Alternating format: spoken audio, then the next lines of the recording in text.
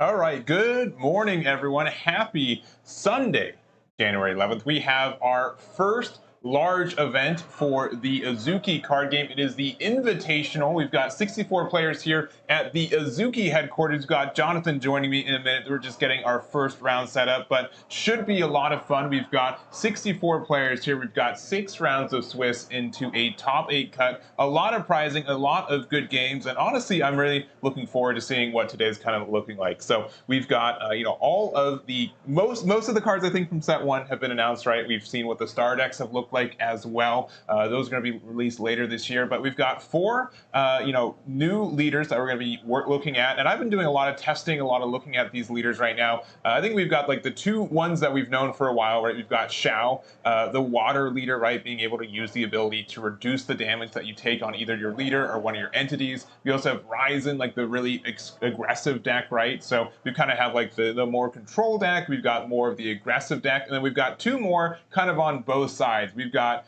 Zero, so it's the fire leader, one of the newer ones, and we've got that, it's more aggressive. I would say it's to the point where you are taking more damage to yourself at the chance of like, well, I'm going to be at 2 HP, you're going to be at 0 HP, so I'm going to technically win that game there. And we've got the Bobu, which has been honestly my favorite leader to learn, and honestly, it's just like a super fun way to play. So it's an Earth leader. It has this main once per turn. If you spend 1, the next time one of your Earth entities gets removed, you get to gain a health there. So you have a lot of like ramp. You've got a lot of these larger bodies to contend with, and I'm really looking forward to seeing what the kind of breakdown is. We're going to have the results after this event of what people brought, leader wise. We're also going to be able to see like the top 8 deck lists as well, and it really should be a really fantastic day. So if you guys have any questions about the Azuki card game or anything, you guys can let us know. I know that this has been something that Jonathan has been working really hard on in the last year, and it's really cool to see. Like I'm in LA right now. This whole company is based in LA, right? And I just see this whole card game community supporting this. The fact that you're able to, get a 64-player event sell out. I know a lot of people around the country are moving in to just to get to this event and try out. And honestly, I think even though this is kind of like an invitational release event of sorts, it's going to be pretty competitive. I know a lot of people spent a lot of time. You can't really underestimate the LA scene when it comes to card games, because there will be people grinding until like 3 a.m. I've had so many people that are just like, hey, I submitted my deck list last night, and now I'm going to be like, you know what? I need to change, right? Like we've got Jonathan here running around. I do appreciate him being flexible and stuff. How are you doing, Jonathan? Oh, shit, thanks. No, you're good. You're good. Happy to have you and everyone else here. Yeah, it's a full house as mentioned, right? So I know that was a big goal for you, and I'm not sure if they can hear the background, but everyone's excited. Should we close the door? Yeah, we should probably close the door, if you don't mind. But that should be good. So let me make sure on this side that things are looking good too. Zero is pretty fun. You need some combo pieces. That's fair. Let me tell them about the dice. Yeah. And the timer, do you want to do your own? We can do our own timer, yeah. You are mic'd up, by the way. So okay. Less swearing is more if you guys could use the dice or your phone, like if you have a phone app, you could use that too. Yeah, they are spin down. Okay.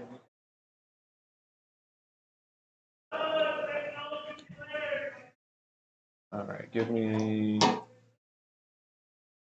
Here, I'm gonna have you sit here. My the face cams ended up being okay turned off, so I'll go there for that. Yeah, we're gonna actually get it set up. We're gonna give you guys just a minute. We'll have a 5-minute timer for you guys before we get there. Let's finish setting up round number 1. But we should have a match of Zero versus Bobu, which is going to be really exciting. I want to see how Bobu kind of ends up working against this, and it should be interesting. So let us take another quick break. We'll be back in like 5 minutes, and we'll have round number 1. So give us just a moment there.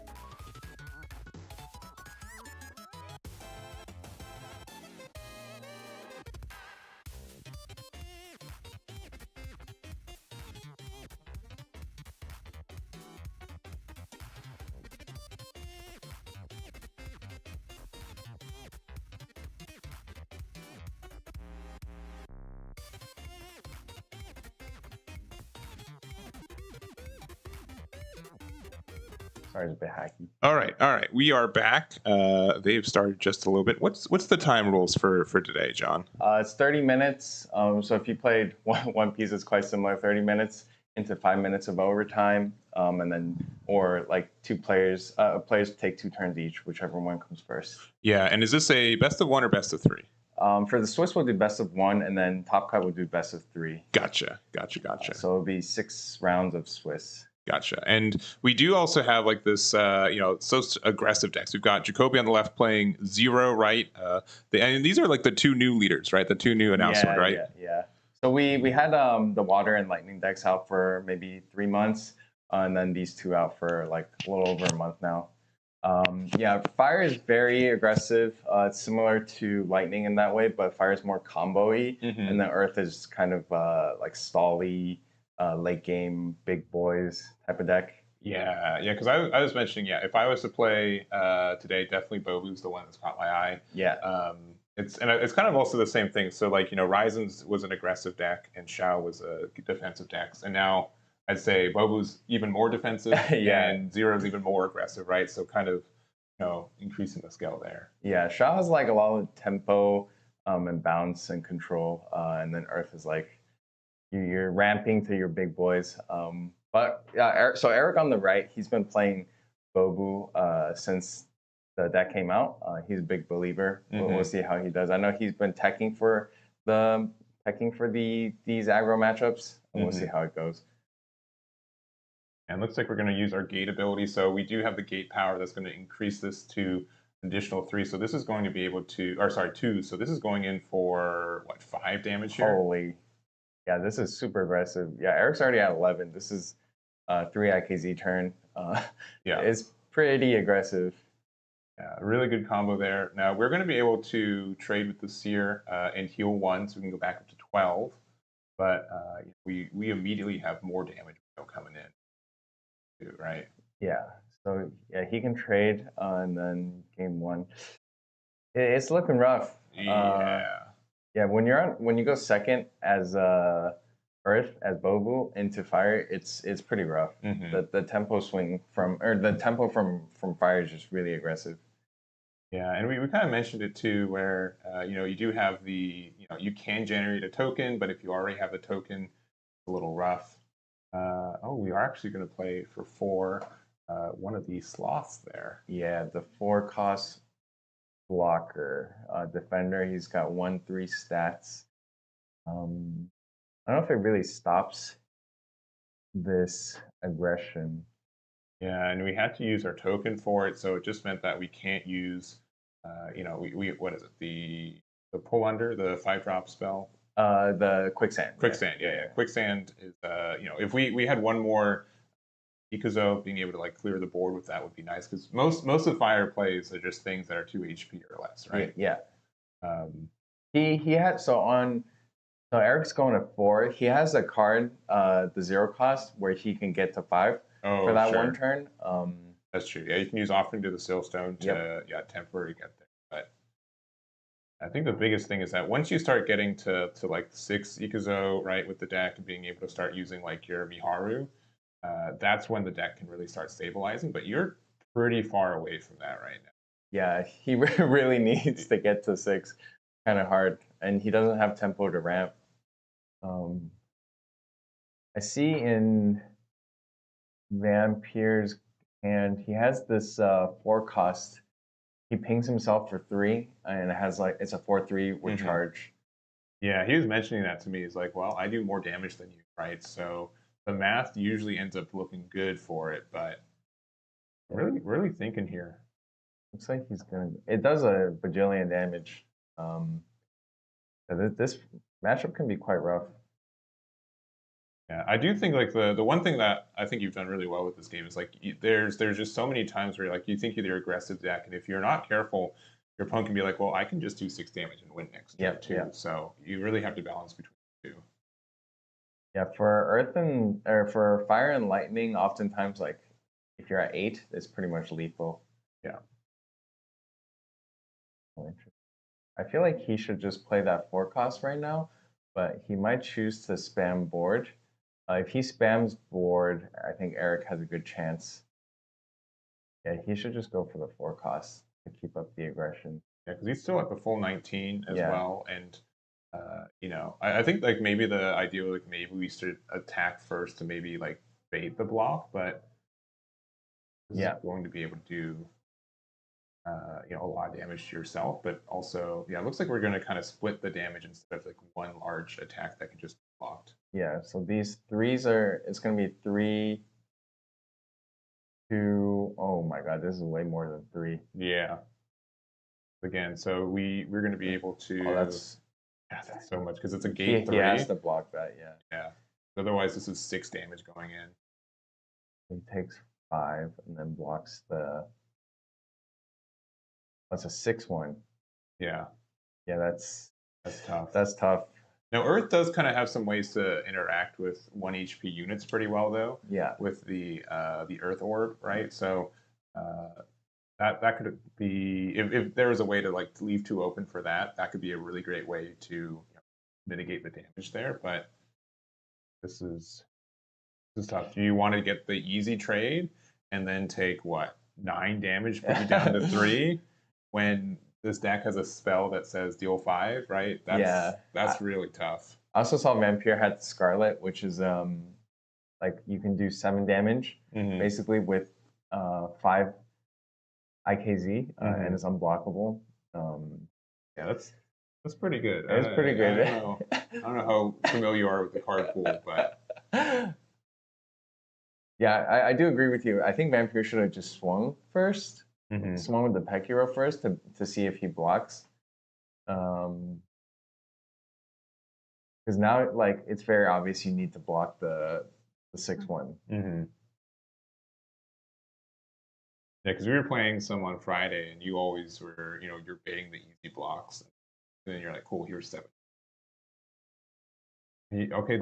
He actually blocks the 2-1 hit. Wow. Okay.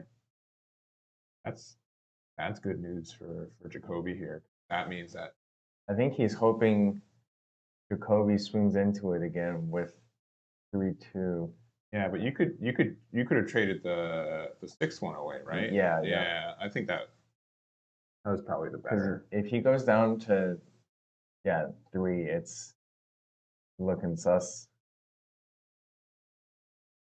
Like what's even like with the most healing you can do with this? I think the sloth could have been. I mean, you get what +1 health from the sloth on every block, right? Or does it have to be a different enemy? Yeah, it has to be a different one. If it was the same one, I think it's pretty good. Yeah. Yeah, it gives another entry. I think unless Vampire does something trolly and swings that 6-1 into the 1-3, chillax, it's not looking good.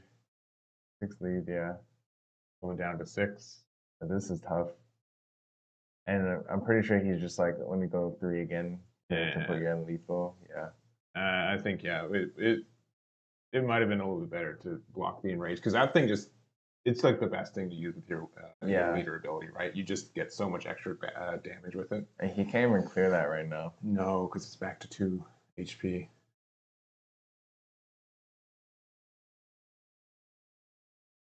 Not 4. Use a jar of beans to heal 3, but I don't think that's going to get you there either. Yeah, it's tough. I don't see a. There might be a way out. Like if he still stones into a 3-cost blocker, and then keep 2 up for the Earth Orb. Earth Orb, yeah, but that's still like asking for a lot. I don't know. I'd really be curious as to what's in Eric's hand because I feel like having to lose your token feels really bad. I think he needed to use it on his 2 IKZ turn. Just drop a 3. The Kale, it gives him a huge tempo advantage. Yeah, because one HP blockers are totally fine in this as well. We've got it's just a blocker. Yeah. Lone Journeyman. So I mean, yeah, just a defender. So there's 2 defenders out there, and then the next time one of your guys die, you get to heal 1, but not looking super great. Yeah, I think he just goes Scarlet here. Anything basically kills him at 3 HP. Mm-hmm. I think the critical junction was trading for the 2-1 instead of the 6-1. Yeah, so you would have 7 HP. Yeah, you'd have 7 HP right now, which between you and me, that doesn't really matter. Yeah, at it that doesn't point, matter. right? But Kobe's definitely looking through it, and so I think like honestly, for this one, it looked like honestly Jacoby had like one of the best hands I think you'd have, right? A one Yeah. to a two to a three. There wasn't like any search consistency here. Yeah, I think Eric's figuring out like yeah, this guy has been hit my face pretty hard here. So we get the +1, we get to gate it up, so we get the additional increase there, and then this is a 7 attack, 1 HP blockable. Yeah, this is rough. Yeah, and there's the miss. Yeah, there it is. Yeah, that was, wow.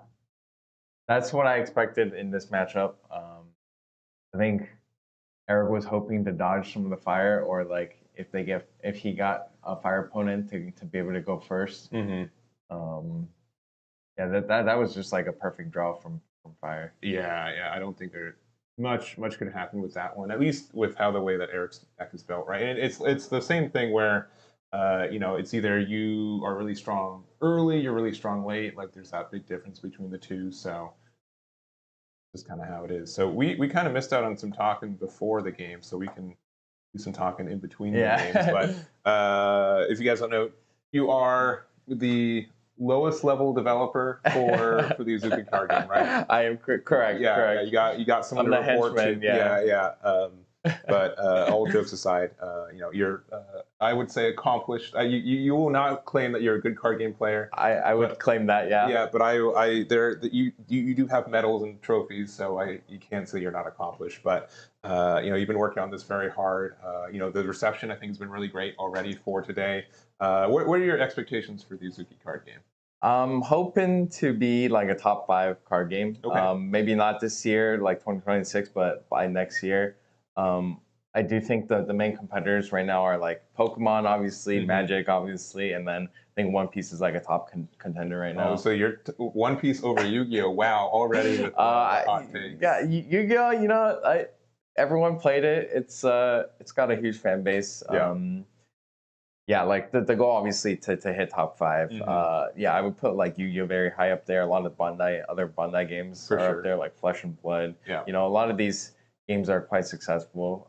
But the hope is that we have built something that's fun and also like collectible, so we can try to compete in that top space. Well, we played some games Friday and had a lot of fun, and I think like the biggest thing is like when you have like a limited card pool, like what you have here, and you still haven't revealed all the cards from set 1, right? Correct. Yeah, correct. there's still. I was looking through the card pool. It goes like from like 67 to like 98 or something. Like all right, there's a little couple dozen cards from there still missing, but I can tell like even with that, I think the other thing that hasn't been shown yet is that everyone gets to choose a leader and a gate, right? And right now that's an automatic decision, right? There's no real decision making from that. But even if you have 2 leaders for each color or element and 2 gates, that's already 4 decisions you have to make. Like which combination for that within there. So it's going to be really cool to see this from more of a mild constructed to a real constructed game in the next couple months.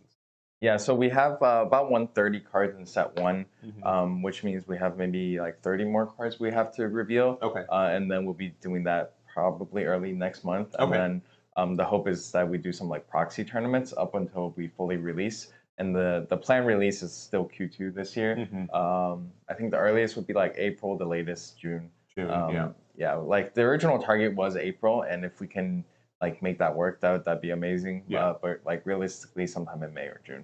For sure. And so, and like, what would you say your like inspirations were for this game? Because I know you play a lot of games. Because I think anyone who's ever played a card game, they're like, all right, I like this about this game. This game, like, if I was to make my perfect, I'd take all my favorite elements. What were you really aiming for this one? Yeah, so we actually looked at a lot of card games, both digital and physical, and then we were like trying to cherry pick what we liked about certain games, what we didn't like. Like energy system was a huge point of contention, or like how combat works. whether like damage resets, simultaneous damage, whether everything is blocked. There's like so many decision points, and we went through all that, and like we landed somewhere in like with a mix of the 3 different games that I really think are good. Yeah. So Magic the Gathering, I think, is like an OG. It has a lot of good concepts, obviously some flaws, but Hearthstone, which I think is like the greatest digital card game ever made. So we took a lot of inspiration from that with like the leaders. You aren't really able to attack. And they have like their own abilities, and then One Piece, obviously, because I play a lot of One Piece. One Piece, or I used to. I didn't play this last set, but so those are kind of the inspirations, and then we try to infuse a lot of our own IP, the Azuki IP, into it, which is like how the 2 lanes came about, the alley and the garden with the gate portaling. And that's like the core of our IP. So that was like the core of our game, and that's what differentiates us. Yeah, because I think you've done a really good job at like. You know, you can tell like when someone's just like is tasked to make a card game but doesn't know like the IP, right? So you guys have done a really good job. I'm a sucker for a deck that has like a leader or something that like represents the deck and how your building works. So you've done that, but you've multiplied it by 2 because you have not only the leader but also the gate. So I'm just waiting for you to show me the next stuff. So I can so we will have 2 leaders and 2 gates in set 1. So you have that decision point you were talking about earlier, where it's like mix and match. And does that include the starter deck leaders? So with the starter decks, 2 and 2. So like from the starters you get 1 and 1. And then from set 1 there's 1 and 1 of each card. Gotcha. Cool. Because I trusted you to make some good decks on Friday. And I think that trust was a little bit misplaced for some of them. So immediately afterwards, there's a lot of fun involved. There is. But even when there's only so few cards, I'm like, man, there's some decision making. Like how the searchers work, you're like, man, this card's mediocre, but I can find it. So like, there's already like a lot of like back and forth. So, but yeah, I think like the One Piece side definitely like the mana deck, right, or the Ikazo deck, right. So that's I really like that kind of mentality for it, and also just like you can grind games back and forth. Like for the most part, we're aiming for, or I was aiming for, like if you're both familiar, you can finish the game in like 15-ish minutes. By the time you get to like 6 or 7 IKZ, that was kind of the goal for the pacing. I feel like if you're going to like 30 minutes consistently per game, it's kind of long and it feels a bit tedious. Obviously, some games or some matchups will go there. I mean, you're a Whitebeard player. You're like, there's. I like 5-minute games. I was gonna say 30-minute round, 50 minutes playing, 50 minutes waiting for the next round. That's your kind of walk around and look at other people. Your goal ratio. So. I can definitely see that with like the like if we have a 0 versus Ryzen match too, or even like a 0 mirror match, which I hope you do not get that for me next round because that will be those are like 5-minute games. That's super fast.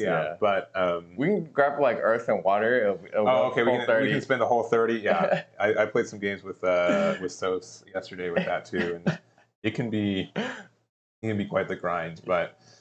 I've been having a lot of fun. This is obviously just round 1, so we'll have 5 more rounds of Swiss after this one since we have the full 64.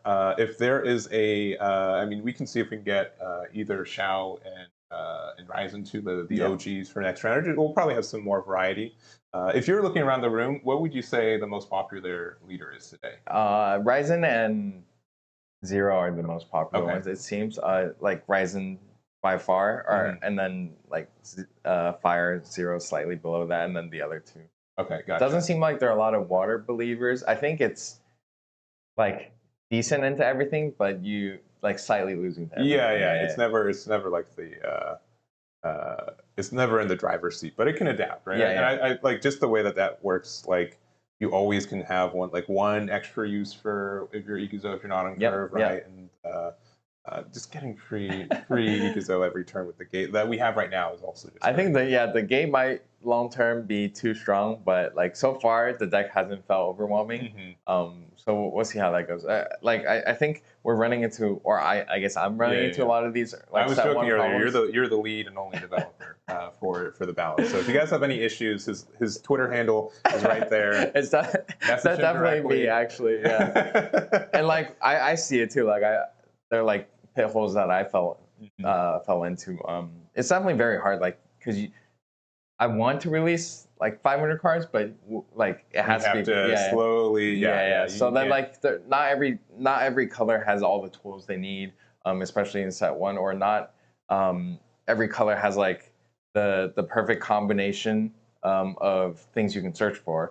So like I've already got set two fully planned out. So like basically like trying to release support over time, but like when people just look at set one, they're like, oh, there are a lot of things missing because they're coming from other card games. I do recognize that that's an issue, and it's like something hopefully like I can slowly solve over in the next sets. And it's something that this is card games are its own like little ecosystem, right? Like you evolve with it, you try to learn the combos that you want. Making sure people get to play the decks that they want to is kind of a big thing. So. But yeah, we're going to take a break. Let me see how much time was left in the timer that we had. We have like 9 minutes. So I'm going to put, let's say probably 15 minutes is the safe choice for the next round. So we'll get that up. We'll see if there's any, definitely if there's any Shaos, especially if you said that there weren't as many. If there's any of those, I'd probably prioritize Shao versus Earth would be a long one. Yeah. But we'll see how that looks like. But yeah, we're going to take our break. We'll be back, and we'll see you guys in round number 2. See you then.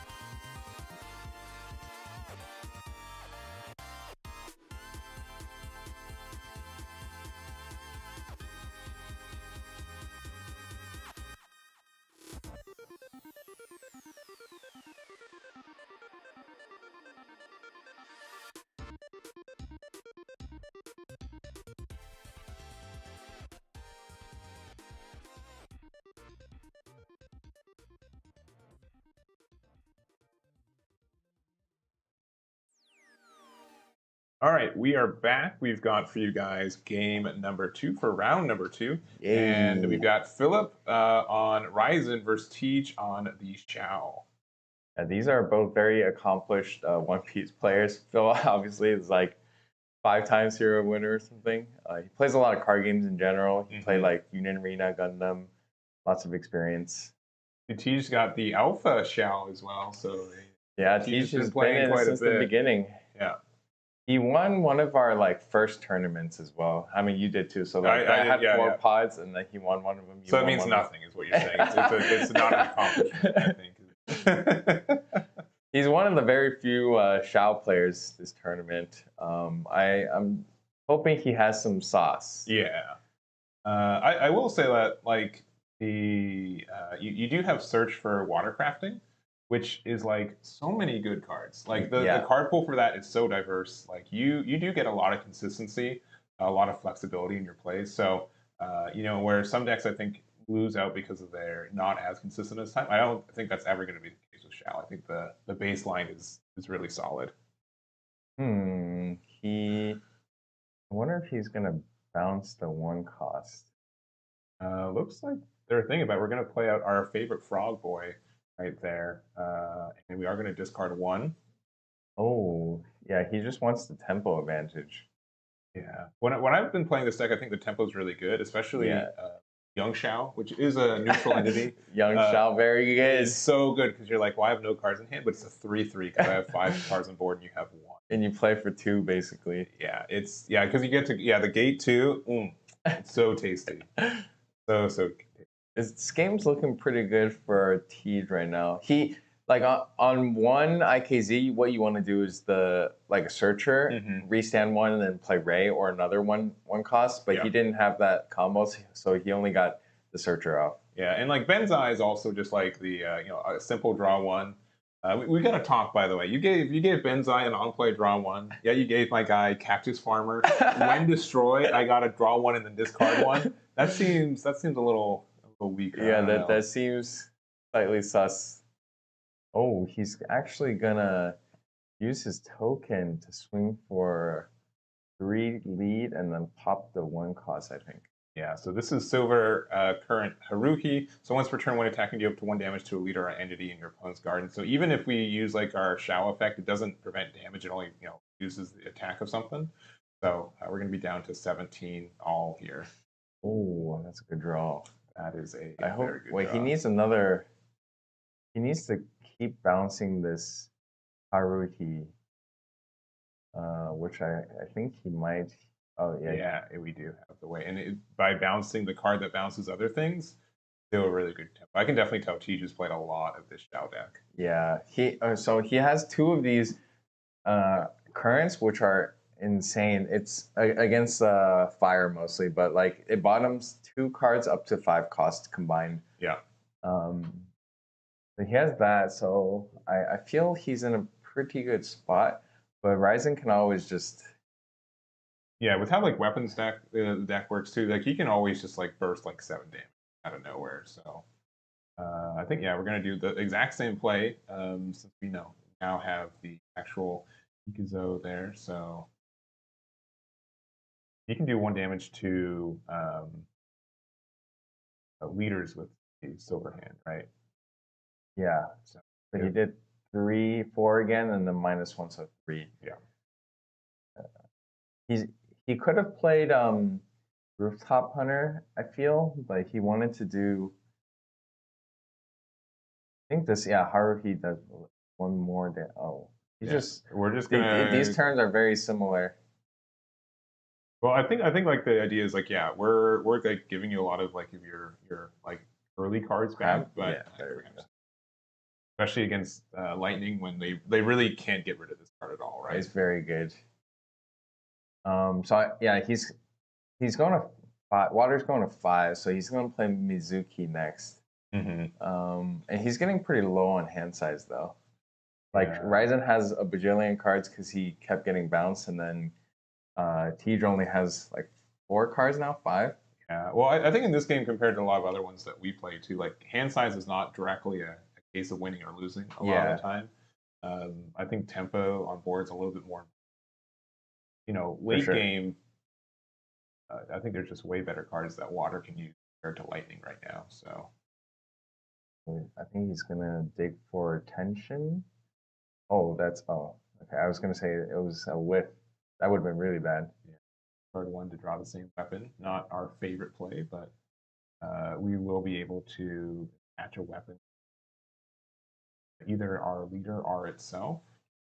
This is a really weak 4-mana turn. I'm not sure what else. If he attaches there and then gives gives charge, then he only has 2 mana left, and I'm not sure what he can do with that unless he plays the Haruhi again, the old lady again. Yeah. I think Tej feels comfortable here. And we could have blocked it as well. He has double lightning orb. That's why he left 2 up. Oh, sure, because that does it 1 to something and 1 to something else, or yeah, one to 2 things. So it's gonna get double lightning orb for sure. Oh, it's unfortunate he's bottom deck. The other Mizuki was coming up, and he has to bottom deck it. Looks like we're getting the name of that card, but that card can't take damage. I forget the name too. Misaki, I think. Let me see.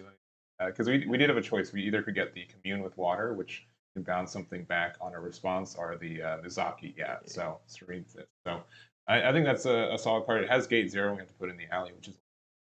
But he's gonna double. Yeah, the double. So do damage to that twice.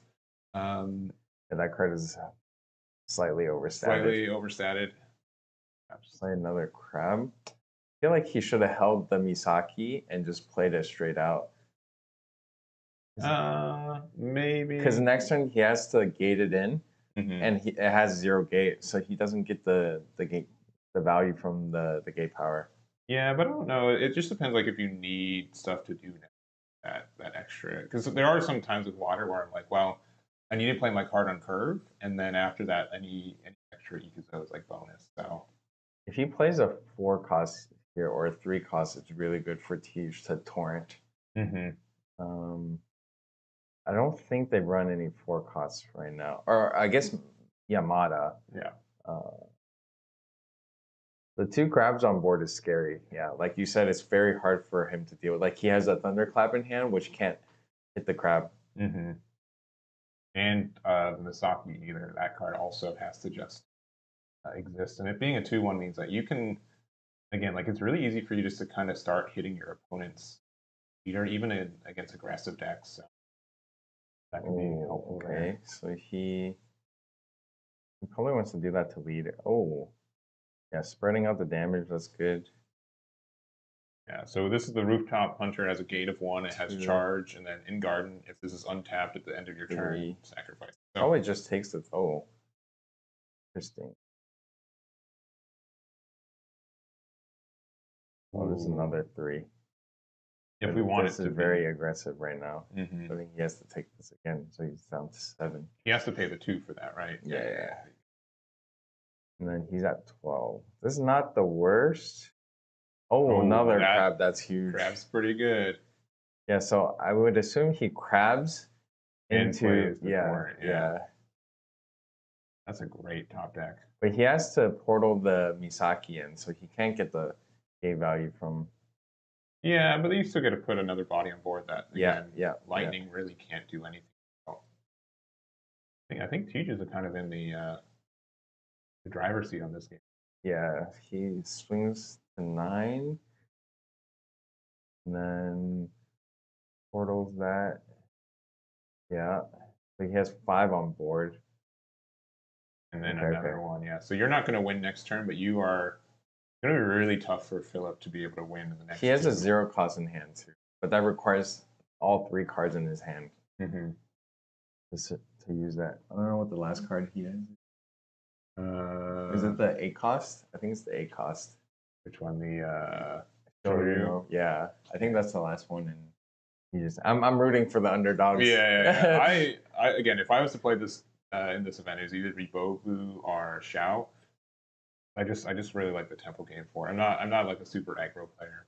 And I've also been liking the Mizuru Fistmaster instead of the 7 cost. Yeah. It being able to be flexible with either a 5/5 body that most decks can't really remove easily. Yeah. With Gate 3 as well, it's kind of Yeah, it's actually a 4-cost 5/5. yeah, that's pretty good. And if I need to use it as like another torrent. We're gonna search the top of our deck for another weapon. He played that in front, so he's gonna. I think he's searching for 3 costs or another tension. Oh, that's rough. Oh no, weapons. But yeah, I don't know if if he has tension in Crash, he'll probably play Midnight Courier. Yeah, because I think tension is. Yeah, it's right there. Yeah, Yeah. You're right. Yeah, those. Everything is drift ward on Tij's board, which means they can't be targeted. So those thunderclaps in his hand are kind of useless. He has 2 thunderclaps in hand, I think. Which means, yeah, he cannot either play the old lady, Haruhi, or Midnight Courier. He still has 2 turns left because he has 9 and Water's only showing 5 damage on the board. So unless Tej has 2 tensions on, which could happen, could happen, yeah. But yeah, I definitely understand like why this is quite the thinker, because there's at the other hand too. You're like, it stinks, but like I could maybe like force a crab out if I can try to do 4 to their 3/4, right? So that's like the only thing that's actually putting me in danger of losing, right? Not doing 3 damage. If he has to do this, I think he has to swing with all 3. Well, the 1-drop doesn't have rush or charge right now, right? So you can only swing with leader and. Yeah, I think. Yeah, I think you got to put it there. Did he still have a 1 cost in hand? Okay. Sure. And you only get the rush from Ryzen if it's the thing that it has to have a weapon on it, right? Yeah. He's at 4. Yeah. Just pass from there. Oh no. Okay. I think for 1. Okay. And this looks top. It just trashes top 3, right? To put more weapons there. Yeah. Okay. He's just narrowly hanging on 4 HP. If he has another torrent. He just drew another. Yeah. So he can't play much. He doesn't need to. He just needs to save 3 cards. Yeah. Taking 2, taking 3, putting them down to 4 as well. And another torrent. For 4. Yeah.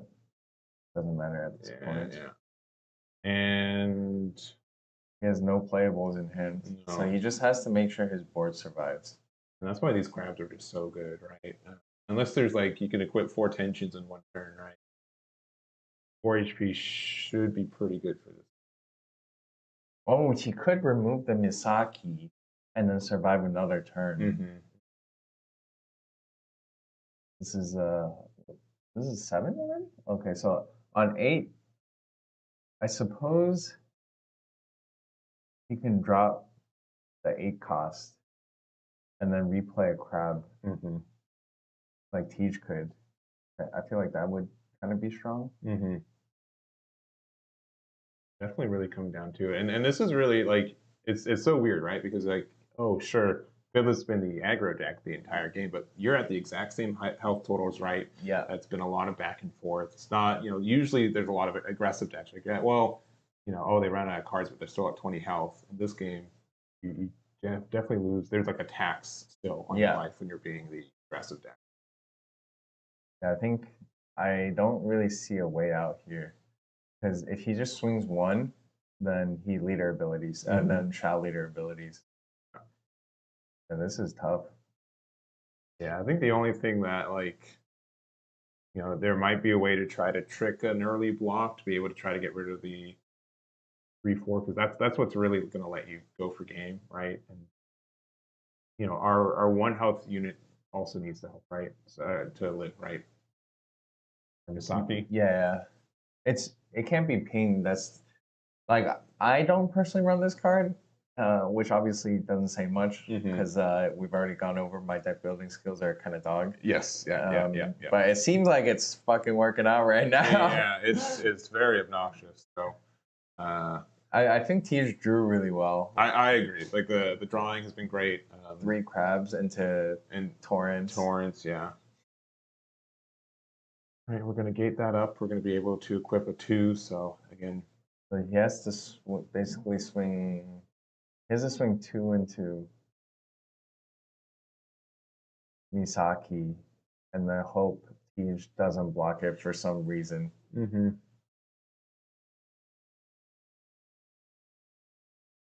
All right, so we're gonna go. Yeah, so deal 1 damage and attack and yeah.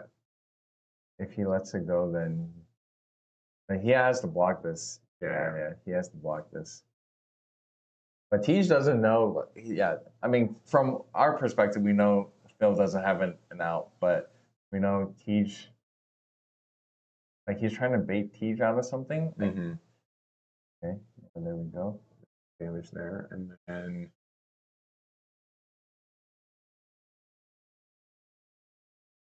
Yeah, this is just GG, I think. I don't think lightning. If he had a healing flutter, it would have saved him. Yeah, because I saw that in Jacoby's hand at the last game. Even though you were playing fire, like a heal card. I think everyone should be playing healing flutter.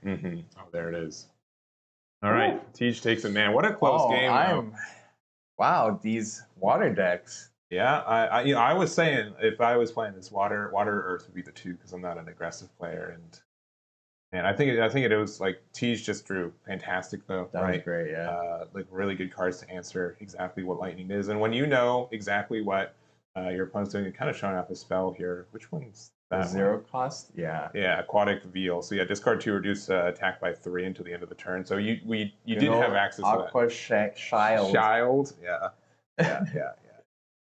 Well, here we'll go back to us. So Tej is gonna end the round 2-0 with water. So there's still undefeated. Very exciting. Very cool. Exciting. I will have no doubt that there are some Horizons and Zeros out there though too. It's so cool to see. I'm like fanboying this. You whole are, event. yeah. Like we sat back up, but by the end of it, we were just all like right here, like looking at the TV, like, hey, what's the play? I think either player could have won that. Yeah, sure. It was so close. It was teased at 3, right? Or, yeah, 3. Yeah, did have one swing away. Another blocker, and the safety net too, right? But yeah, health is like such a resource. I think a lot more than a lot of other games I play. Yeah. Why did it add? Yeah, I don't think you control that. I do not control that. That's hilarious. Yeah. For specifically YouTube, yeah, it's lethal turn. Yeah. So in case that was for on the YouTube side for sure, it is per user as it goes. Okay. So I have like very low control. Twitch, I get like a little bit of control, but it's still like there will be an ad that runs every 20 minutes. You can move it like 3 minutes either way. Yeah. But do apologize for this. But this entire VOD will be on the Eggman YouTube channel too, so if you guys want to see the entirety for it as well. I know that's easy to say when you've seen 2 games, but I think that's the best game we've seen today. That was so close. Yeah, that was good. That was good. But yeah, I think a game like that is definitely what you are trying to capture for this game, right? Yeah, and those are like the 2 OG decks. I think they're the most tested out of all the decks. Sure. Yeah. Like. I think with the limited manpower I have had, it's been hard to test everything. So ideally, like most cards are balanced, but sometimes like some things will slip through the crack, and I feel bad, but we'll try to get that to a better state in the future. Yeah, because I know that the you're still like there's some minor edits going to set 1 still. Correct. But, yeah. I think there's like it's the set that defines the game, right? Yeah. You want to be really confident in it, and with the 4 elements that you have right now, 4.5 with 4.5. Yeah. I think it's very clear. Like, you've put a lot of effort into this, and I can tell that there's a lot of decision making. I'll be honest. When I play you in card games, you play like 2 decks. Yeah. So it has been a welcome to surprise to see you be able to make a variety of decks, like control decks, aggro decks, right? For those kind of things. So it's been cool to see you around sorry, there. one second. No, we can go to a break though. We'll go to round number 3 in a little bit. We'll get that set up for you guys, and we'll be right back. Oh.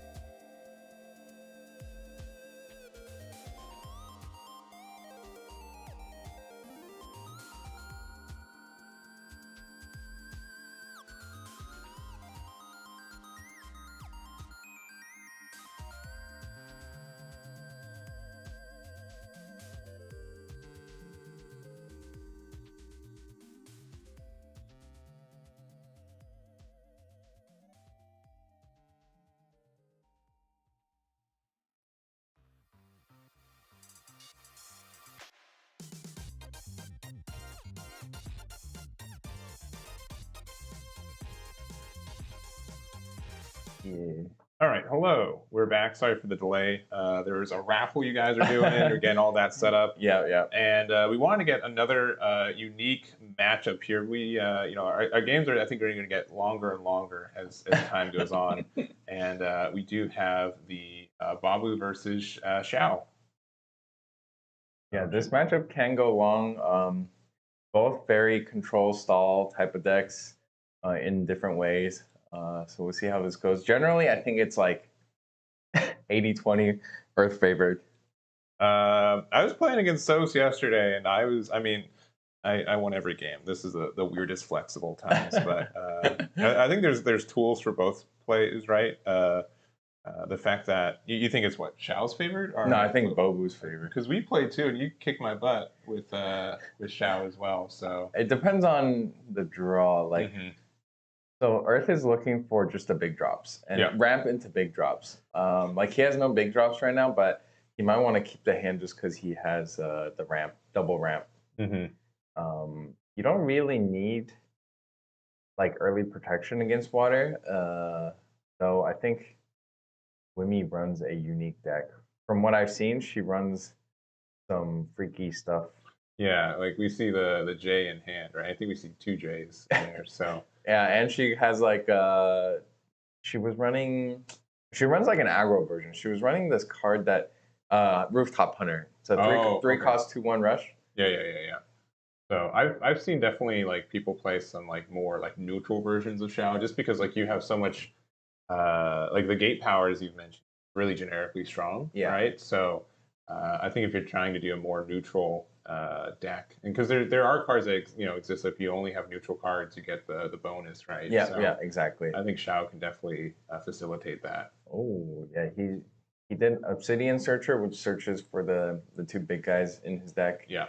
Obviously he gets the 7-cost Taunter. Yes, taunt is okay. I don't want to call you out on live stream, but I was curious. So if you have two taunters out, you can only attack cards with taunt, right? Yeah, correct. Okay. Yeah. All right. The problem solving text wasn't immediately clear. Yeah. So that was how I would expect it to be all the time. So that might be something we should update. Yeah, that might be not to again not to because I was reading taunt. He's like attack this card, but if both of them say that. Yeah. You can get into a race condition. But we're going to go through the top She runs 5. so many weird things. Yeah, look, we've got so many.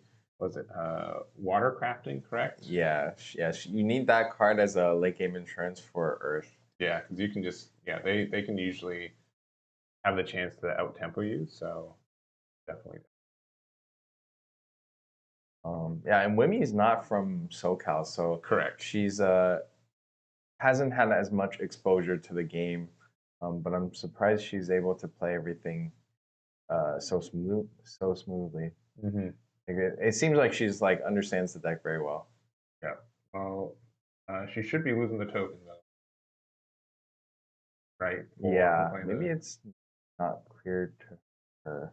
Yeah. Make sure. Yeah. Here, leave your mic. I'm so sorry. No, you're good. You're good. Wait, this is a 2-piecer. It was a 2-piecer. There's the other piece. You're good. All right. Well, we're going to generate our own token, or find the token generator of our own. I'm going to push it up so this gets blocker. All right, there goes the token. Yeah. Good. Oh, we locked him out. We're good.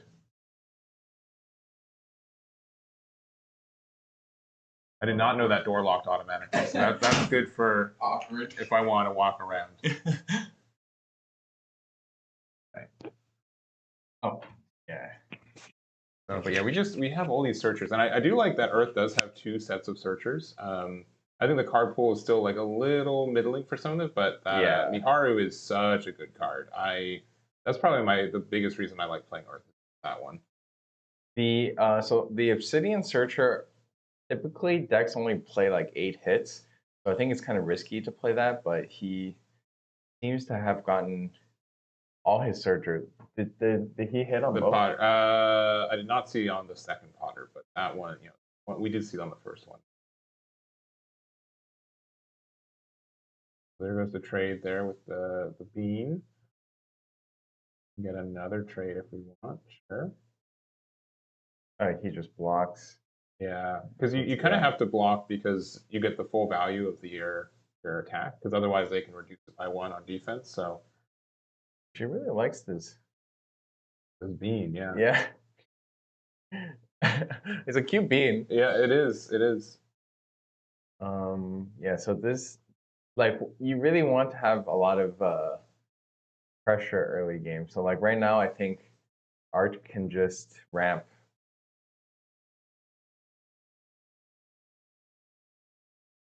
One, yeah, she just leader abilities, does 0. Yeah, I feel like at this point, you just ramp and you go to 5 next turn, yeah. Yeah. And also, like, consider just, like, not attacking when you know that they can just use the ability there. It just means that you can attack into the Potter now. Yeah, I probably would have kept this standing, but I guess in this case, it's like, at worst, it's a trade. Sure. So maybe it's trying to bait out the trade, yeah. Yeah, but sorry, it's Gus. But yeah, Gus being able to when attacks, you can return this card to your hand. I mean, yeah, we could get that because it has like gate 1. Because sometimes like water does have this issue where you have all this extra EKZ to use, but nothing to use it with. Yeah. So he successfully baited out the trade. Yeah, we got the trade. Now she has to just start slamming face with Rooftop Hunter, which is the first time I've seen this card in this deck. Yes, not the first time you've seen it today though. Right? Nah, for sure not. It has been seen a lot in Lightning. It's a very interesting card fit. Well, he's still extremely healthy, 18.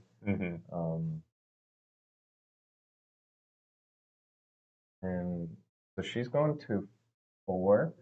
Still doesn't have much to play on 4, from what I can see from her hand. Maybe just a crab.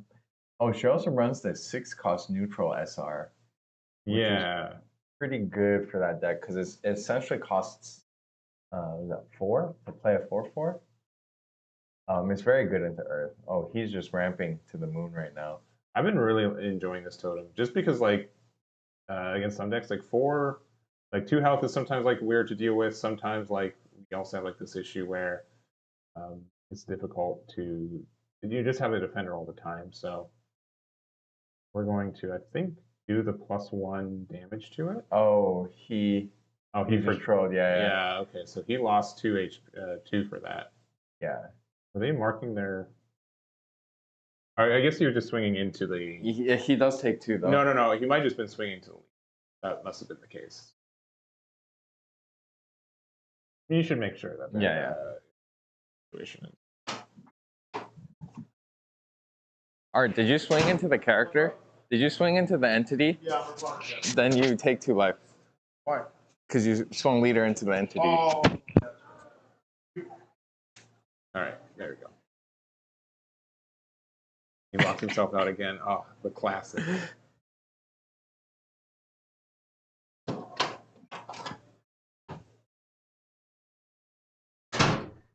Yeah, definitely need to like, make sure to Xiao can always just like sneak in that little extra trade advantage. So we're gonna look at the top 5 again for another water crafting. Oh, she just plays all the cards. I've never seen anyone play that card. If there's like a Venn diagram, this is nothing negative, but simply from my experience. Her deck and my deck, the Venn diagrams, like maybe literally that searcher. That might be the difference between it. But we're looking like we're playing out our 3-drop here. 3-drop 2/2. It's actually not bad. No. Like the stats are pretty good. People just don't like it because the ability is not good. I don't like it because it's gate 0 in a deck that you can always use gate stuff for. And it's a water 3-drop. Is it a 3-drop? There it is. Yeah, the Bubble Mancer. So yeah, in Garden Ability main, you can sacrifice this card. Choose an entity in your garden. It cannot take damage from a card effects until the start of your next turn. But you're also playing against a deck that I don't think has anything. So it's just a 2/2 for you. It doesn't ping. So he can play Miharu, or he can play. Oh, he has double Miharu in hand. Yeah, and he's already at 7. he can just play double Miharu and then next turn slam the big guy. Yeah, she's only at 4. So he actually is like the interesting thing is he is on a timer where if she starts getting she puts the A drop out, it's kind of infinite loop. Yeah. Yeah, because like Miharu is just like a great way to interact with that. Like you get to start healing for stuff too. So we're going to play our taunt guy out here. So it's a 3 attack, 6 HP. You can only attack into it if it's rested. So there is, what, 5 attack of damage on the board there. So likely being able to currently keep this out from contention. And you also have a blocker too in case there's anything spooky going on. Like, yeah, this 4 blocker into this makes it's really tough for Water to interact with this outside of just actually bottom decking the card with the, was it Dragged Under? Yeah. I'm sure she runs 1. It's looking tough because she has no 4 or 5 drops. She's only got 6 and set and 8. Yeah.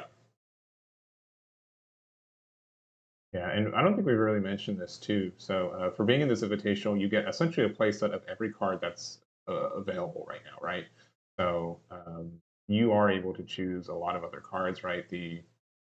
Despite it being a pre-constructed invitational, there's a lot of variety for what you can choose for the decks. Indeed, yeah. Because neutral, the way we had it was this actually like something our artists really wanted is like this neutral color that you can play in any deck. Yeah, and I think that was a great idea. Yeah, because you can have cards like Mo, for example. We see it in Wimmy's hand too. It's like very flexible, very flexible card, and it's cool too. Like when you're able to when your collection is growing, right? You're like, oh, I can always play this card because it's neutral and it has some like great effects. Yeah, this Rooftop Hunter you have to swing. It takes 2 and then it trades. Yeah, it just dies. That's kind of unfortunate. Yeah, because there's, and I know Wimmy plays a lot of One Piece, right? Yeah. Where, attackers don't take damage in that game. That might just be not recognizing that. And the other thing is, you do heal up at the end of the turn too. So. Yeah, it's just tough out here. She has to pass 5 open. Yeah, it's.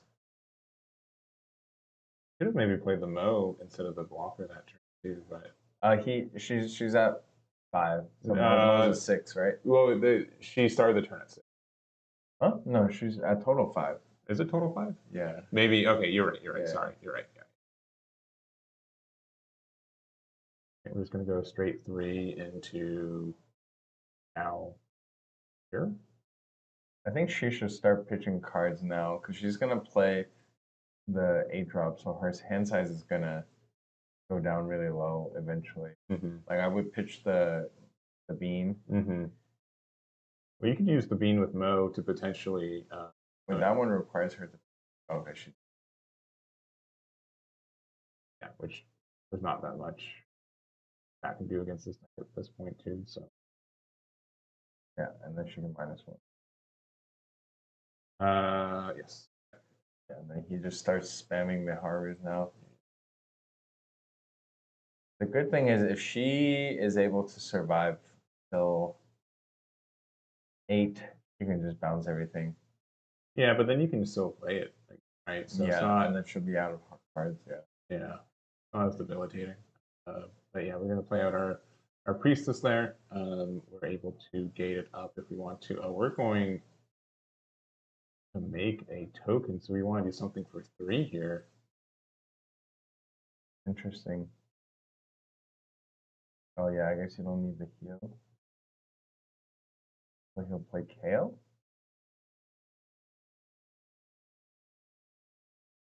Yeah, it looks like playing Kale, and then we can use our gate ability to give Kale the blocker as well. Yeah. And yeah, that's gonna be the turn. This is a board. So she has to survive 3 more turns. Yeah, and all entities go to all hands, right? So yeah, we would be able to get her cards back. Well, but it would have to discard her hand entirely. I think her only choice here is not swing and play Mo. And Mo for water just untaps KZ, right? Yeah. Or IK. Ikuzo. Yeah. This is just looking rough. She can. So on this turn she plays Mo. I think she has another one in hand. So next turn she plays Mo again, and she has to hope that those two can do something before. Give me your microphone again. I should be real quick. Oh, she just needs a key. Okay. To mute the call. Oh. He needs double keys.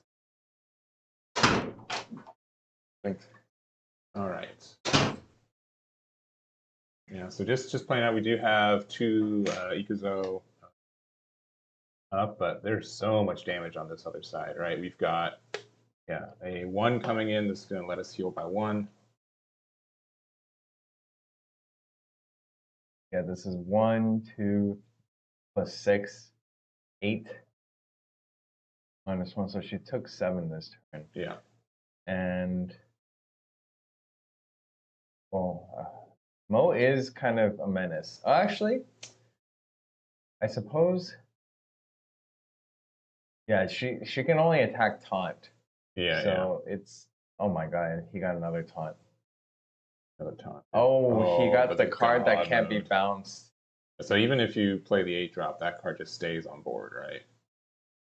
Yeah. God mode. I think he just replaces the Priestess. Yeah, because he doesn't need the heal anymore. Yeah, you're pretty good.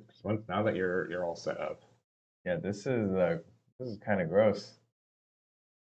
I think about playing the blocker here. Yeah, getting blocker out of the 3.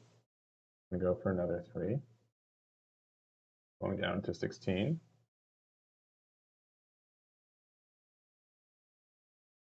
And we are gonna play our, I forget his name. This is Tevfi. Yeah, so Godmo cannot leave the field by taking damage or by card effects. Obsidian, and then it's a 7/7 with a gate 2. So I'm thinking about moving it up to get rid of the priestess, and then we're gonna give the Kale the blocker now. And this is gross. God mode specifically. I don't see as many people go as tall as this card, right? Yeah. It is obsidian, so it is searchable. So maybe like a fun 1 or 2 of, but devastating against a deck like this one. Yeah, against water, it's absolutely disgusting. I'm very surprised, like, we've seen so many earth into water, because they're the 2 least represented. Well, you're just seeing them because we're ending the tournament, and they're always the decks that are being played, That is right? true, that is true. Block there, that's fair. Because he's going to have to play over it anyways. Yeah, and you get to heal 2 for that as well. Yeah. So we're going to go up from 16 to 18. Yeah, this feels bad for Wimmy. Like, oh yeah, Wimmy's she's 16.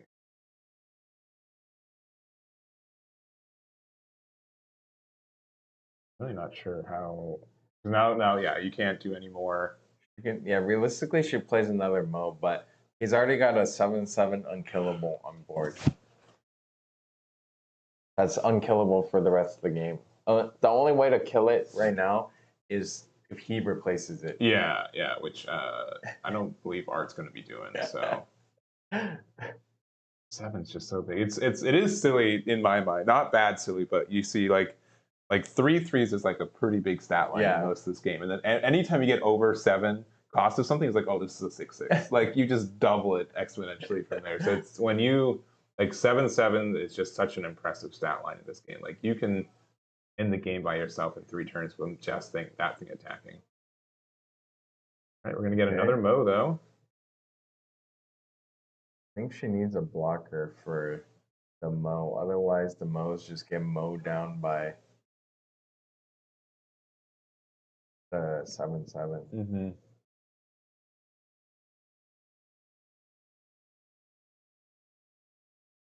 We've got 3 left open.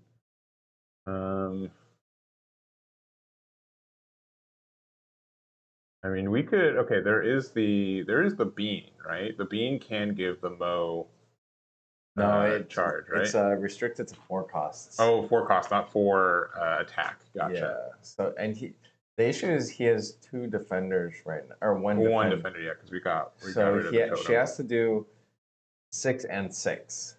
or like 4-4-4, which she cannot do right now.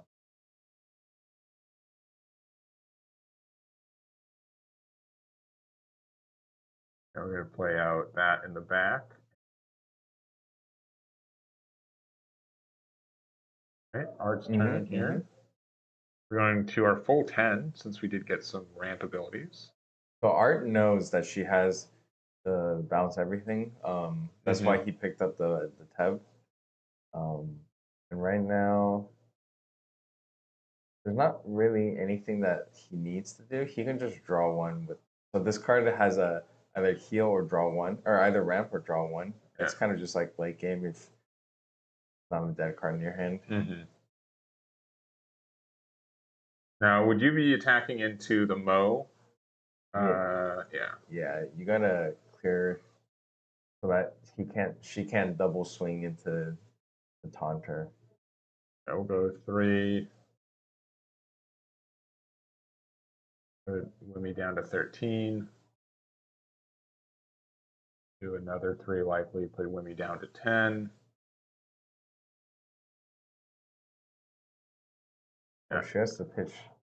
I mean, if you're gonna pitch the rest of your hand anyways, right? 3, Might as well do it. 6, 7, 8. Yeah. No matter what he plays, it's gonna get bounced.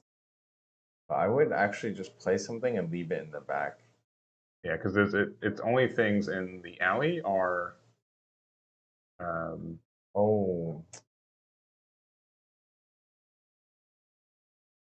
I would give the other Miharu it too. I don't know. Leader ability. Yeah. Why not? Yeah. So she's only got one play right now. Now, if she wanted to, she could. No, she can't even trade into the 7 drop, right? Yeah, her.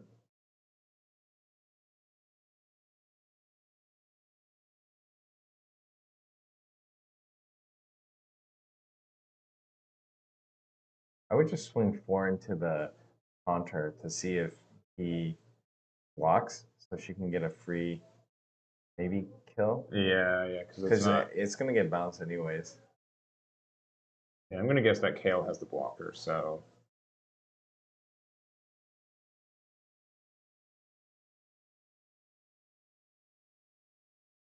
She can't do that. She only has 8.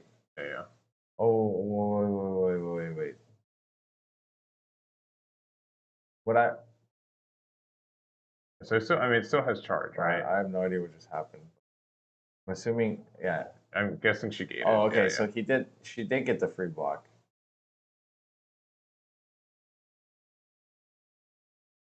Yeah, you get to heal back up to 20 thanks to double Mihiros and your leader effect. That was surprised he blocked there. I don't think he needed to. Yeah, you did because you have these 2/2s that you can attack with.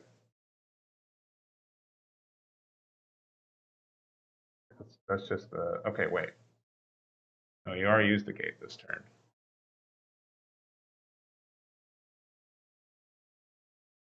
Yeah.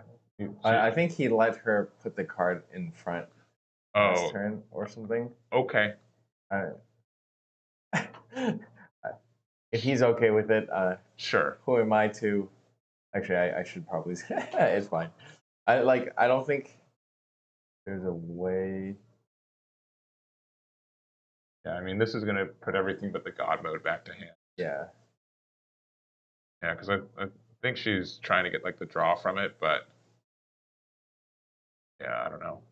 Yeah, the God mode stays around. I wonder if they're gonna ask me. Okay. Yeah, they're good. And we're gonna keep it in the back, okay?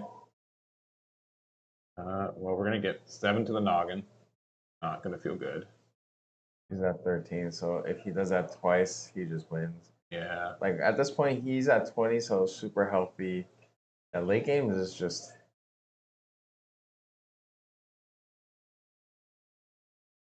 I think she like played the turns before, right, where she like pitched all her cards. So when she played that, she didn't actually lose any card value. Yeah, I agree. It's just like at this point when they have that card out, it's tough. And we can play that for 3, I suppose. We can gate up the 1/1 to be a blocker.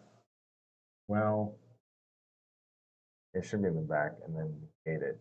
That's fine. I mean, it's either that or you just gate it. Oh, we're just gonna gate the 1/1. The 1/1. I didn't even see the 1/1. Yeah, because I was back in the alley.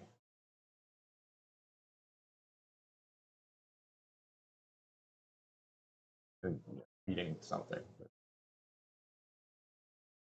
So if she top decks another one, that'd be very good. She would still need a blocker because the 8 cost still swings. Sure, yeah. Double check reading it. When you have this water card, you're just hoping the Earth guy didn't see any of the TEB fees. Mm-hmm. Yeah, I mean we have like the dragged under. We have the Mo again, so we can use that too. I think she needed to play those in front. No, just keeping that in the back. Yeah. Tidal Insight. You could have titled Insight. Wait. Yeah, I'm not sure if she knows how the gate works. we can make sure that she gets a reminder in between games. Yeah, after this, but because this is an this invitational. One's very, this one's very over, so I don't want to interrupt them in the middle. But yeah, for sure. Again, she's had like the least exposure to the game. For sure. Yeah. And if she like played Unit Arena, then you're kind of assuming like you can always push up. Yeah. No, I understand. Sure. This one's for sure Jover. With 7 health, or sorry, you even have 6 health, so just the TEB attack by itself is enough. Now there are some ways that you can get something that like reduces like damage, but I don't think there's enough to. Oh, she needed to pick up the blocker. I saw the blocker. Unless she already has one. Can you? Pick it was this? I thought she used Tidal Insight. Sorry. Yeah. She couldn't get the blocker. Yeah, it has to be something 2 or more, so you can't get your sushi chef either with that. Yeah, this is just Earth doing Earth things to water. I mean, you could return your 8 cost, and you could play that again later. That usually works if Earth is only playing the 7 cost taunt, it actually works. But because there's a TEB fee, yeah, you're not as happy about it.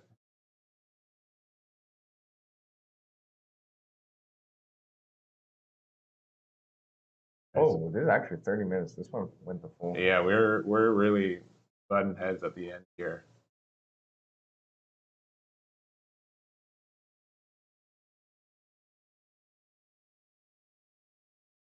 That's the okay. We bottom decked our search card, right? Didn't we play the 2 cost to search, right?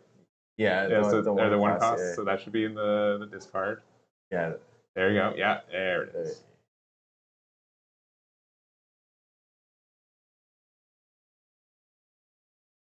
And 2 left open. Godslayer cards. That's actually not a bad idea. I like that idea. Oh, sorry, I thought there was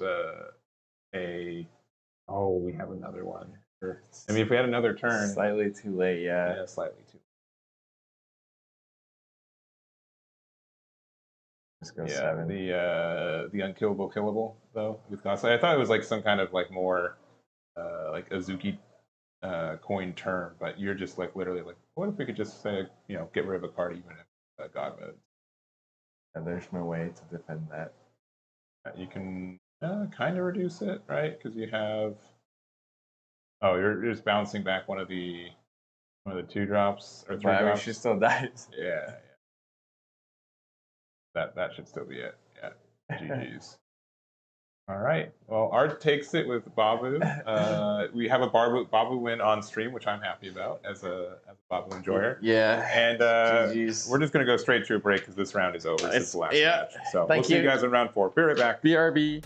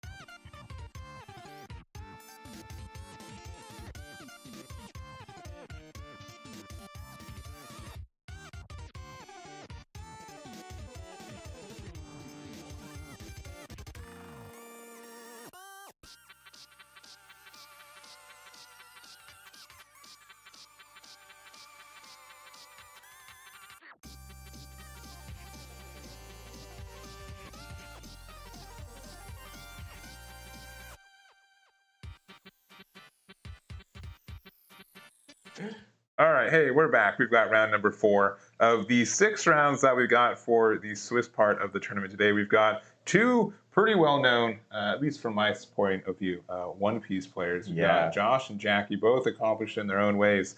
And they're currently 3-0, trying to get a 4-0 on the board. And it's going to be Ryzen versus Zero. Yeah, Jackie is top like 3 in my mind for like card game players. This guy doesn't play One Piece for like 2 months, shows up to Nats, doesn't know all the cards, and gets like 3rd or 4th place or something. Yeah. He's crazy good at card games. He plays like Yu-Gi-Oh! I think he plays Pokemon too. He just plays every card game in the world. I mean, you, as opposed to a lot of other places I've lived, United States. You come to LA, you're like, is there a local scene for this? Yes, 100%. You can. So if there's a game you want to get good at, you can definitely do that. And I think Azuki's no stranger to that either. I think it's it's an LA game first, and then North American afterwards. So we've got the sticky note tactics over there. I love that. You guys are also working on an app, I know, well, for Android and Android and iOS, right? Yeah, so similar to all the other card games, we have our own app for matchmaking. Eventually, what we want to do, probably in the next 2 months, is we are going to be keeping track of everyone who's attended events and how they did at events. Oh, cool. And based on attendance, as well as like the sizes of like if you're playing at like a 500-man tournament or something like that, you get more points. So there's like a point system, and at the end of the year, which is probably end of the season, which is probably a year, we'll give out some type of card rewards. Oh, cool. Yeah. Cool. Yeah, and there's possibilities of like someone is like the best player on this leader, right? You can have that data, which is really cool. Yeah. I don't know if you know this. I love card game data, so I'm a big fan of that. We're trying to get more of that. Ooh, I think he asked. Oh, so it's tough. Yeah, the response dagger is so good against fire. Mm-hmm. We're looking top 5 for any of these. So the weapon here, the response dagger has it's a lightning effect. Yeah. It has you play it as a response, right? So you can get the active trade if you need. I think we're going to get the extra ping damage, our own thing, to get 2 damage on Zero there, and we're going to pass it back to Jackie. Yeah, I wonder how Jackie goes about this. I'm pretty sure he came up with a very spicy list. So far, it looks pretty normal. If I were Josh, I think I would actually just play the tension and go face. Yeah, because once the tension's there, all your gate 2s just get so good there. I don't think we hit anything really relevant off the top 3 either. He probably wants to keep 1 mana up for a lightning orb against the. Oh, sure. Yeah. Lightning orb is really well against Zero, right? Almost everything attacking has to have like 1 HP. Yeah. If you're really aware of that trading so well with you. Presumably, he's gonna keep 1 up, and then Jackie still can't play around it, so he's just gonna swing and against Bob that he plays 2 or 3 more other guys. Yeah. And so it's really a decision. All right, do I want to be able to do 2 damage by attaching it to my leader? Do I need to keep the 1 open for my lightning orb, because I can instead put it on the unit I just played, and that gets like another ping of damage. So yeah, we are, and so we are going to equip it, and then we're going to rush. Yeah, rush, and it has the +1. So this is attacking for 3, or attacking for. Oh, okay. This pace is really fast.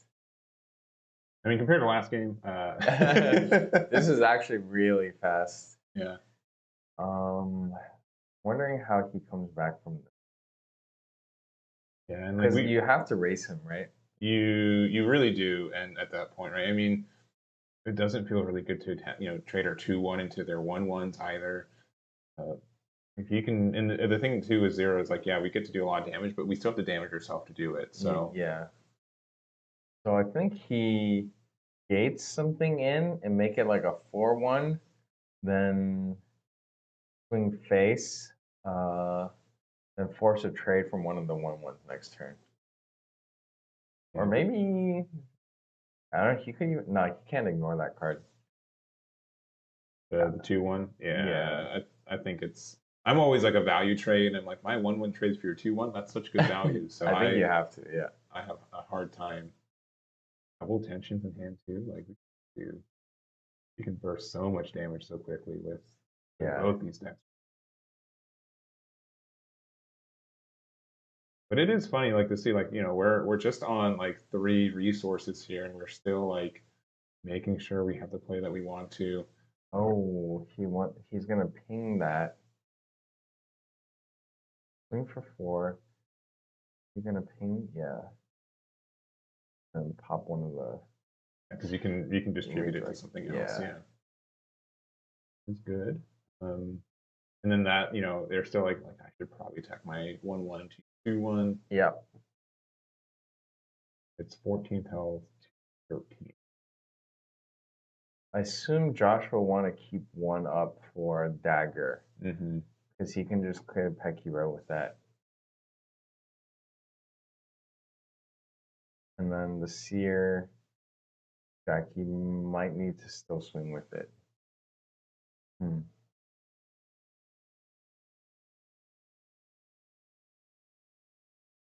So we still have our 1-1. We don't really have that many weapons in our Discord right now for Eisens.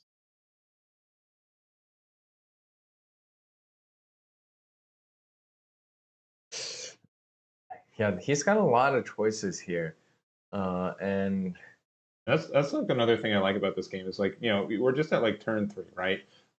And like the race is like so nickel and dime. Like one HP can be the difference between living and winning the next game. So being able to it's getting kind of hot. Yeah, it's yeah, even my laptop's like, man, this is a hot game. It's the turbo fans have been turning on. Hopefully you guys aren't hearing that, but yeah. So it looks like we just played another one. So, well, I can't see what life Jackie's at. Jackie's at 13 and we're at 14, Josh. Okay, so if Josh pushes Jackie down to, he only needs to do like, all right, so there's no way he wins on 4 mana, on 4 IKZ turns. So it has to be a 5 IKZ turn. So as long as he pushes Jackie down to like 10, and the next turn push him down to like 6 or 7, then on 5 mana, he just, because if double tension is 6 damage. Yeah, and so like you are like in the spot where Josh is like, well, I could do again, as mentioned, like a pretty good value trade into the Seer, right?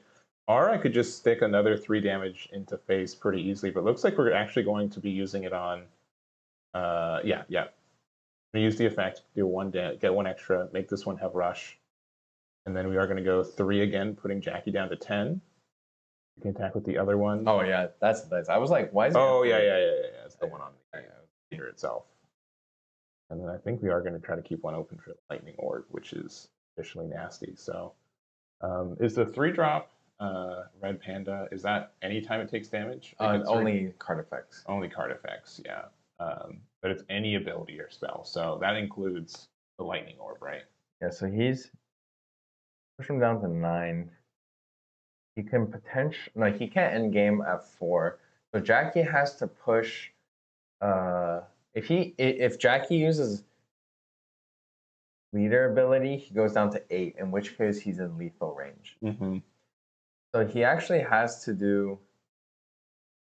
He actually has to push Josh down to lethal range now. Oh, this is good. So yeah, he uses blade. Yeah, nice. And so when do weapons fall off at the end of each turn? End of each turn, yeah. Yes. So that's really good. But even then, so if Jackie does something and buffs up the seer to do like 4 or 5 damage, then next turn he still has lethal. Yeah, but if potentially, because we know that there's double tension, right? So those both represent 3 damage. You've got these 1/1, so you can push 8 next turn. So yeah, that leader ability can put you in range. But asking for double tension's a little much. But we do know that Josh has it right now. Down to 8, and then at 4. I don't know how Jackie gets there with if tension's left at 8, and I assume Josh will play for another turn. Actually, oh no, he's going to use the effect. Oh no, right? He didn't. I don't think he said 9. Okay. This is a 3. 3 damage.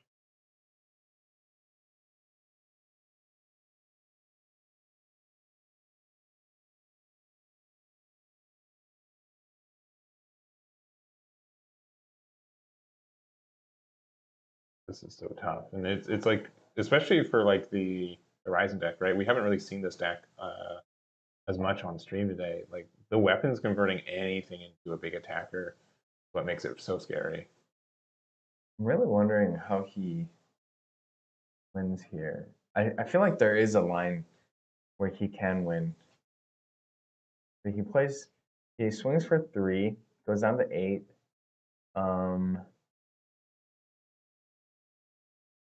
And 8's a tough number because we have like what the Scarlet in hand does 7 with everything, right? So okay, I think Josh's win con is if Jackie uses leader ability, it's very obvious. If Jackie doesn't use leader ability, he has 2 choices. One is to push Jackie down to 1, in which case he can't use leader ability to turn after, or he clears board and keeps Dawn up or keeps IKZ up for the lightning orb.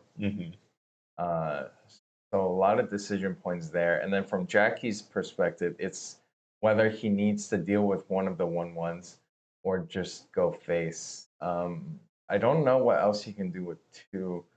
He could potentially just do 2 damage. So 5 pushes. No, he needs to play 2 guys, I think. Yeah.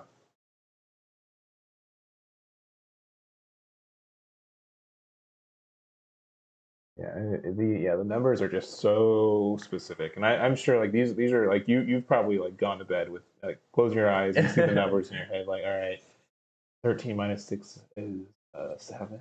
That means next turn. Like I mean it's white bear math also a lot of the time. Yeah, I feel like so. Math is the easy part. It's just like you're just debating. Okay, so 3 goes down to 8. Oh, he loses it because there's a the blade. dagger Yeah. still, that's nasty. Now he has to play 2 1/2s.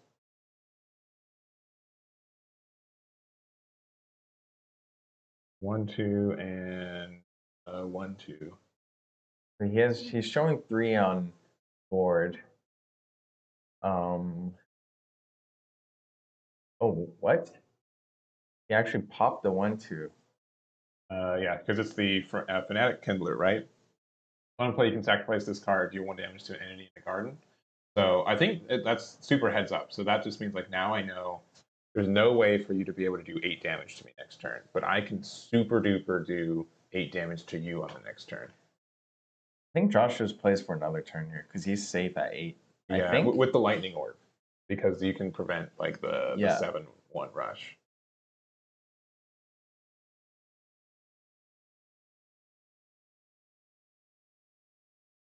Yeah, this seems pretty wrapped. We can do really there's no defensive properties for anything that Jackie does, right? Like it is simply I have to go for game on the next turn, hope it's enough. So he could have teched in Penny Blocker and healing flutter, Mhm. which I know a lot of people do, specifically for this matchup. But I think, yeah, I think at this point you swing one, and use 3 to play something. So put Jackie down to like 4, and then keep 1 up for lightning, just in case. I don't think there's anything in fire that can do 8. Let me think. For 4, I don't think so. Even with 3 on board. Oh, he could. Exactly 8. If he uses leader ability on the 1/2 and then somehow 3 damage gets through, then he fireballs. Sure. Assuming Josh doesn't leave any up, which would be the biggest mistake of the century. Yeah, but there's like, or he could push him to. But I think there's a way you can sequence it that's the case. So you just attack with the 1/1, right? That will likely do damage, right? Yeah. So it goes down to 8. You attack with the 1/2, and then use the ability to give it the +1. So then it attacks for 2/1. If they lightning orb that, then you're good to just play your 7/1 to it. So it's. Oh, he doesn't have It's 5 mana. Oh, it is. He's going to 4. That's right, because we use the thingy. Yeah. I mean, it's crazy that we're at 15 minutes in and we're only at 3 mana. Yeah, you're right. Sorry, for some reason I thought Scarlet was a 4 cost on it. I think he just plays rooftop. You can swing for 4. Like Josh is basically deciding what in Jackie's deck could potentially do 7 or 8 damage. Such a tight game. You do the 1. All right, I think that's going to happen no matter what. But yeah, there. And then still 4 to work with.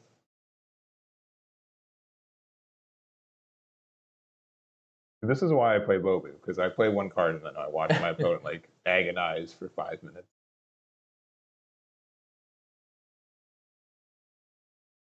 And we'll move that up. That has charge inherently. We're going to give it the Shuriken, which will give us 3 damage here and allow us to mill 1. So he did keep 1 up. All right. 5 health to 8, going to Jackie's 4. 5 is just straight lethal, unless he has. I don't know what he can do to save himself here. Yeah. This is. How do you say it? Cooketh? Is that your. Oh, unless he has 3 of the 1 cost that does 2 damage.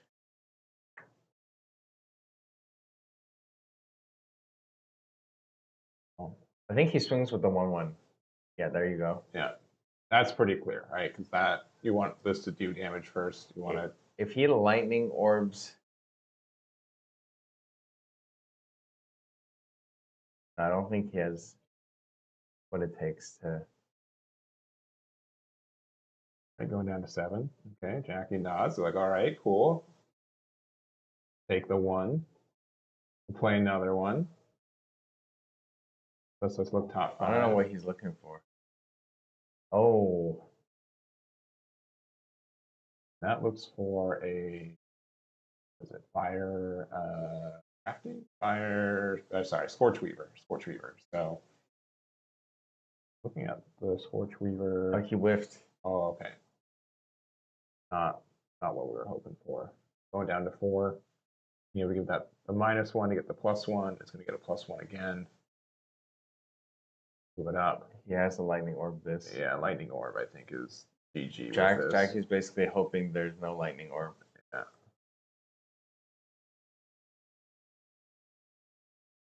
So at 7.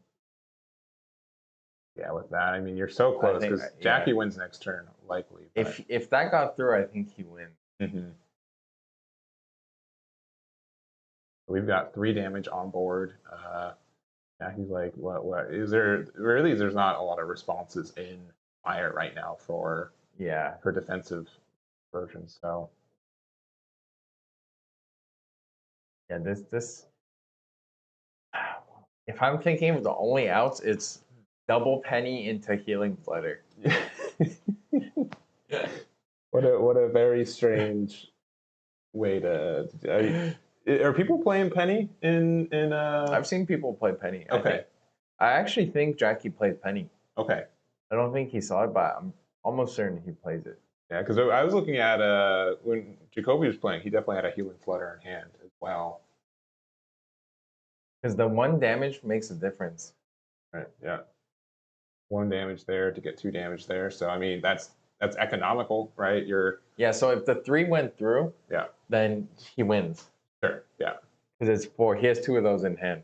yeah. And Jackie knows that Lightning Orb is a card, but it's just like I can't win any other way based on the cards. So I'm like I just have to hope he's not having it. I hope that he kept one open for another dagger, right? That could have been like the bluff for it, but.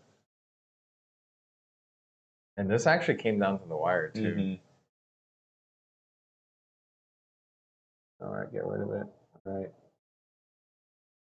So he's just hoping there's no weapons or no way to attach a weapon. Yeah, I mean, at this point, that's all you can really hope for. Yeah, but I think that's you're playing sure outs, right? I think he's playing correctly. Yeah, we're just gonna for 4 double tension. Yeah, not even getting into the attack. We're just gonna deal with damage directly. So Josh is able to take it going 4-0. Holy, that still went literally 4 mana. It took 20 minutes. Yeah, it took almost the whole 30 minutes. I mean, it was a mental battle there. We've seen that in One Piece too, where you play Whitebeard, and it's like, well, we're both at 0 life. How many rat beams do you have? How many guard points do you have? How many blockers do you have? Right? It's still like that back and forth that we're used to, and damn, that was so close. But it's so funny. It's almost every time where aggro versus a control deck, super fast. Aggro just goes fast, but when it's an aggro deck versus another aggro deck, you gotta think. Yeah, you gotta really think. You gotta really think. You gotta be like, well, especially in this game where again you're dealing so much damage to yourself as the aggro deck to balance it out. That's just a huge. Was so close. Yeah, back and forth. So I hope they both make it to top cut. Yeah, because so close. Because Josh has with a currently X2 or XO record, right? 4-0. Even 4-2 with the tiebreakers that he likely has is in an okay spot. Everyone is X1 should be getting into top 8, and then I think there's like 1 or 2 X2s that are going to sneak in. Should be 1. So if Jackie wins out, he's in it. Josh only has to win 1 more game to be guaranteed for it. And the top 8 pricing is really. It's good. The money's good and the cards are good. Yes. I think everyone's definitely trying their best today. And I know both of these guys been grinding a lot. For sure. Like literally 10 hours a day. It's kind of crazy. Because there's just like a lot of math. You could just tell that Jackie's like, all right, these are the damages. These are the cards that we have. What weapons were already searched? Because I don't think either of the tensions were searched. They were not. No, they were just naturally in hand. So, you couldn't actively play against that. I think the dagger was the only one that he knew was in hand, and maybe wasn't playing against that 100%. But that was a lot of fun. So we are at the end of round 4. We've got 2 more rounds of Swiss left. So, which means that we have 4 players left undefeated. Yep. Yeah. So. This was half of it. We'll probably get whatever one that Josh isn't part of the 2 tables. Yeah. We'll see what other 2 decks are undefeated. Hopefully it's a water. Hopefully. Maybe just Bobu. Come on, Bobu. Hey, you can't disrespect Earth like that. It has to be into the top 8. Guaranteed response. Oh, hopefully. So I hope we have at least 1 Earth and 1 water in top 8. I hope so as well. But we will have we did collect deck lists for this event, right? Yeah.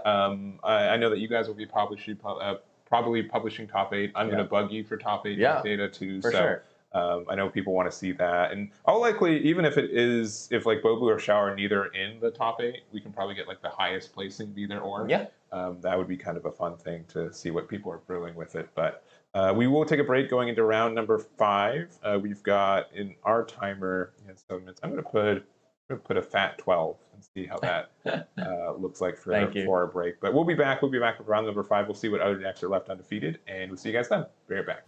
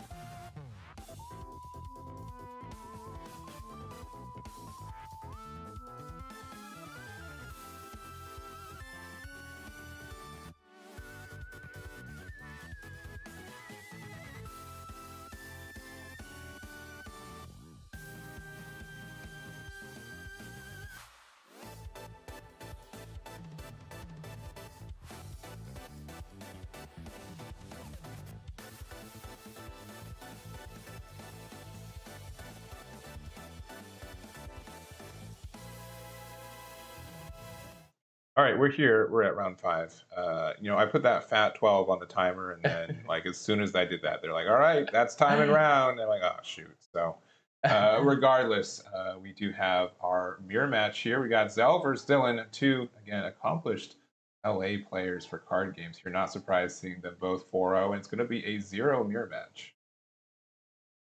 Gonna go quick. I think they've been practicing so much they know all the lines.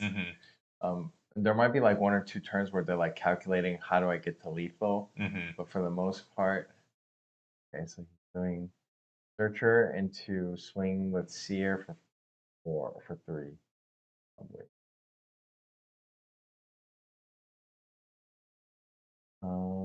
Needs another 1 drop.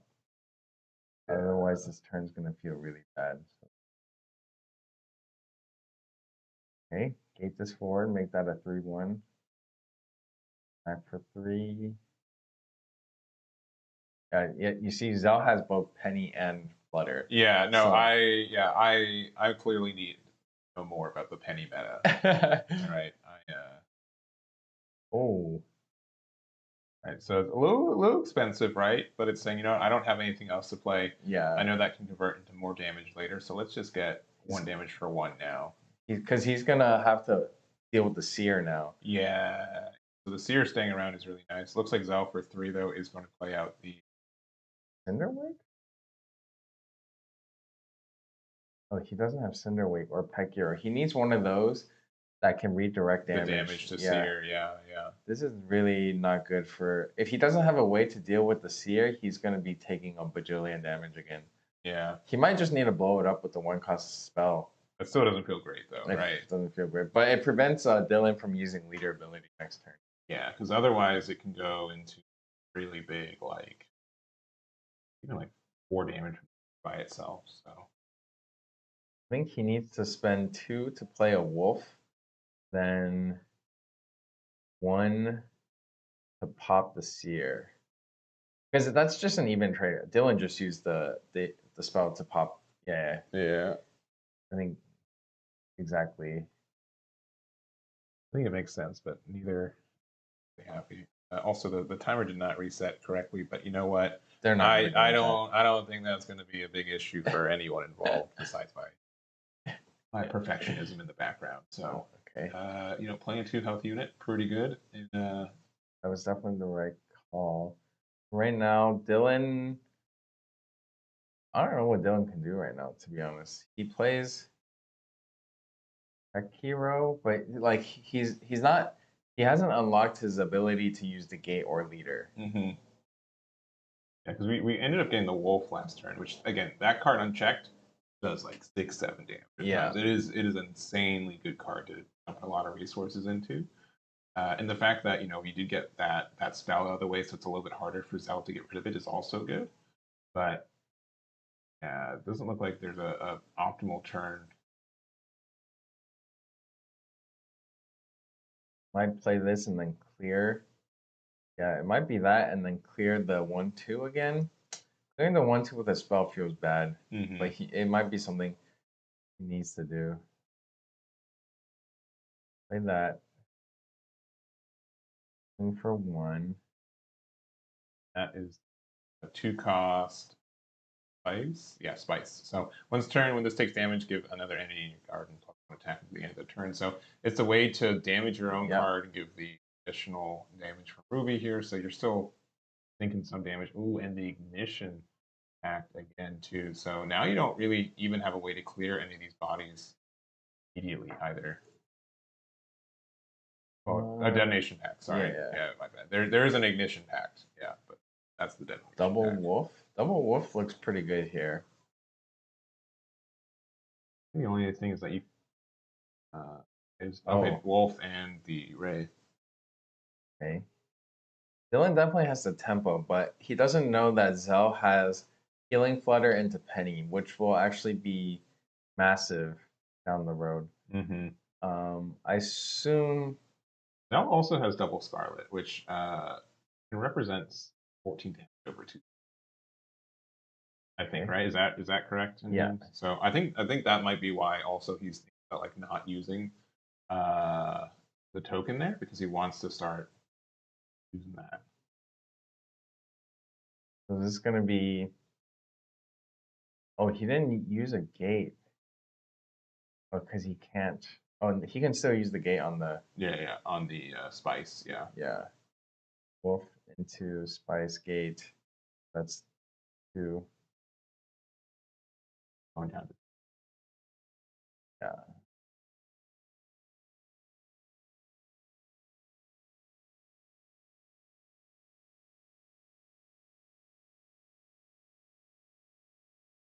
Right. Attack into the ruby. Yep. And yeah, we are going to just attack into here. We didn't use the effect, so it stays around. Yeah, this is all right. So Dylan has double Scarlet, you said? No, Zell has double Scarlet. Okay. I think. Yeah. If Dylan double Scarlet, yeah, Dylan wins. Sure. Dylan has. Oh, but he doesn't have Scarlet. Yeah, I didn't think I saw any in there. There's definitely another one sitting in Zell's hand. So you kind of have to answer this because it's still, pressing a lot of damage to the turn. You don't see it live along often, but when it does live, it's very terrible. I assume he's gonna play the Rusher, the 4-cost that pings Cell for 3. Yeah, but that's still like just a lot of damage. Pretty.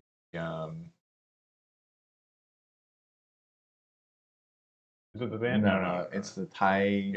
Yeah, Tenmoku Daiki. Yeah, so charge and then on play, deal 3 damage to your leader. So this can smack for 6 if you use leader ability. Zell's in comfortable mode. We gotta refine him over here.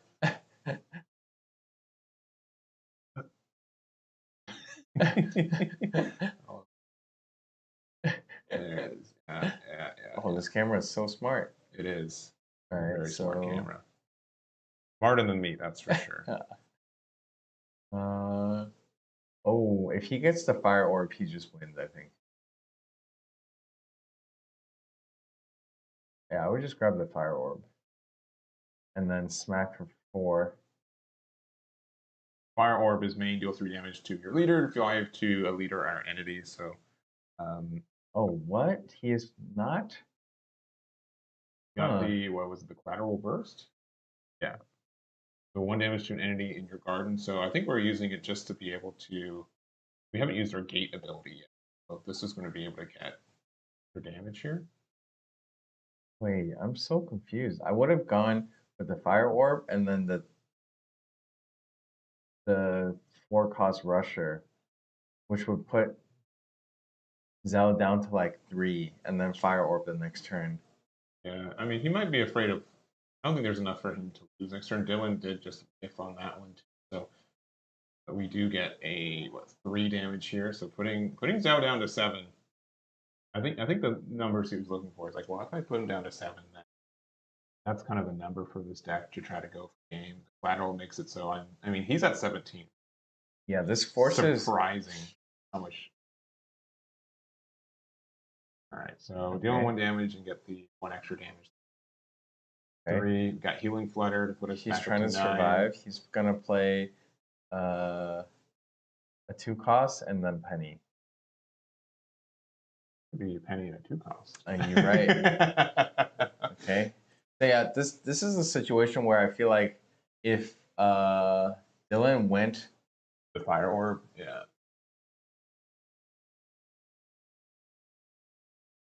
Oh, he just drew Scarlet. Okay. Yeah. Right. Zell knows that 7 is the number to avoid. So he can just swing.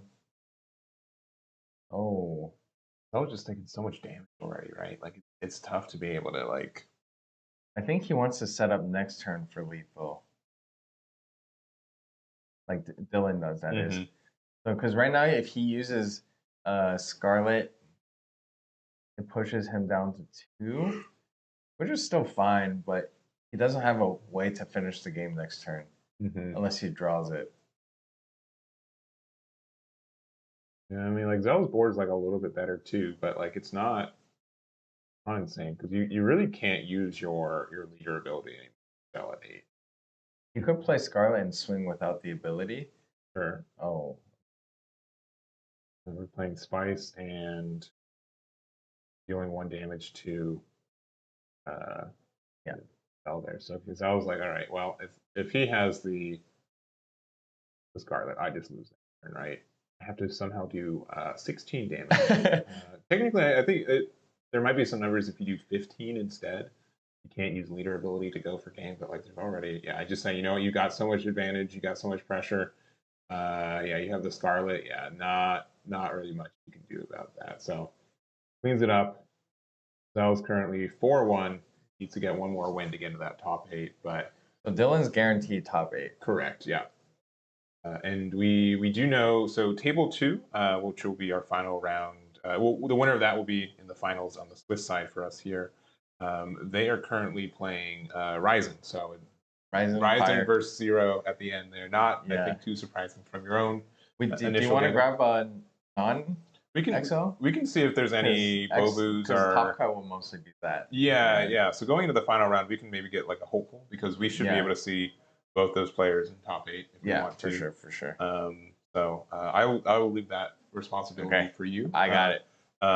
But you know, you've been able to run around a lot. Have you been able to talk to players today on feedback much, or what's been your? Yeah, trying to get more feedback on both the game and the app. It seems like mostly on the app side it's okay. We're missing a few like quality of life features, and then on the game itself, I think I already knew like some of the balancing needs work. Like some of the fire and lightning spells will be touched a bit after. Yeah. Sure.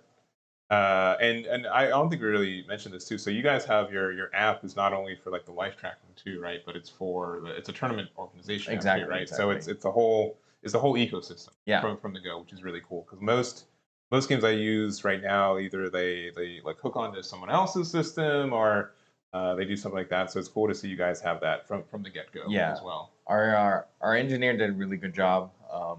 They actually worked over the holidays to get this out in time. Yeah, because you know this is a due date kind of situation, right? So this is like we've had like a few milestones where like the first tournament that you attended, that was like 32 people were like this first big tournament, and then this is like and that was on paper, so like which is fine because it's a pre-release, right? So alpha release, but.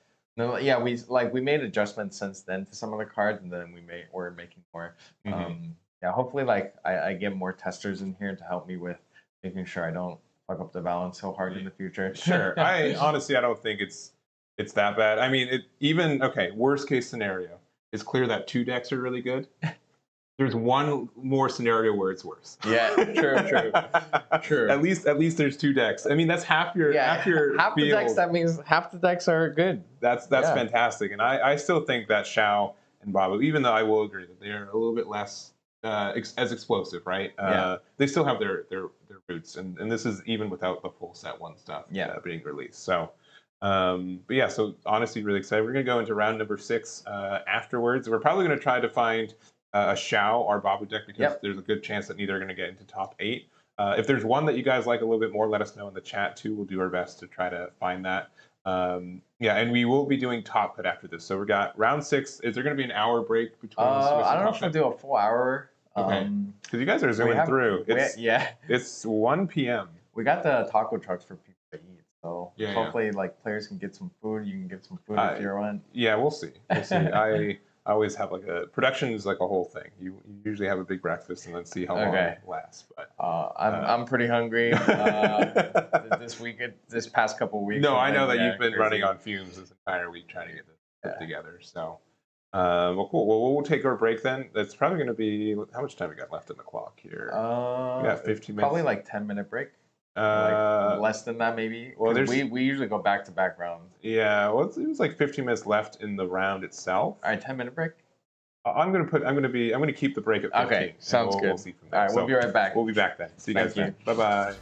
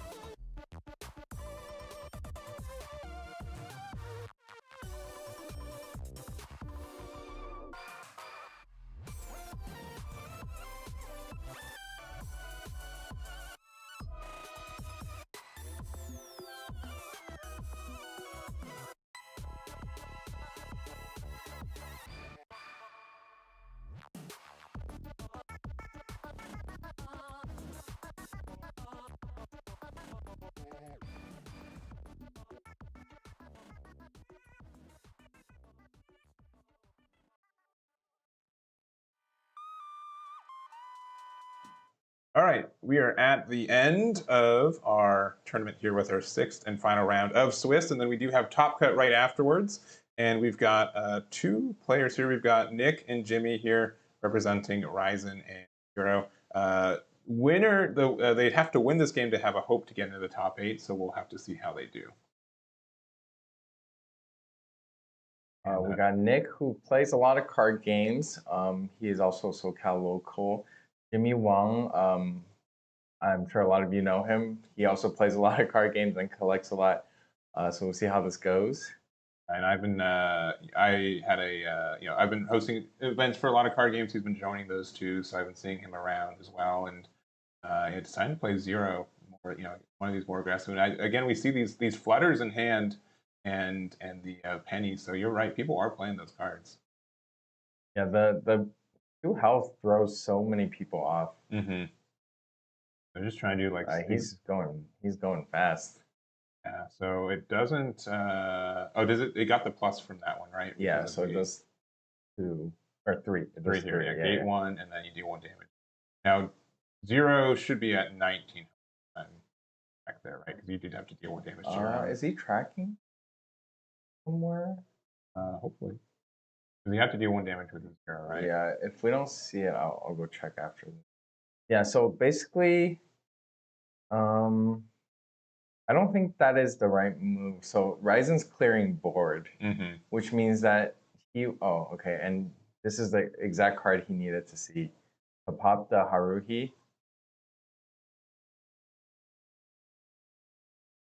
So the decoy plays does 2 damage and then plays a 1 cost. Yeah, or 2 cost, sorry. I was looking at this card earlier. I'm like, man, this is such a fun flavor card for sure. So I like the art a lot. yeah, the It's so art's clear. really funny too. So yeah, it's a. Oh, interesting. Oh, so he's maximizing damage. Oh, I think he does have a dice that is just off screen for us. I did see him like turn a dice. Yeah. For me, not. Yeah, that's great. All right, and they're going to play the Ruby looking top 5. Can I ask you to move the dice, your life dice, towards the center of the screen? Yeah, thank you. Yeah, 17 apiece. There we go. Thank you, Jason. God damn it. Sorry, this door just keeps locking. And again, I'm happy the door is locking for the man who has the keys. It'd be upsetting if I kept getting locked out and just like staring at you through the glass like a little puppy. Like, please let me back in. Okay, 17. Assuming he leader abilitied. Yeah, and we're looking at we're using Ruby here, the top 5 for a Pyre skin. So what the Pyre skin searching is not as. Wait, is that his hand or is he searching? That's his hand. Oh, he added from there afterwards. You were locked out. Oh, he didn't. Oh, okay. So that's gonna get that extra damage. Oh, that's why he did that. Mm-hmm. And he didn't gate it in. Okay, that's pretty good. Up in it. So it was playing around the lightning orb. Wow, very good. I expect no less from veterans. Nick has. Great, and we did have to use the token for that, right? So it was a bit expensive because now we're behind on curve, right? But I think he plays the old lady. Give it rush, swing, and pop the 1 cost. Is what I think. Yeah, because you can get rid of it. Oh, those are rough mills. Or I mean, it's mostly good, but you will want to have the lightning orb. Yeah, the lightning orb is draw all 4 of them. They're likely worth it. But we're gonna deal 1 more damage to that. This is right. He's racing now, which is 3, so 12. 12 to 17. Oh, this is actually kind of rough for Jimmy. He is down tempo. And again, the Enraged Howler, I mean, we did have to lose our token for it, but that card can just turn very explosive very quickly. So I think getting rid of it was the right play, but I think he has to play the decoy without without its ability. Yeah, because the decoy again, it's just a 2/2, which is pretty good stats. Yeah, the stats are pretty good. But yeah, you can sacrifice this card, deal 2 damage to an entity in your opponent's garden. You can play a 2 or less from your hand, so it's kind of like a reduced cost kind of ability. So 1, 2, 3. That's 3 plus 4. Right. Up and down from 17 to 13. Oh yeah, 4 total. Yeah, with the Ruby attack too. We do have the Flutter to heal us by 2. Yeah. And looks like we're gonna pass back from there. Okay, he's trying to be mana efficient. Unfortunately, he's very low on cards. Yeah. So he has Scarlet, which can do 7, and he has 4 on board, so 11 total. Yeah, but the Scarlet does help out that if you have like a lightning orb, you have to always be afraid of a lightning orb if you're playing Scarlet, right? Because that can just pop it for 1. You don't get the damage. Pretty nasty. Nick is debating whether to clear board or go face. I think he should just go face here and push him down to, if he can push him down to 8 or 7, then it's lethal. If he can't, so this is where the healing flutter just made an immense difference. Because if fire goes down to 7, it's lethal range for lightning. But because he's at, like with 4, he can only push him down to 8 probably. It's not going to be lethal unless he has like perfect cards.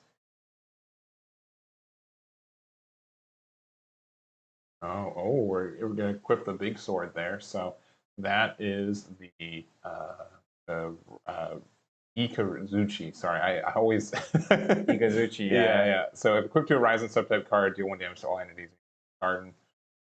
And then we were able to get the 4 damage and then get the additional trade there. So putting them down to 9, but we are going to have the Scarlet here. Going to be able to use the effects. This is going to be a quick 7 damage and then an additional 2. So I don't think he's using ability. Oh, he is using the ability. yeah, Jimmy plays very quickly. I don't think he needed to use the ability there because.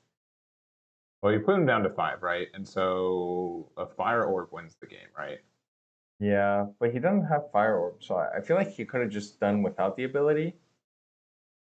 But that was 7 plus 2. Yeah, so 9. Nick was at 14?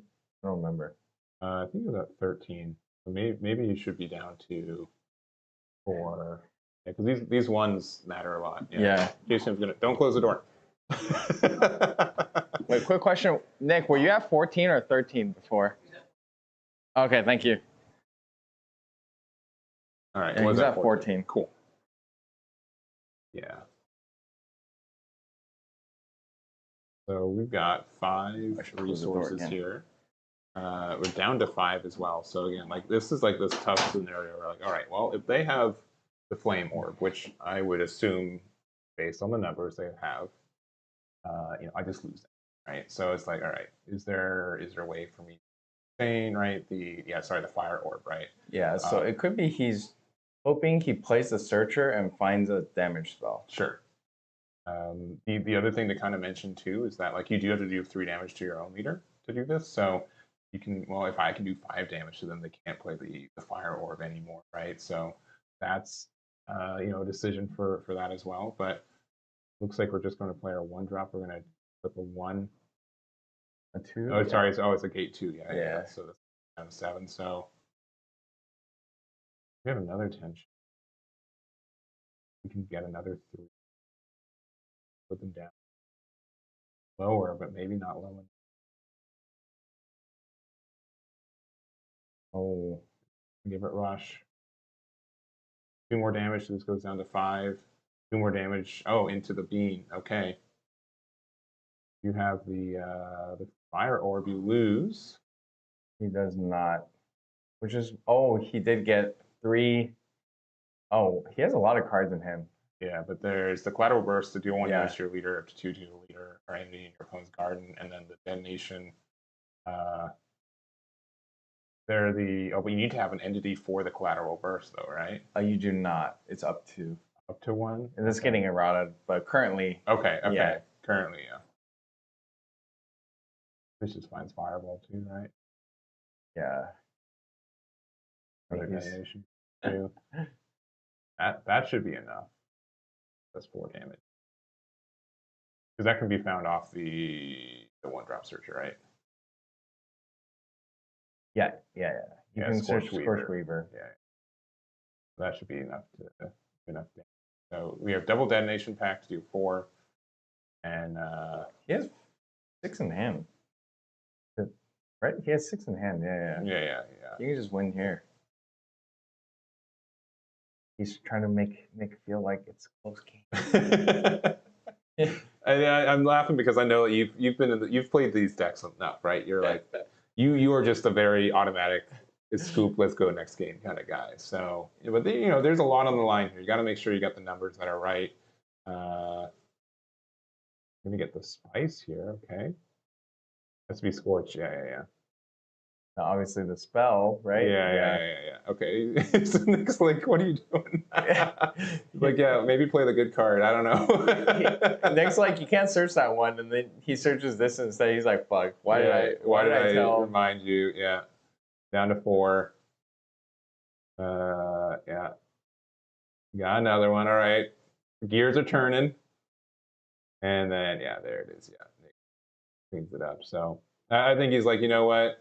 I'm in lethal range. I have to just hope that they don't have it and they super duper have it. So Jimmy's ending the tournament 4-2, so has a chance to get into that top 8 with tiebreakers. Yeah, 1x2 makes it. So we'll see how that goes. And that's it for Swiss for us. So Take a quick break and then. Well, is it going to be a quick break, or are we doing a longer break in between It might be rounds? an hour break. Yeah. Might be an hour break. We'll do an hour break. Okay, we'll do an hour. I'll do an hour from. I'll just do a straight hour. Is it bad for the stream? Yeah, I mean a little bit, but like I want to make sure the players get lunch and stuff too. So, yeah, we'll make an announcement too. Like, on it might Twitter. start earlier, but probably an hour. Yeah, we'll say for an hour, but we'll make sure that we'll post on socials when we're starting up again. We'll have a top 8. We'll see what leaders we have for that. We'll make sure to note it, and we'll see if any Babus or any Xiao snuck in too. Yeah, hopefully. And yeah, we'll see you guys then. So a lot of fun. We've still got 3 whole rounds. Going to be best of 3 as well Best of too. 3. And we'll see you guys then. So be right back.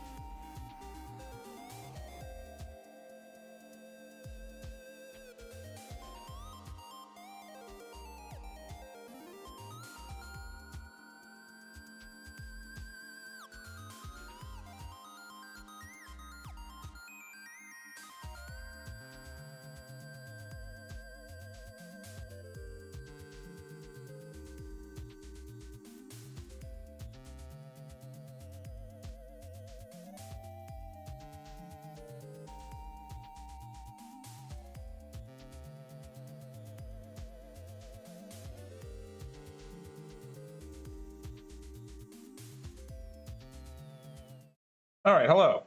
Hello, we're back from our break, from our lunch. We got some tacos.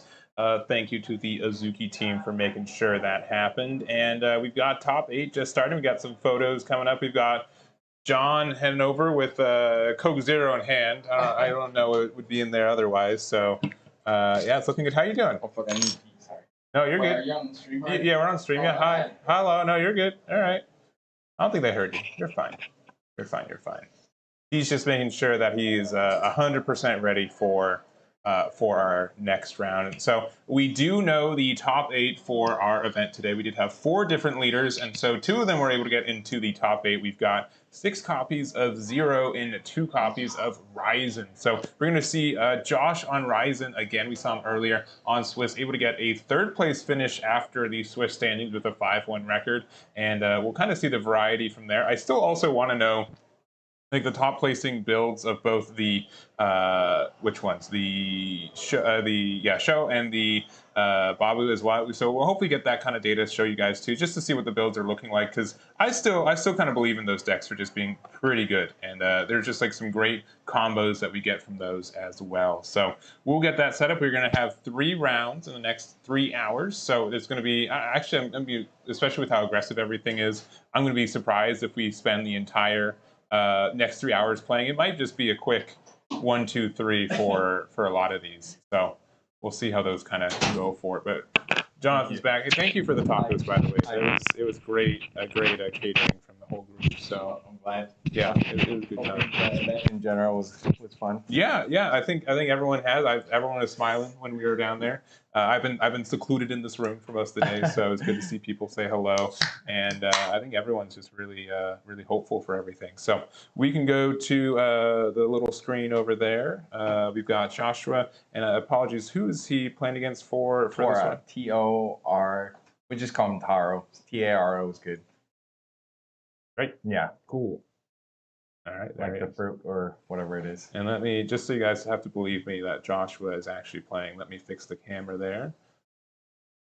The thing is that the tracking works pretty good until someone walks up and brings its next to find it. Oh, there he is. Oh, pose, ready and pose for it. Nice. Nice.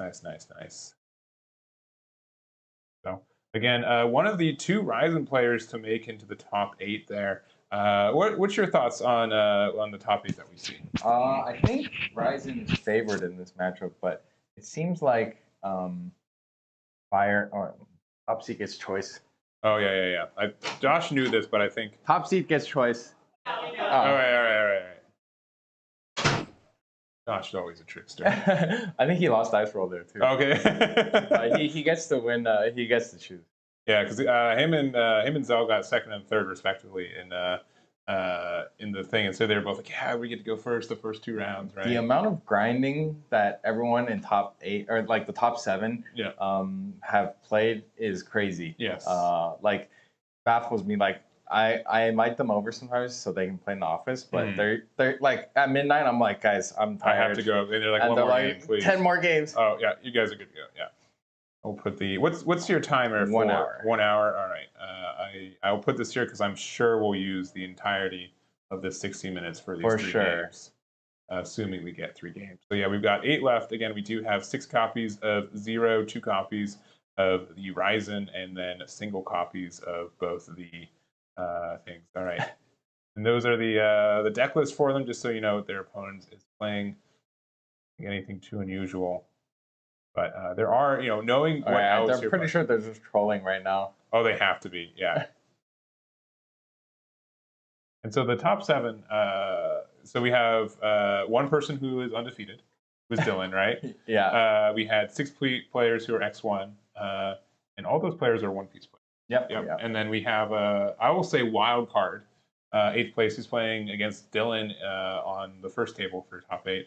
Is he? Oh, Jerry. Yeah, right? Jerry first. Sorry, you're right. Yeah, sorry. Bad, we watched Dylan before. He was undefeated. Yeah, Jerry's undefeated. You're correct. My apologies. So yeah, Jerry, Dylan, Jackie, Zell. Like these guys, they are big One Piece people, but they are at the same time big everything people. Yes. Like Jerry and Dylan are super big into Riftbound right now. Yeah. And Zell obviously huge in the Magic community. So like they all come from a background of very strong fundamentals. and you're coupling that with like a ton of grinding, they just have the advantage. And for me, it's like great to see that people who grind a lot actually come out on top. Yeah. So like in the nicest way, if you're trying to make a competitive card game, right, you want someone who's being competitive about it, have a better chance, right? Yeah. So, and I think that's been pretty fair from what we've seen today. So, I think generally speaking, it's been moderately better to go first overall. It's been a little bit of an edge, but this is the best out of 3. So at least both players will be able to go first, and it's not impossible to win coin either. It's just, I'd say, like a 5% edge. And Taro's deck has been teched, from what he's told me, to be able to counteract some of this weird lightning shenanigans, like the aggression plus the lightning orbs. Josh is already struggling. I would consider this the slowest play before round 1, before draw even begins. See. I think the mic's are on. Let me double check. They should be. I did have to reset the. Oh, am I echoing you? Oh, you know what? I think I know what happened. Thank you for letting me know. I think it was a. No, it should be the right one. Yeah, this has been the same thing we've had so far. So I know this room is a little echoey, but I'm trying to sit further away. Well, it's more so just like the room, because we're in a closed out space. It, instead of having a cloth that like bounces off the walls, so it's a little echoey. That's okay. All right, so we got our 1-drops coming out. Me come to move the life on screen. Yeah. Can you move if you're tracking live with the phone, put it on screen, or if you're using the dice, like, somewhere we can see it on the. Thank you. Oh, that's perfect. Yeah, we've been wanting that. Is that good? Yeah, that's great. Thank you. I've been wanting that all day, so I'm very happy about that. I think that helps viewers as well. All right, so we were back at Josh's turn. Yeah, so he did. Wait, Tora went second, so he went for a tempo play. Yeah, just burning the resource immediately. Yeah, I think you need that for fire. I'm gonna play another. That card is a menace for fire. It just pings anyone. Yeah. So the way that, as far as I know, the way Tora's constructed his deck is that he. Oh wait, he should be at 19. Oh, I think he pressed the wrong way. Yeah. Yeah. Did he fix it? There you go. 19. But yeah, the silver hand Tarugi. Are you leaving? Yeah. Visos. He won a game of Azuki today. He's broken the barrier. I actually wonder. I mean, I'm down to get someone else to commentate too, to get some variety here. I'm sure people are sick of hearing my voice. Nah. If they're not sick of my voice, they're definitely not sick of your voice. So. I'm surprised he. Wait, sorry. He did 2. Oh, so he used 1 to kill the grandma, which is good. So he's doing another searcher, and get another detonation. Yeah.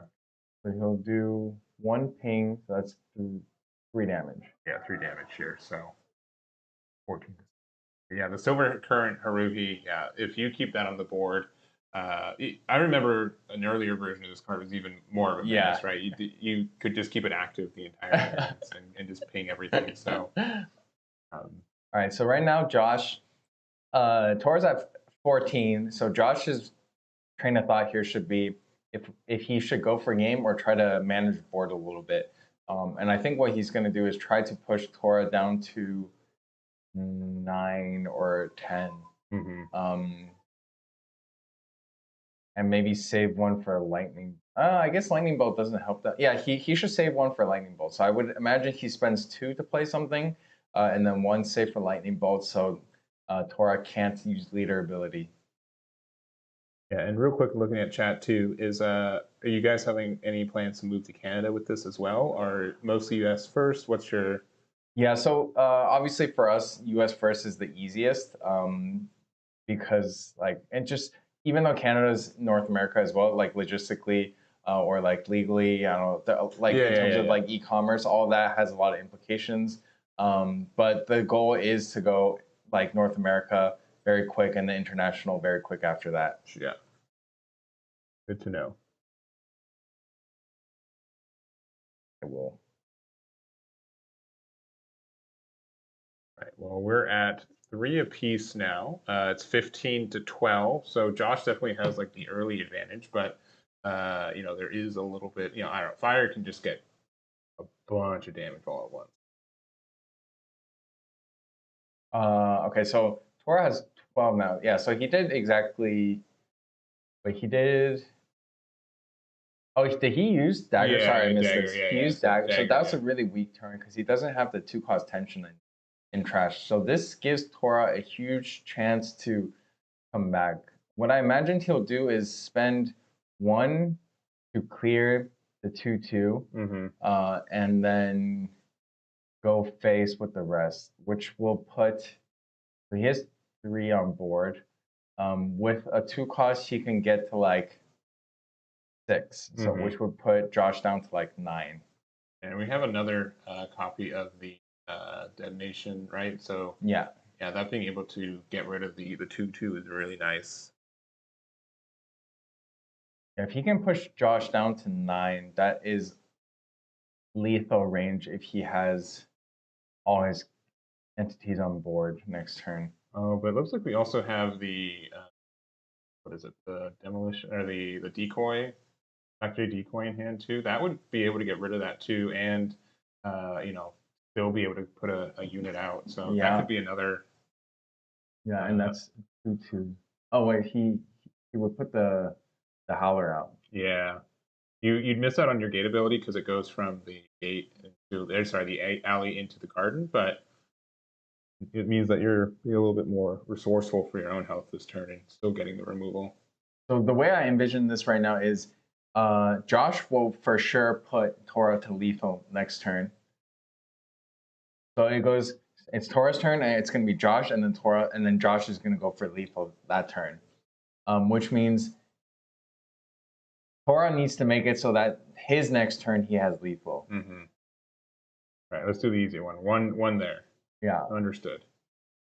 All right, 1 there. Understood. Going down to 3. Oh, interesting. 1 more going down. He is going to go with the decoy. You think, or the? Yeah, he's going to go with the decoy, which I don't think is right because it doesn't put Josh in lethal range. So now Josh can just safely put Tora to lethal, and then the turn after go for lethal. So Josh, right now, he's like, how much do you have on board? It's 1, 2, 3, 4, 5, 6. Yeah, and then technically, there's no way Tora gets to lethal with 12. What I would have done, I think, is ignore the 2-2 on board and just go straight face.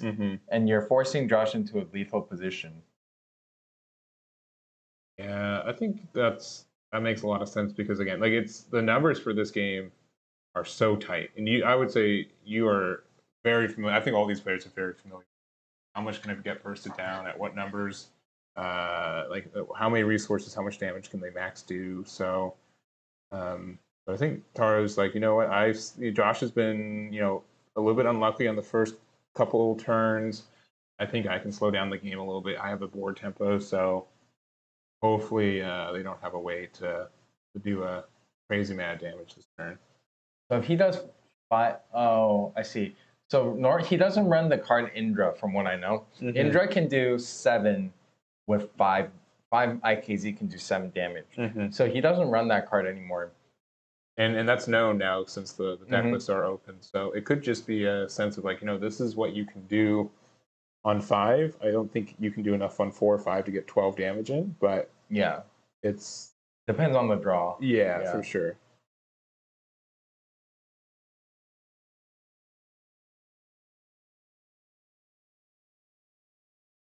Right, and this is what I was talking to a lot of people on our break. Like, what's the how's the stream going? What's going on? What's it like? And honestly, there's just all this thinking. Right, we're just on turn 4. we're 10 minutes deep, and we're just like, man, we got to make sure that we are putting him. It's really a game of chicken a lot of the time, right? Yeah. Where I'm doing enough damage to you without doing enough damage to myself, and are making it so I need to put myself in a spot to win next turn where you can't win on the crackback. Yeah, there's a lot of math going on inside his head right now. Like, how much can I do right now, or how much do I need to clear off the board? If I had like one of those like equation overlays, like the math, I put it on the like if it's your turn, you're almost always in that mode. Like, what is the numbers for it? So yeah, Ellsworth, event's going super great. I think we're all really happy with the reception, and I appreciate you guys being out here watching this, being in tune for thank it. you, thank you. And yeah, it's really cool to see how serious people are taking the game. Oh, I see. He has the 5-cost blocker defender in his hand. So I imagine this turn he's gonna spend 3 to do something, keep 1 up for lightning orb. Yeah. And then on his 5 IKZ turn, he plays the 5-cost blocker. So he's like basically trying to survive 2 turns. That's asking for a little bit, not gonna lie, but we'll see how that goes. And I don't think I don't think standings are public right now. We'll have the top 8. I think you guys will publish those. I know you took a bunch of pictures of people too, so it's all fire and lightning. Yes, it is all fire and lightning. But I for my own personal interest, I do want to see how the Shao and okay, so you push him decks down to 7. And then he has 5 in hand, so he needs. Oh, he can actually get to lethal next turn. Yes, so I think that's the idea. Like, all right, I had to go down to 11, but I have to just hope that they do not have a way to deal that damage, because right now on board we have 1, 2, 3, 4. Technically, the Howler gets technically you can think of it as like a 2/2 in those situations, right? So 5 on board. So if there's an extra 6 amount there, that's going to be game for Taro here. He was close. I don't think he has it. Yeah, because I mean next turn for sure, right? Like Scarlet just gets so much damage. Josh had a dagger in hand, right? I believe so. His dagger intention is 5. 5, yeah. But like the other thing too is that for the dagger you also have to have at least 2 HP to be able to do it, right? So even if they're 1 off, that means that dagger. Oh yeah, he can push him to 1. You're right. But that also means that the unit survives, right? Yeah, he's just gonna make sure the Josh can't double dagger. I think like step by step, right? If you can't go for game this turn, I don't think Taro can.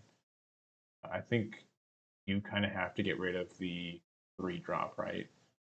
The hope is to be like, I don't think they can do 7 damage next turn, which from lightning is not as easy as fire, right? Fire has a 1 card way to do 7 damage. Lightning needs a little bit more, of a specific combo for that. Oh, that is good. Yeah, that's a good trade for Josh there. Taro was not like super happy they had to do that. This is really good. He is. Well, actually, he needed to force him down to 1. So now, I don't know exactly what's in Josh's hand, but he has enough because he has tension dagger. That's 5 damage, and then he only needs 1 more dagger.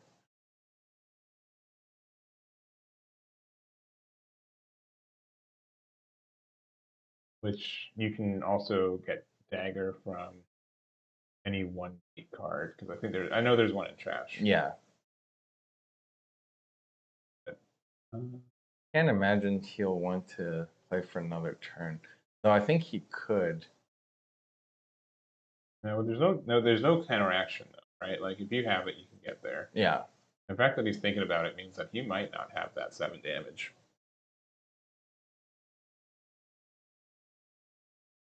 Yeah, dagger. Yeah, that's 2 damage. Tension's another 3 damage. So That's 5, and then he has another dagger in hand. Yeah, that's guaranteed basically. all right. 1, 2, 3. That part doesn't matter. He just gates it. Yeah. Keep it there. If you need 1 more damage, you can additionally charge with it. Okay. And down to 6. You're currently attacking for 5, and then got 1 more. That'll be it. All right. Josh has it. Wow. And yeah, he's up. He's up 1-0. 1 more game. He's in I actually top 4. think Tora could have had that. I feel like he had to push him down to 1 somehow. But I can also see, like, we have obviously the God's Eye, like, or the Eagle's Eye. I don't know what you call it, like the perspective of both hands. So like, Tor was kind of gambling that he didn't have lethal in hand. Your computer getting really hot. No, my computer's fine. It's got the fans going. It's more so like, for some reason, Google's like, hey, you've been streaming for too much. You need to re-identify your stuff. Oh, that's for YouTube? Yeah, that's for YouTube. I think I'm still, yeah. I'm down the street from where I usually live. I don't think the stream's gone down at all. We're still live. It's just, odd stuff. Go do it. But yeah, Josh has the got there. So if he wins 1 more, he's able to get to top 4. Now, Tara is going to be able to go first if they want to, since they are did lose game number 1. So I think that can make a big difference in the matchup too. Yeah, I imagine he will. So top 5 through 8, they already get the Shao card, which all of them wanted. And I imagine it'll go for a pretty penny, and they also get $500. And then top 3 and 4 get $1,000 each, and then top 1 gets 4,000, and top 2 gets, and second place gets 2,000. Yeah, and for people checking it out and stuff, because I see questions. So yeah, this is I know this isn't the term used, but this is like a beta, right? In some sense, right? Yeah. We had alpha tournaments later last year. And you're expecting by the end of Q2 this to be released for people to be able to buy. A lot of community resources for people who are interested in checking out the game and stuff. So it's not fully out. This is kind of a, I'd say a pre-release invitational for the first set. Yep. So yeah, definitely ways to check it out. And I'm going to be adding Azuki to and that hand to the bottom there. To all the healing flutters. Yeah, to my tools as well. Luckily, you get to shuffle. You still can find them later in the game too, but yeah, a flutter, 2 more HP can make a huge difference in some of these games, as we've kind of already seen. I think, yeah, Josh, he knows this matchup really well. So I know him and Zell personally have been just grinding a lot. Yeah, so not too surprised to see both of them in top 8.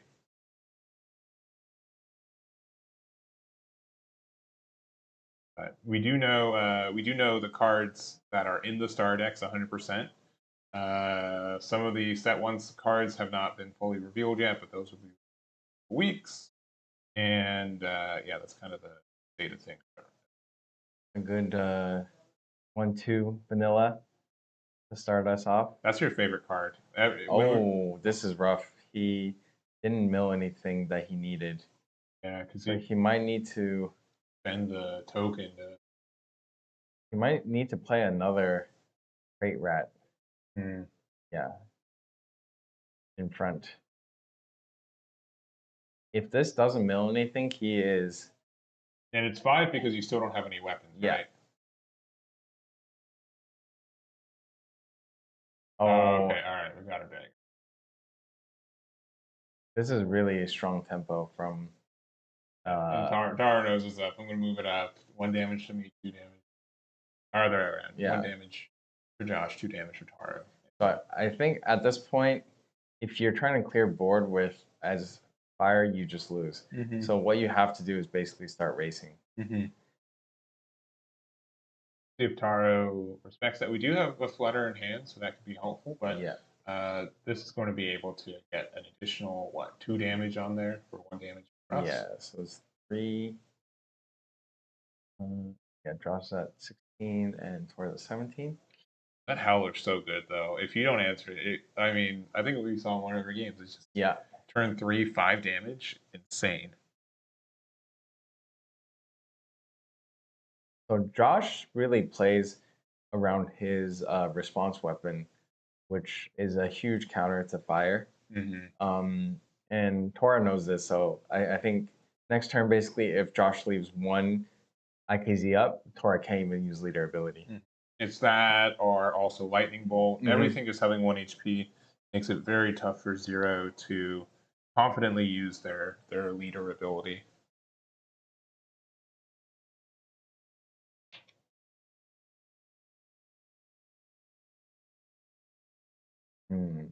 Yeah, so I'm assuming he just plays the Searcher and then leaves 1.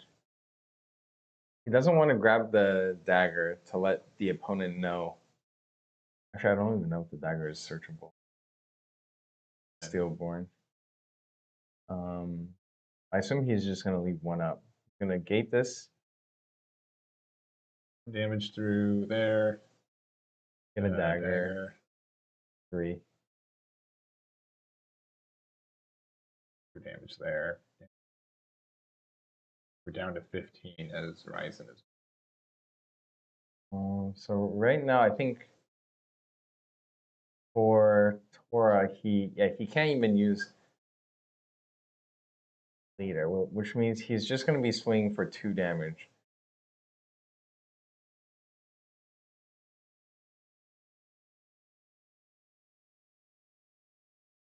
This is really hard on Tora. He needs to start getting Josh down to lethal range. 16 is pretty far off. Yeah, it's only 4 damage, so I hope so.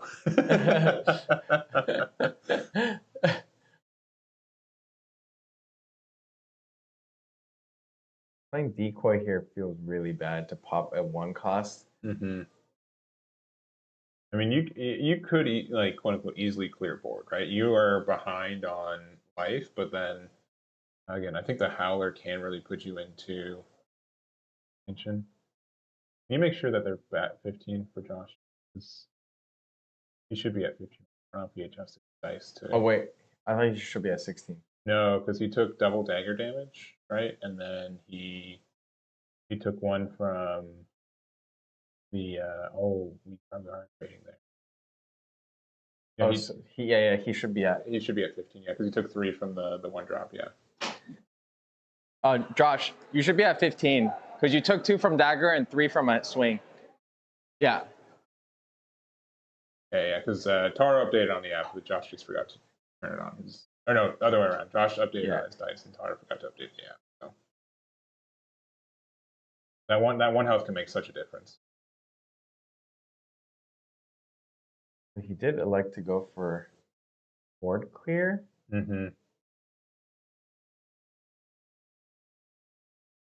And this can be 3, 4.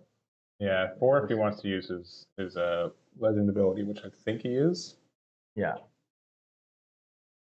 I'm surprised Josh traded with the 1, 2.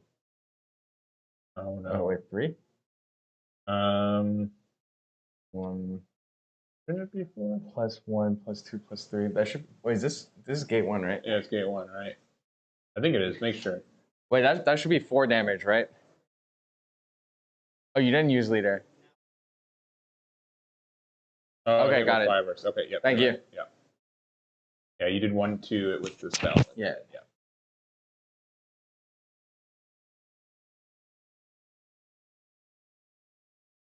Oh yeah, because you can't use leader on that when it's already taken the. So fair enough. Oh, he's gonna clear both. That's tough. That's Silver really hair bad. is very good.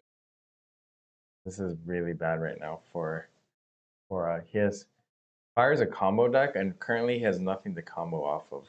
Yeah, because you kind of already need something out in the front to be able to use your gate ability 100%. So he needs to set up board and simultaneously put Josh into lethal range. Mm-hmm. Um, Yeah, because Josh has got 2 damage already on board. And there's sorry, 3 if you yeah, the Ruby can back into, or the ping damage can go to the leaders too, right? Yeah, correct.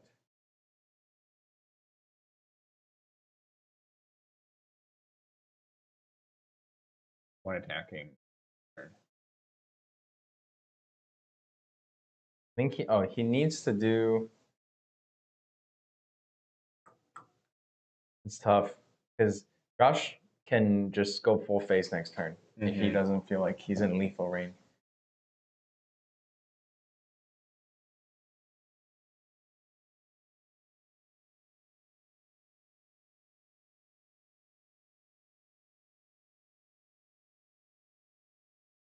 All right, so this is what we're saying. We're saying, you know what? My only chance to do this is to do 7 or 5 to you, and hope you don't have 9. Because if I do have the Scarlet, I can go blockable. Now again, Josh has ways to deal damage to, you know, if lightning bolt, right, or orb can counteract that. I think regardless of what happens, Cora has to go for 7 damage Scarlet and just hope Josh doesn't have lightning orb, which he does not currently. Like even if he leaves 1 up, that's the other thing Tora's is that only move. If he does 8 damage to Taro, he also can't do 7 damage. So he has 3 on board. But so he only needs 5 more. Yeah, we do have the 1-cost Flutter in hand, but just did not have time to play it this game. Going to be 1-2, putting us to 7. Can he do 6? So 5 with 4 is very easy for lightning.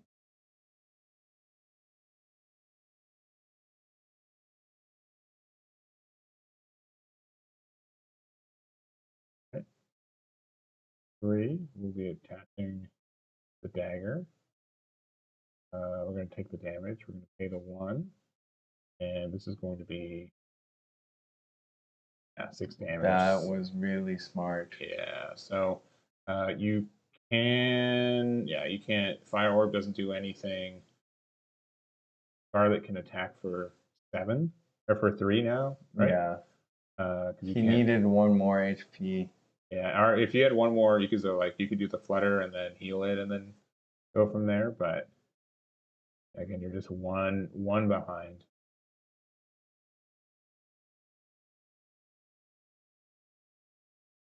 That feels so bad. Yeah, you're so close. You're so close, and these parts of the games, you're like, man, was there some way that I took 1 extra damage when I shouldn't have last game? Like, and this is so close. mm-hmm. But Josh played that impeccably. Yeah, like I'm glad the games are so close. Yeah. This warms my heart. Yeah, like making, the emotions you make people, feel with this, right? Like, oh, the turmoil, like, oh, man, what can I do? Where are my thoughts here? Like, I've been practicing. Where are my lines? And you're so close to finding success here. If he had 1 more, he could do Healing Flutter into That's just so sad.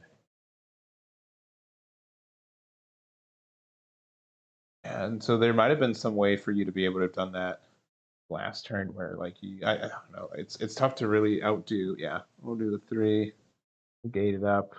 We'll take the 0. Yeah, there it is. Whew. All right, Josh, able to continue his streak of beating zeros here. So, now top 4, really good placement for him, and we'll have to see what's waiting for him in top 4. Oh, is everyone else done? I would not be surprised. We'll here you take the mic off so you can talk. I'll go just to me. Let me know how people are doing. I don't mind just doing a smaller break if most people are done. Yeah, looks like they're pretty close to being done. So I'll wait to hear what he says about where we're at for it. But we've got top four. It all of top eight was the what Ryzen and the Zero. So those are the only decks that we have left for this. But when we have four decks, right, we have half the meta so far. So that's really cool to see. We'll see what ends up with Josh on that side. You know that we had to have some mirror matches.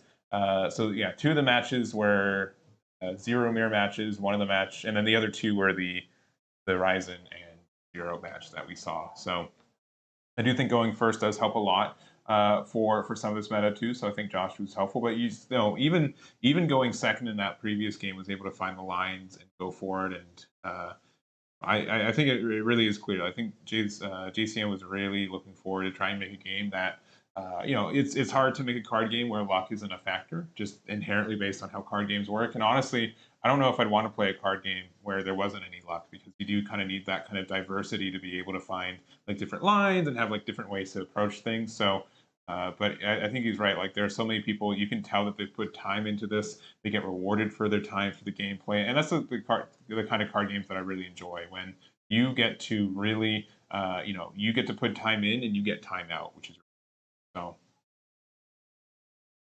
But yeah, I think I know that John he did step away, so it's just me now. But I know that his goals is to really just make a game that he loves and supports. He's been the number one fan of this game since release. Like he's the biggest fan of this game because it's the game that he's been working on, and I think it's been anyone who's played a card game for more than a week, right? There's like, oh, what if I made my own card game? But there's a lot that really goes into right? The art, the stats, making the production, like having cards like physically printed, especially like right now, there's a lot that goes into it. So for him to be working hard to be confident about how his game's going and to see how it is so far, I think it's a huge success already. So it's really cool to see him have a vision and really carry it out. So it's really easy for me to support this because I know that he's someone who but he just puts a lot of time and effort. And even in this invitational event that we have, like we see a lot of people very passionate about it and being able to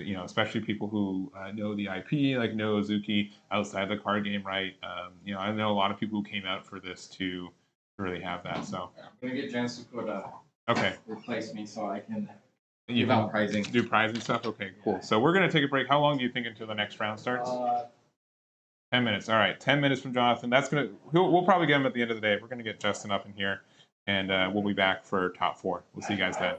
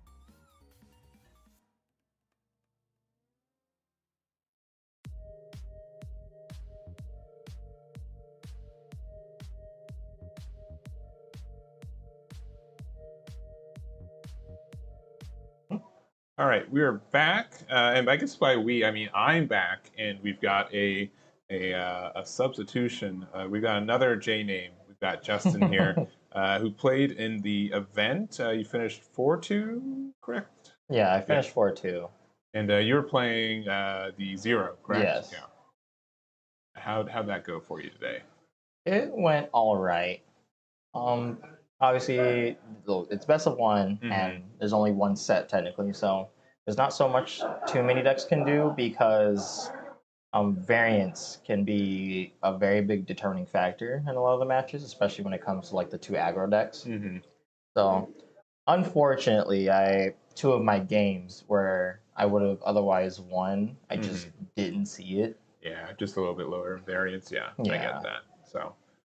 But yeah, we're getting set up. We've got Jerry, who was undefeated on Swiss. Looks like they're getting started, so I'll hit that timer for us too. Hour long. I don't know if we're gonna need the full hour, anyways. But this is Josh's third time. He's gone 2-0 on stream, so hoping to make that a Oh, 3-0. But yeah, Jerry was undefeated. He has not lost a game of Azuki today. Maybe Oh maybe man. maybe lost one game, but he went 2-1 in round These one. But two like titans fighting it out, huh? yeah, he's won at least 8 games of Azuki and lost no more than one. So that's pretty good. That's a very interesting way to put it. Yeah. Both on Dang. Ryzen. So top 8 was 6 zeros, 2 Ryzens. Top 4 is 2 of 2, which means on the other table we do have 2 zeros facing each other. So finals will be the 0 versus Ryzen. Yes, a very, very fun matchup to a lot of people, considering it's let's see who can take out who the fastest. Yeah, and you would mostly say, from your experience, Ryzen has the edge in that match, right? I feel like Ryzen has the edge of the matchup because the deck has good response cards. Mm-hmm. You're not relying on your characters to deal damage to the opponent because since it's so weapon based, you can just equip it to your leader instead. Mm-hmm. So even if a different deck had responses, they couldn't really do much. Mm-hmm. Whereas for Zero, although very consistent, you're taking your life throughout the game to do the damage. So it's like a double-edged sword. Yeah. Ironic, where in order to do more damage, you deal damage to yourself. Ryzen only having to really do that with the exception of Dagger, dealing yourself a damage and then making your Dagger a 2 damage weapon. Yeah, and Jerry really fortunate from hitting that off. Oh yeah, Yeah. insane, and he's going first, so he has the edge. However, it is not that bad for the Ryzen player to go second. Yeah, so we're just gonna attack a shuriken. Ooh, Milligramma. You definitely want the silver hair in your hand, not into your discard. Yeah. So a little unfortunate there, but Grandma makes the aggro matchup a lot easier to handle since most cards are pretty weak in terms of health stat, and Grandma being able to ping as she attacks at the same time can help you trade into board a lot easier, or to pay more damage to the leader. Yes, it is a new card game. yeah, fully releases later this year. So Yes. You can check out the Azuki website for more information. We'll be promoting it here on my socials too, adding it to the Eggman Events deck builder. I'm gonna fingers crossed later this week. So, but yeah, this has been a lot of fun learning and playing this game. Let's see. He swung one. He's deciding if he should use the hidden dagger now to get rid of the body, or to wait it out. He will be using the hidden dagger. Mm-hmm. So although he took the damage, the rat gets traded out to help clear his board. So now the next time he swings at him, it'll also take a damage in return. Yeah, so there's a chance that they're just hoping to equip something to the leader. Was probably hoping that I'll just have like the lightning bolt, lightning orb to answer it. But now in this weird spot, and we don't see this card as he plays often. the pawnbroker. I love pawnbroker. So what he does is he looks at the top 5 cards of your deck. He trashed them, but you get to add a weapon from amongst them to your hand. Mm-hmm. And since it has gate 1, he's able to equip dagger to his leader, take the damage to increase dagger's swing and hit him for 2. But because of the hidden dagger, he also takes 1 in response, so they both took 2 this turn. Yeah. So Josh taking 3 because of the rat. Yeah. But it's 15 to 16 health, so I think Josh, it feels bad to have to use your token, right? But being able anytime that I've seen anyone use their token, like that's almost always been worth it, to the point where He's not yet seen a dagger. So it's looking very, very tough for Josh right now. yeah, because that extra damage really makes a difference. It makes way too big of a difference. All right, and we're gonna spend the 1. Give it rush, okay. We'll attack 2. Swinging 2 and getting to mill the top card of his deck. And then silver hair. Oh, the wrong dagger. Wrong dagger. All right. If Jerry has a grandma in his hand, he is soaring, which I think I saw that he did. So what he could do here is swing 1 to lead. He takes, play grandma, gate it up, give it the dagger. So now she's hitting for a 3, and then he's getting rid of the rat at the same time. Yeah, and that's just really unfortunate. Just see like the difference in like what cards we mill, right? No fault to Josh, right? But yeah, like it's actually just luck of the draw, especially for Ryzen. Ryzen feels like a deck where it's kind of high rolly, where if you don't see dagger in the first couple turns, your pacing throughout the game is heavily deterred. And it looks like we're looking about what's it, tension here to tension, possibly rooftop hunter. So you can use the rooftop to trade into the grandma and then equip the weapon to your leader to further dig more with your shuriken. Sure. But we need to get the tension into this card first, right? Oh, you could. You could. It's better in hand because then you can attach it to anything, because not many cards in the Ryzen's deck has a gate of 2. Gotcha. There's a few exceptions in the deck that runs it, like Indra or Yamada, but doesn't seem like he has either in his hand, and probably best to keep it in hand just in case for like a big swing for a later turn. And Jared's just asking, what weapons do you have in trash? And he's like, oh, just a couple shurikens. Your 2 of your mediocre ones. He milled the Yamada into his trash, so very, very tough situation for him.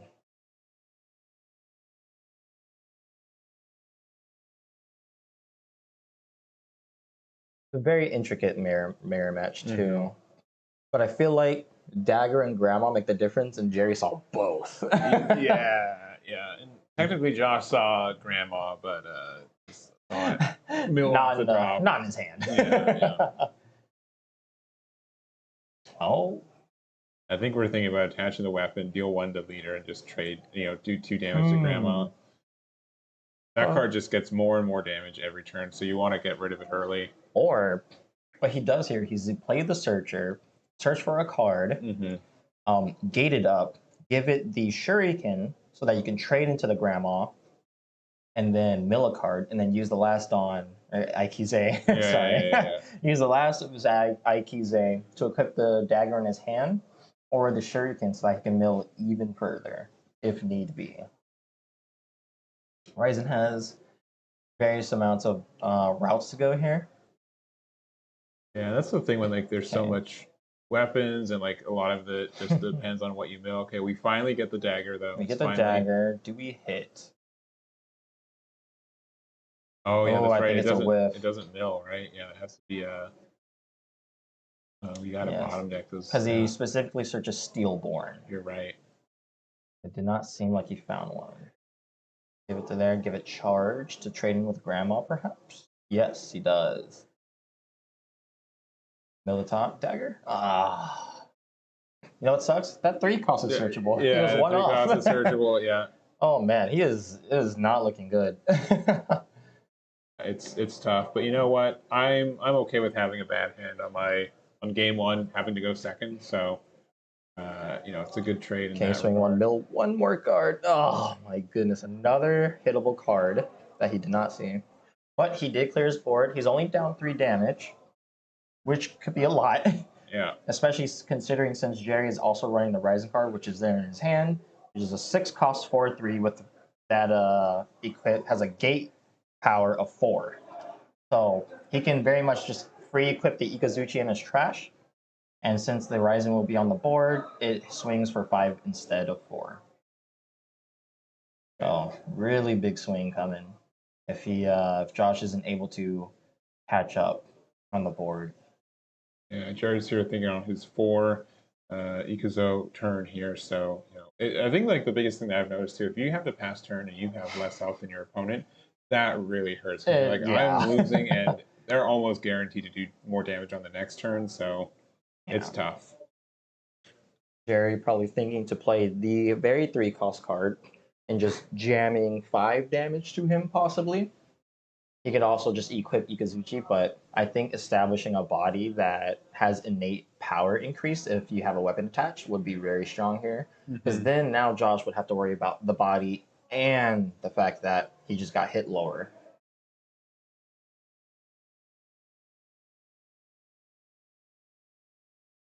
Jerry's in a very commanding position. Yeah, he's up and it's his turn, so that's Yeah. generally all you could really ask for. He also took first. Yes. And saw Dagger turn one curve. Immediately, yeah. That is like a Ryzen player's dream to see Rat into Dagger. Into Grandma. into grandma, yeah. Really, really insane.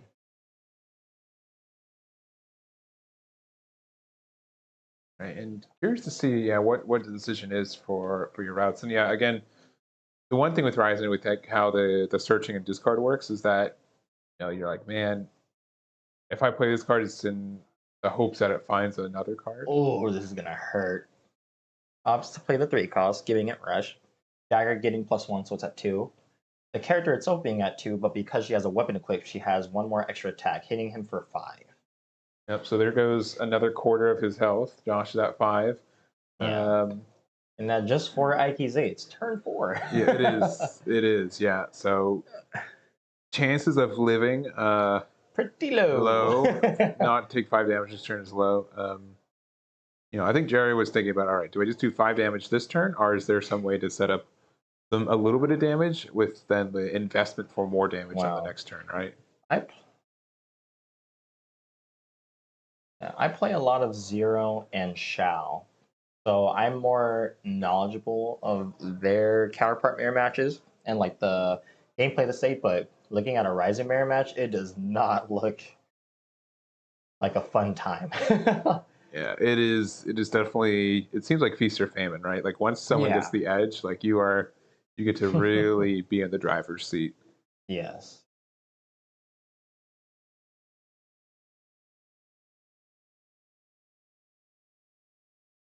And knowing that Jerry is running the Ikazuchi weapon, like he is in a very strangled predicament here where if he needs to get rid of this 3-cost on his board, and if he doesn't, he's in a lot of trouble. So yes, he'll be trading into it.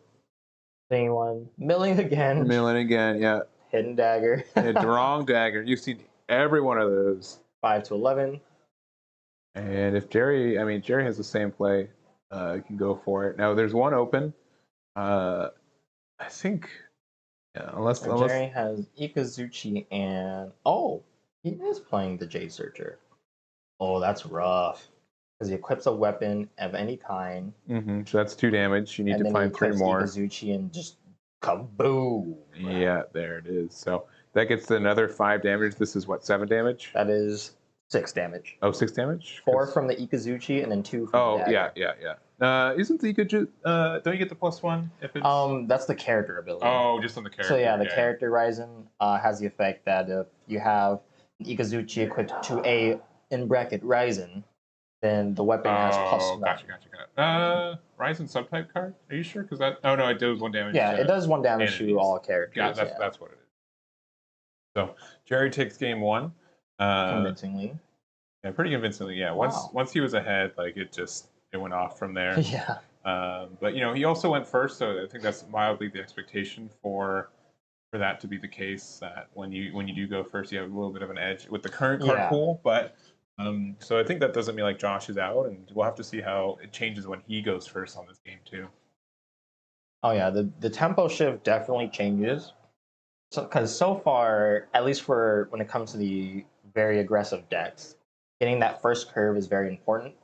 Whether if it's Zero setting up their board full of 1 attack, 2 health cards so that they can use their leader effect with it a lot more freely, and Ryzen going first to if they hit that dagger. Then you're in a very big world of hurt. Yeah, and you know, I think like this is like part of the beauty of best of three. So I don't think Josh necessarily Yeah. did anything incorrect. You're like, all right, you know what? We'll shake that one off. If anything, he was doing the most of what he had. Yeah. Which he was mediating it. It was just unfortunate that Jerry did have the one cost to give it rush so that it can not only get the free weapon from the trash for the gate one, but to equip the Ikazuchi to it to get that last bit of damage. Mm-hmm. Or to his leader, actually.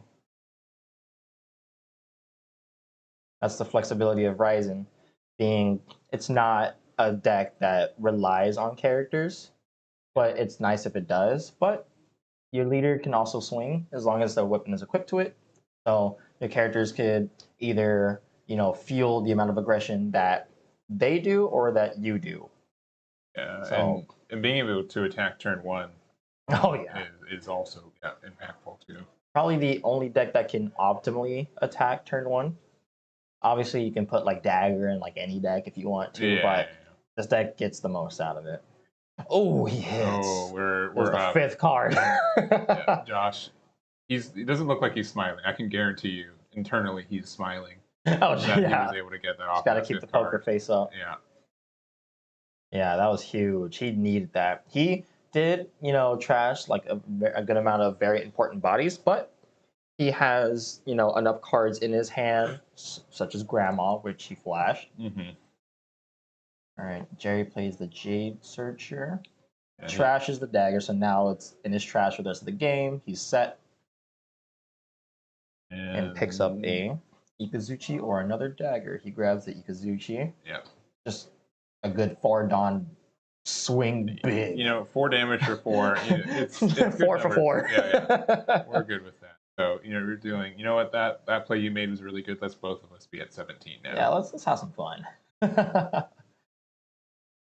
Like, that's why that neutral card's so good, because if you do have the, like, you can, Oh, uses his coin to search.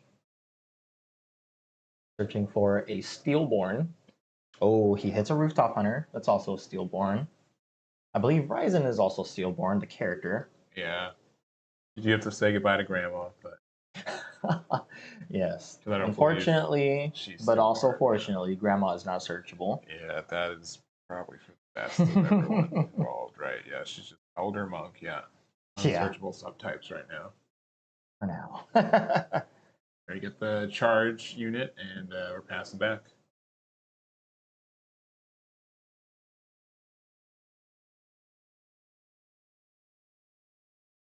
All right, we are at 2. He's got he runs the 5-cost blocker. Yeah. The Tiger. I've yet to see it hit the board, but I have seen it in hand. So it's very hard to play considering it costs 5. Yeah. But if you're able to play it, especially in the mirror, it's like the mirror killer, right? Because if you swing at them, you get the block and then deal a damage to their leader. So you prevent one of their big attacks while also putting them lower to hit lethal a lot faster. Yeah, and the gate 2 is really good too. Oh yeah. Play it, juice it up, equip tension. Yeah. Hit for 3, and then all right, get past my blocker. That's gonna damage you because I blocked with it.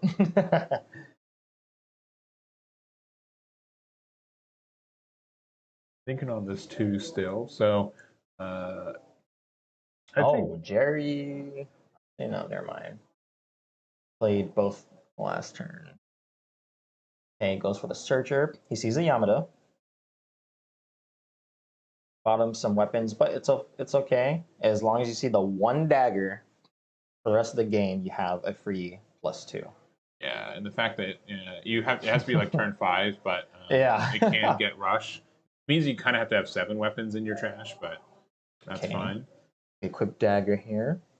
Take hit 1. For 2, then hit for 3. With in tandem with the rat. And we don't have lightning orb, so we're just gonna play another rat. I think he does, but he's not afraid, or he's not he doesn't really need to use it. Oh yeah, and so because he doesn't have any weapons in the trash, because we equipped the only 1, you do get to 5. There's 2 orbs though. Yes, that is true. This is a very niche scenario that happens, but a very strong one. Yeah. And the tension there also in the trash too. So I think we've got like 3 weapons. Yeah, in we're set this on card now. the main weapons that Ryzen likes to use when it comes to the game. Jerry already used his coin, so now he's hard stuck with going for his normal ramp. So even if he were to play Grandma to help get rid of the board, he would not be able to swing with it. Yeah, not this turn. Yeah. Probably just a better turn 3. I mean, Deck loves to get immediate value out of their cards. Oh, nice. He's got a tension in there now. Gate it up, equip the Black Jade Dagger, put it to leader, hit it for 1. He does not opt to use the on play because he's trying to help mitigate the amount of swings he has on board. Something I noticed that particular few of Ryzen players is that they're running a bit of a weenie-esque rush build. sure. You know, because, you know, normally it's just Rat and the Black Jade Recruit. Yeah. But they're running the Searcher, which helps not only pushes more aggression and adds pressure to the match, but they are able to search for their other options and tools. It helps with, you know, just swinging out. Now you have to deal with this, especially against a deck that can just have a turn where they just smack you for 4 to 6. I just think like just being able to use the gate ability, right, with dagger, like Yeah. it seems superfluous, but it's like, you know what? It's For ridiculous. 1, I'm going to get a search, and then I get to give +2 to something at the Yeah. cost of -1 for me. But Oh like, no! it's, I just went up, went net positive, and I just hit you for 2. yeah. And so now here's a question: like we've got 1 open for Jerry, so Jerry could have Lightning Orb, and if that's the case, like you are very sad that you're losing 2 of your bodies. That's probably what he's contemplating right now. Maybe I should swing at the Searchers first to see if he has it. Because if he plays out any other card, it might, you know, take some crossfire there. Yeah, and this could be a bit of a also like, I mean, if you've got nothing else to do, right, could be a bit of a bait in the Yeah. sense like, well, I hopefully they hit for because they think that they're going to lose the body anyways. They might go to the wrong target. All right, we're going Swinging 1 to life. Life. Yeah, there's There's the lightning orb. Got it out of the way. 2 for 1, but you're the 2. Yes. Now he can confidently. Options are quite rough. He could play a courier, gate it up, equipped a tension, and go face for 3. He can also rebuild his board of weenies. Seems like he's doing. He does not use the skill with it. He uses it to equip dagger to Jade unit itself, giving it rush. Smacking for 3. Put a 10.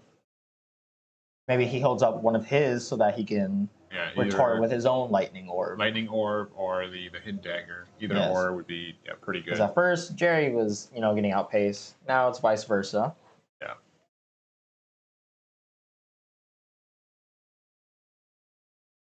Now if Jerry attempts to swing, Josh himself can go for the lightning orb, clear his board,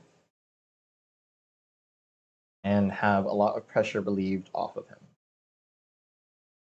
Assuming Jerry is going to his face, 10 to 13. He takes a 12. He's very patient using his lightning orb, because he could just as easily play, for say, a rooftop hunter, right? Equipped it, rush with it, orb, equip dagger. Seems like he will do, because not only do you establish a body, but you get to swing twice. Yeah. You get to hit him for 4 now, putting him to 8. But he puts himself to 9. However, I think he's in a much safer position.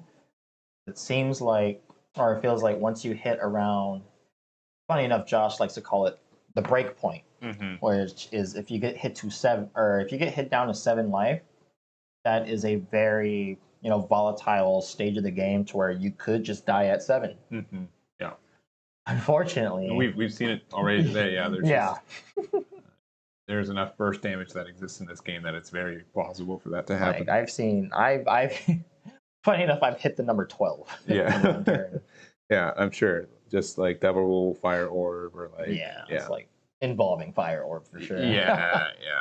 Or just like, you know, I think my board was 2 Pekiro and like a 1 attack, so I'll go 2, 2, 1, and then Scarlet for 7.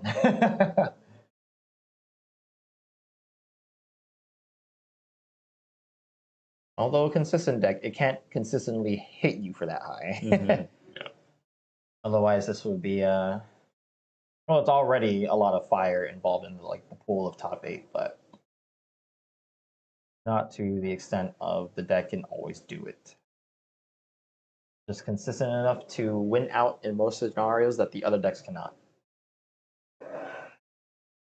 Jerry's thinking if he should play out the Rooftop Hunter, maybe equipped a weapon or two to leader and hold up one for another lightning orb to get rid of his board pressure. Very tough decision. This is a very pivotal moment, especially in a Ryzen mirror.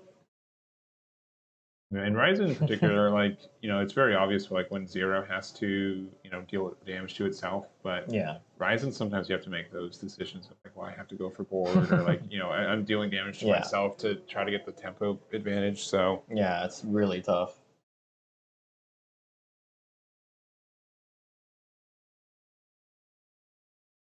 Another option would be if he should flood the board with maybe one or two more characters, because say he does go for Rooftop Hunter, right, and he hits him to 8, he has to hope that he doesn't have a grandma in hand to help get rid of his board on the clapback.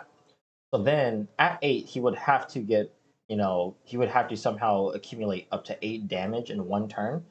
Because if he doesn't, then it's more than likely that Josh can close out the game from that point. yeah, it could be also like just deciding to put out a bunch of 1 health things, and exactly. Then, yeah. If there's the Ikazuchi, you mentioned that. It's very Yeah. So I know Jay for sure is running it.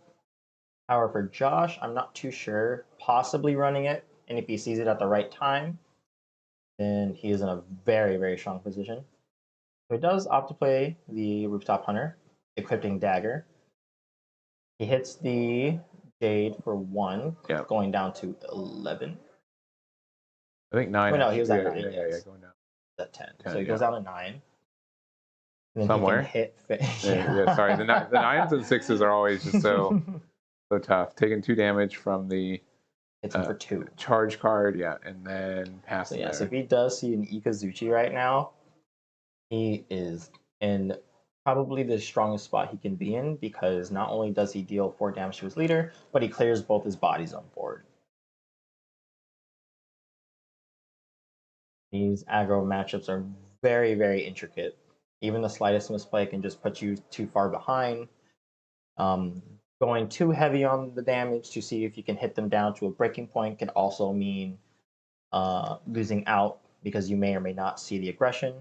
Luckily, Ryzen has a built-in rush mechanic, so Ryzen has a little bit more leniency for that. But many, many times, including myself as a Zero player, there are times where you try to hit them to a point where it's like, well, all I need to do is see 2 damage bursts, and you don't see it for like a turn or 2 in a row, and then that's when you lose. Yeah, so Josh is thinking here. So we got 4. It's really to the point, like if there's a way for us to, what if we had Grandma? Grandma, I think, would help us out a lot. I think he does have Grandma in hand. Yeah, because that would help us get rid of one of the charge cards, and then we can get rid of the 2/1. Yeah, the 2/1. We can be going for 2 or 3 damage if we want to put Barry down to 6. So have like 1 or 2 left open. So I think if we have Grandma, that would be immediately the best play, but it doesn't seem like the best play. I think so too. Or if he has Grandma and a lightning orb in his hand, then he's soaring. Oh, yeah. Because then, okay, so he plays Grandma. Gives it a dagger. Always thinking. Yeah, now can we afford to do 1 damage to ourselves? I think you can, because you'll go to 9. He only has 4 Aikize to his disposal for the next turn. And if he does have the lightning orb in his hand, then he can just go full face with all the damage, which would be 4. Yeah. So we're going to do 1 damage to that. We're going to take... Hit him for 3, put him to 6. Put him to 6, and then... Hold up 1 possibly for a hidden dagger. Oh, he has a lightning orb. Yeah. Interesting. I'm surprised he didn't have the extra ping go to his face, but like I said, he's at 6, so that's under breakpoint. So regardless of what happens, Josh more than likely has a means of going for game here. But I think you're right. I think I would have left I would not have cared about that if I had the Like the lightning arm, yeah, right? yeah. Because then you can just kill it with like both of them at the same time with that. So then he quite Mhm. literally has to come up with 9 damage out of his hand and his hand alone. Yeah. And fives, both. Now all the numbers are approachable, but I think Yeah. 5 would have been fine. Or even if we were worried about going down to 9, we could have stayed at 10, right? So Yeah. And so at least done the same amount of damage. Yeah. Sometimes you need that extra juice. You do. All right, Cherry's thinking on 4 here. So he's on match point too. So if he wins this, he will be in the finals. Facing a 0 over there, since that's our other match on the top 4 side. Very, very interesting matchup. Yeah, because I think we've avoided a double 0 game so far today. But yeah, it really is to the point. Like, yeah, you're both burning each other so much, so you gotta be really careful. Yeah, it's tough. Thankfully, Zero does run more like healing flutter, considering that is one of the ways that Zero can stay in the game, especially against either the mirror match or Ryzen, since both decks' aggressions are very, very high. One turn you can be at 18 and then you take 5 damage. You're at halfway health. You get put in a very rough and tough position.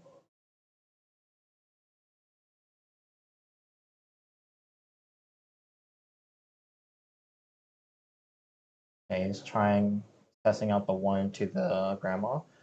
Josh knows what he's trying to do, because if he were to equip Ikazuchi, he would be able to wipe the grandma away while also dealing 4 damage to him at the same time. Yeah, and we know. So now he removed that as a possible option for him to go for game, or for the board clear. Yeah, we know that's in hand because he searched it earlier. So yeah.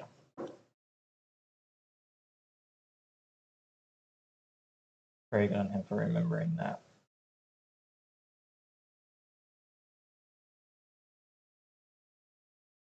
All right, Jerry's thinking here. A lot of cards in hand, but just not the cards he wants, it seems. Very funny for such an aggressive mirror match. These games are probably longer than it is. We're just staring at each other. We're every menacingly. HP counts. It does. You always got to play for your outs. Plays the Black Jade Recruit. Puts dagger to it. Gives it rush. Swings 2 at it. Has 2 more up. He can opt to play and equipped the Jade Dagger in hand. He can also equip Shuriken. Seems like he wants to play the Pawnbroker instead. Check top 5 for a weapon.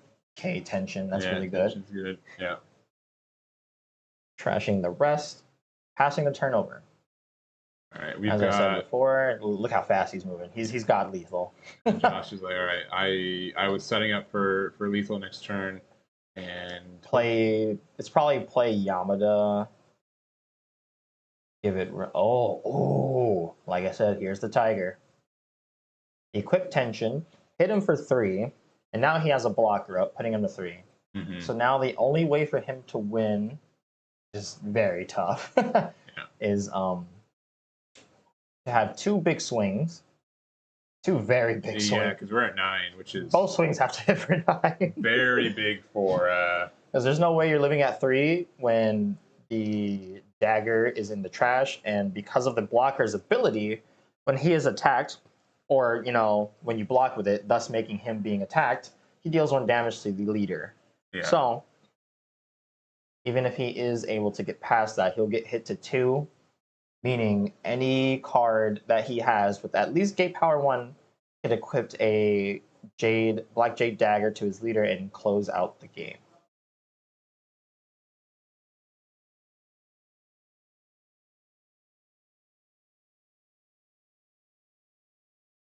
Very, very tough position.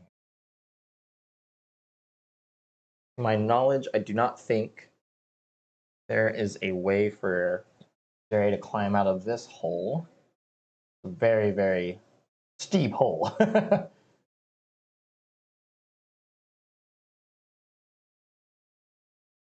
Equipping the tension, possibly. Swinging 3 with what's maybe the pawnbroker, Mm-hmm. just to see if he can get the 3 damage in. So deals 1, swings 3. More than likely blocks here to put him at the 2 health position. From my experience, Ryzen does not have a way of dealing 8 damage with 3 Ikuzo. Thank goodness. Thank goodness. Yeah. Yeah. So if anything, he would just probably try and deal more damage to set him back a little bit far. But I don't think it's going to be enough. So put Jerry down to 2, 3 open. Because this following turn, he just plays literally anything and equips Dagger from trash to hit him for exactly 2. Ryzen doesn't have the response timings of reducing damage like Shao does. Mm-hmm. They just have Lightning Orb, and Lightning Orb only hits characters as of now. It grabs attention. Be good for next turn if you get one, but I don't Gates know. up pawn. I don't know if he is. Give Dagger to lead. Hit him for 1. Putting him to 7. Passes the turn. And yeah, I think Jerry's like, yeah, I'm likely losing, but you know what? You're going to have it. Yeah, here's, yeah. Oh, yeah. Equip that.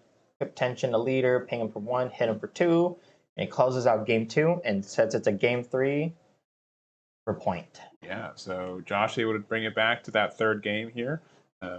Definitely, again, an advantage for being able to go first in this one. But I think that Tiger was kind of like a checkmate moment. Yeah. Made it so he really couldn't lose anymore. As I said before, in that mirror match, when you play the Tiger, you basically seal the game. Yeah. There's nothing that Ryzen can really do to get past that and deal a large amount of damage to you at the same time because they have to get over the Tiger. Mm-hmm. And you're forced to attack into it. You're forced to take the damage. Yeah, so we'll see Josh going likely second here, but I've seen him overcome the going second deficit a little bit. So, oh yeah, I still think anyone's game for sure.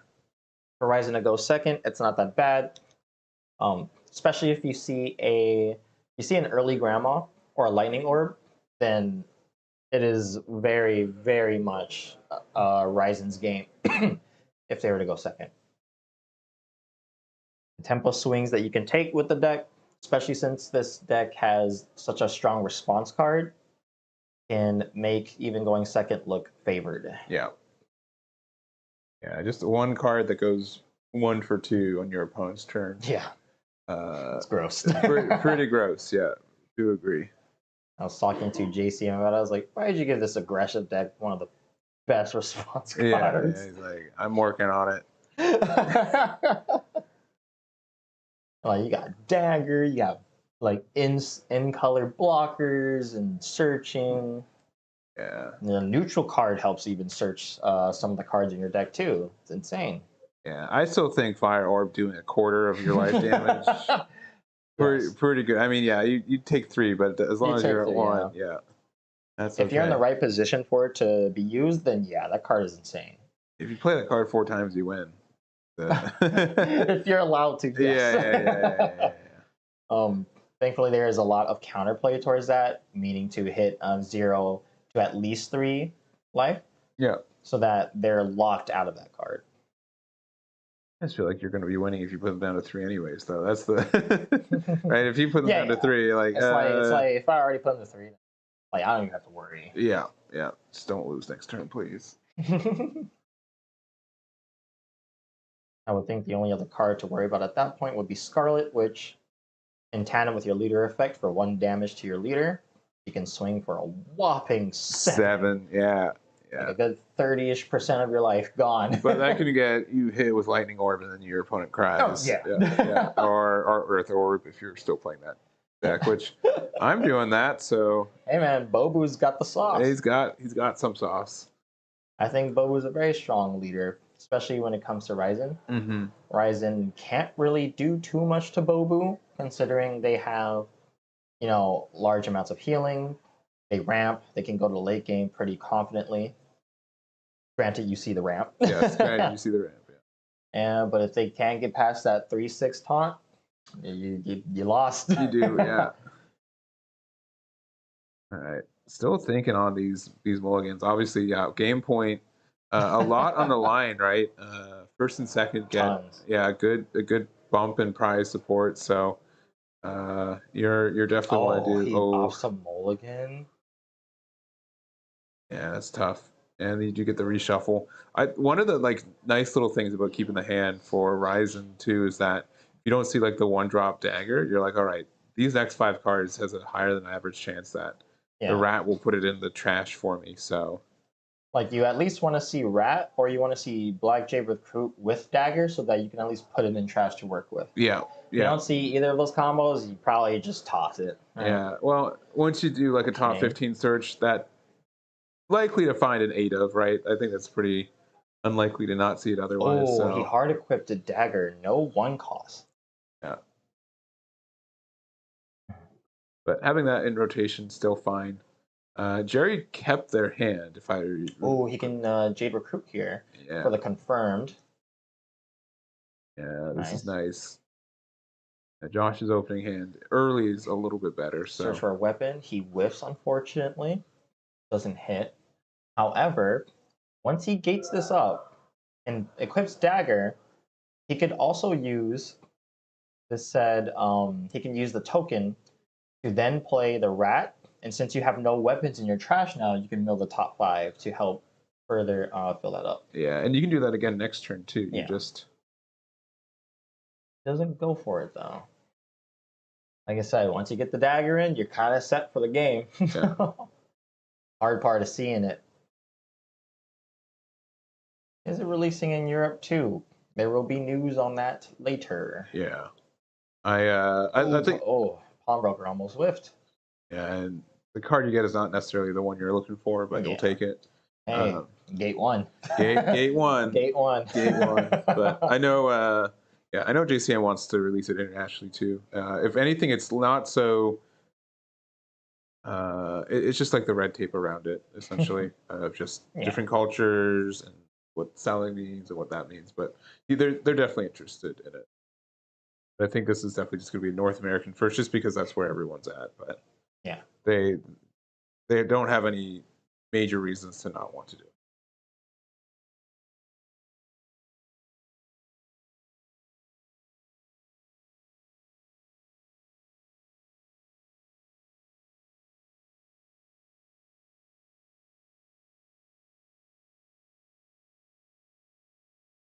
All right, looking at the hand here, we've got 2 open and the token.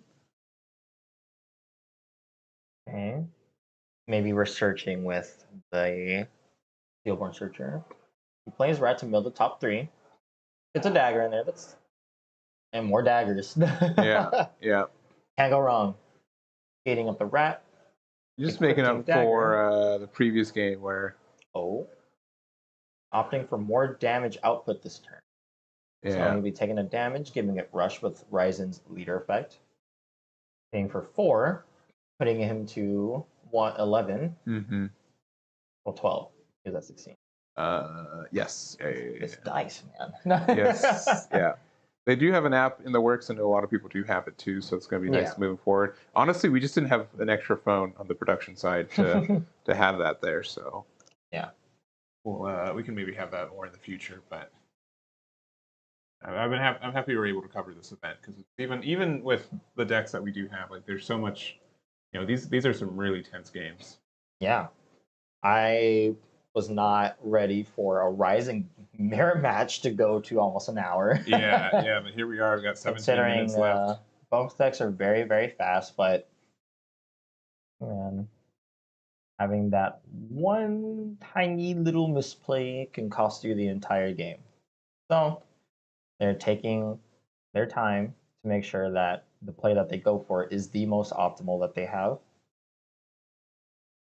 Jerry is no stranger to this concept. Very strong player across the board for other card games. Josh is also a very strong card player. Mm-hmm. But season's over. We're just waiting for Nats.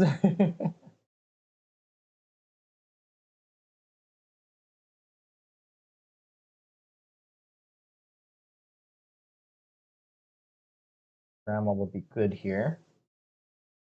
Playing one of the small bodies. Doesn't seem like he has one. Might be going through a little bit of a bricky hand. I see a couple Ryzens, some Midnight Couriers, all big cards. Nothing too small to help combo possibly with other cards. Yeah, this is a point where if you have Lightning Orb, you can kind of just ignore your opponent's board at this point. So Yeah. we can if we do have it, which I don't think Jerry does. Yeah, we have to go for the trade. If we have the Silver Hair though, Silver Hair can definitely help at least do some damage. So that might be the next play. Seems like it. Yeah. It does. Equips. Oh, interesting. Interesting. Okay. Equips the weapon. Doesn't use the ability. Doesn't give the charge. Yeah. Swings at the 1/1. Yeah. So this is just 1 damage for 1 damage sake, right? Yeah. Gate 1's pretty good. Yeah. All right. 111 and pass turn. Bluffing his own possible. He decides to do one more thing. Calls the searcher, looking for. Stillborn. Yeah. Ooh. Yeah, no. Nose Stillborn. goes. Yeah. All right. Whiffs happen. Part of the game. I really do think it is. Like, and the thing is that, like compared to other games, like your searchers can still be like value wise later in the game too. Especially most of them have a gate 1. Yeah. Just means like a little version of your gate ability here is still generally fine. Yeah. The patience that Ryzen players need to pilot this deck is immaculate because, like I said, any wrong move can prove lethal. He does not whiff. He hits the 3 cost. And if we can hold off on using our burn next or our token till next turn, we're at 5. We can play the Tiger again. Tiger felt pretty good in that previous game as well. So that could be really helpful. We'll give it rush. Smacking for 3. Ooh, ouch. Putting him to 8. All right, the game's starting to look back in Josh's favor. He's got a Lightning Orb. He's got a Hidden Dagger. He can wipe his board next turn if he decides to swing. Yeah, but I like keeping this the silver here because it just means like now you can get rid of this one for free again too. Yeah. Which will require him to swing with it. Sure. Yeah. But you get like the medium value with it.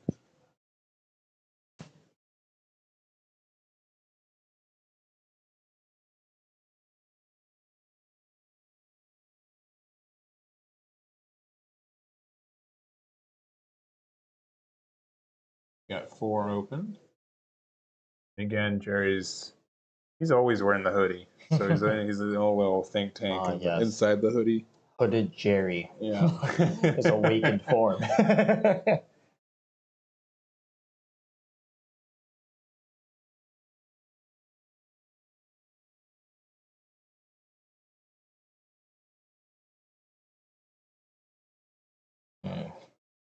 Thinking very long and hard about the decision to make here. Got 2 Aikize up. Very, very scary. He has Iko Juchi in his hand, right? He does. So you could do 4 + 1 + 1 + 1, so 7 damage. With Josh down to 6. He could if he didn't have the Lightning Orb and the Hidden Dagger.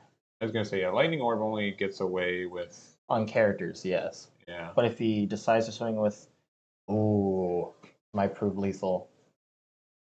Oh, that was very smart by Jerry.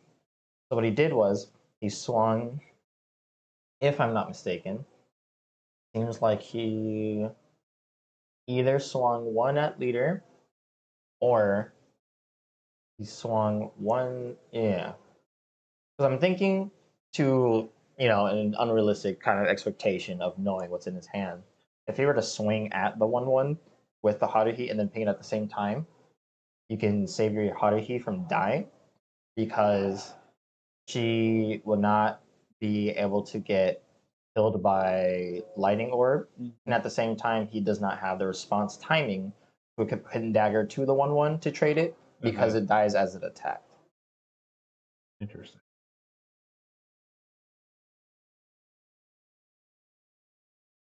Josh thinking if he should use his responses now or later.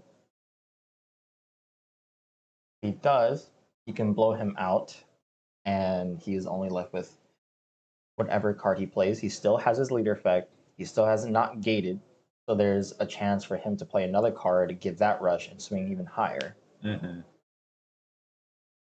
Matchup's rough. He does opt to go for the hidden dagger equipped into. Okay. Yeah, so back at 8. Yeah. 1 damage there, which I mean, if you want to burn your, if you want to burn the lightning orb now, also if you had double hidden dagger, that'd be kind of mean.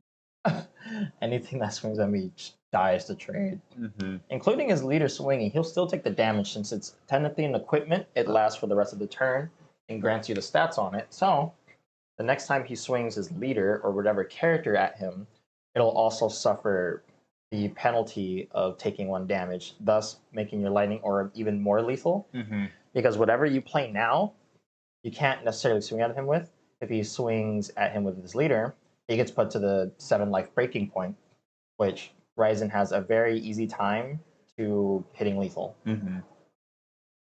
Yeah, I'm still, I don't know. I could just be in the wrong. I'd still be really tempted to say, let's just play the big sword on the leader. Big sword. Big sword.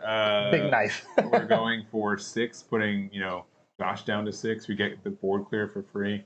If I think he's trying to play around dagger, right? Because he's like, he is recognizing that 7's really painful, but yeah. You don't want to take too much damage against an aggro deck. They'll find a way. They always do. yeah.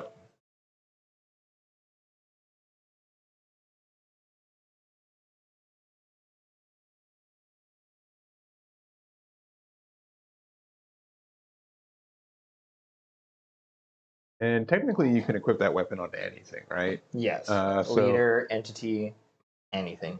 So this could be a chance of like, you know what, maybe to not take his, to loot, to make it so I'm not taking that 1 damage. I could just equip it to the 1/1. Yeah. But then they could burn their token to play a lightning orb. So if that happens, I believe Jerry loses. yeah. Because not only is he equipping a weapon to the 1/1, but he's equipping a weapon that can possibly help him go for game on another turn from hand. So losing that possible damage on top of losing your board it would be a big loss. Yeah, so definitely thinking on this 4. Which is why, yeah. And I like Josh's patience. All he did was equip the hidden dagger. So he's not telegraphing that he has a lightning orb per se, but there is the possibility that he equips another hidden dagger possibly. Or he can just save it for next turn to make him going for lethal even harder. Because the longer they keep it, yep. He didn't even want to risk it. Hard play courier. I'm surprised we didn't just equip to the 1/1 and do a little bit of damage though, right? Because if he did that, he lightning orbs, he loses both grandma and the 1/1, and he doesn't get the damage through. I see. That's what makes lightning orb so scary. Whether they have it or not, you can't risk it because you have to put yourself in a position to where if they have it and I lose my board, I lose the game. Mm-hmm. Because you don't get your damage through, you lose out on your boards and your bodies and your weapons, and they get to keep their their bodies and etc. And you just get hit on the clapback really hard. So right now Jerry's at 8th health. We have the 5-drop blocker. Wouldn't be terrible. The 5-drop blocker wouldn't be too bad because he would still, even if you block it and it lives, it technically got attacked, so you still take the damage from it. Yeah. Thus putting him lower. Mm-hmm. If he decides to swing at it again to get rid of it, which he may or may not have to, you got attacked again. There is no cooldown to his ability. It's just when he gets attacked, no once per turn. So then you'll be taking 2 damage for it.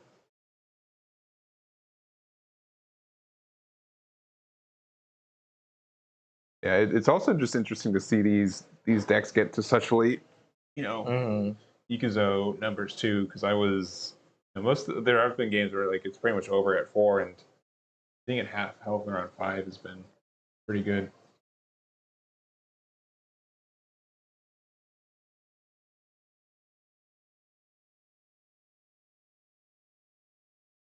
And we're running slowly out of time here, so Yeah, got we 5 minutes left.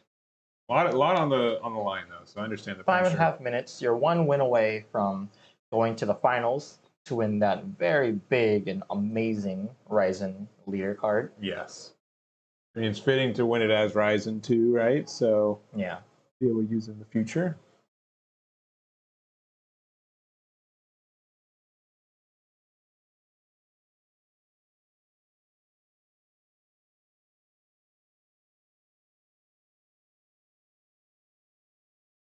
All right.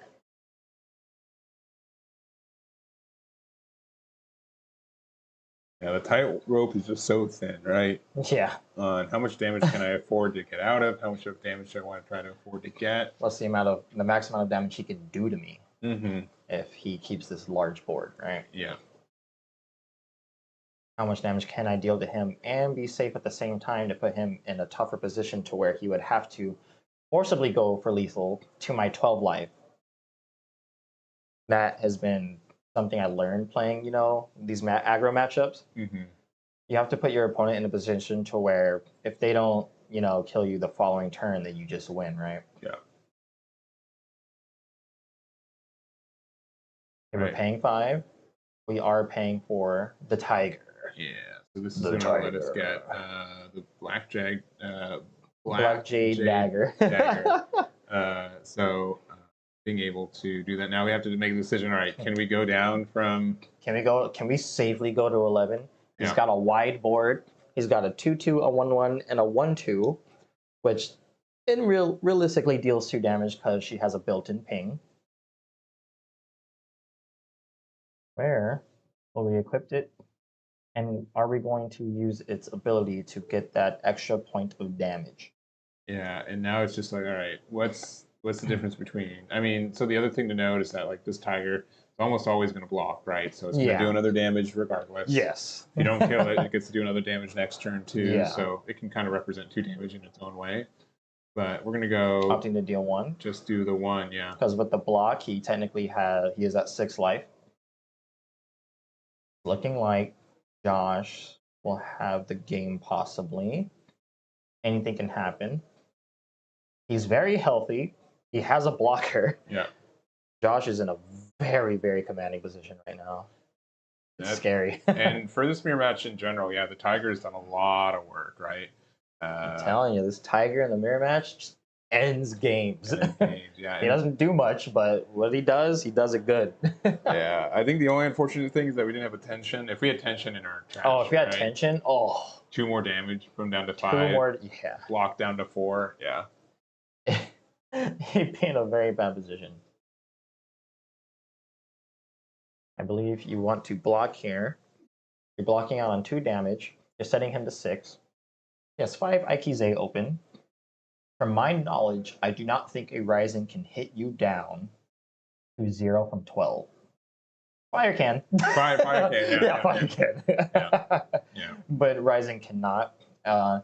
And attuned with how costly their weapons can be for higher numbers, or if it's multiple dagger equips, you're dealing a lot of damage to yourself in the process. We're just gonna take it. He took the 2. Okay. Yeah, because the other thing is that like the silver hair can do that She 1 can extra ping it, damage. Yeah, so that might have been a deciding factor too. Because if he were to block that,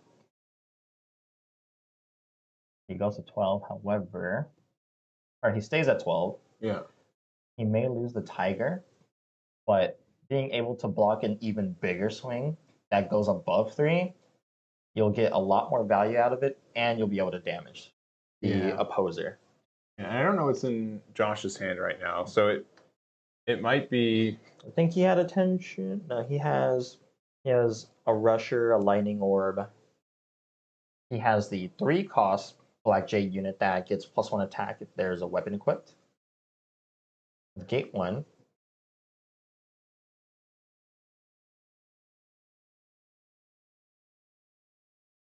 And I think it's known that Jerry does have the Ikazuchi. Yeah, so that can also just deal enough damage.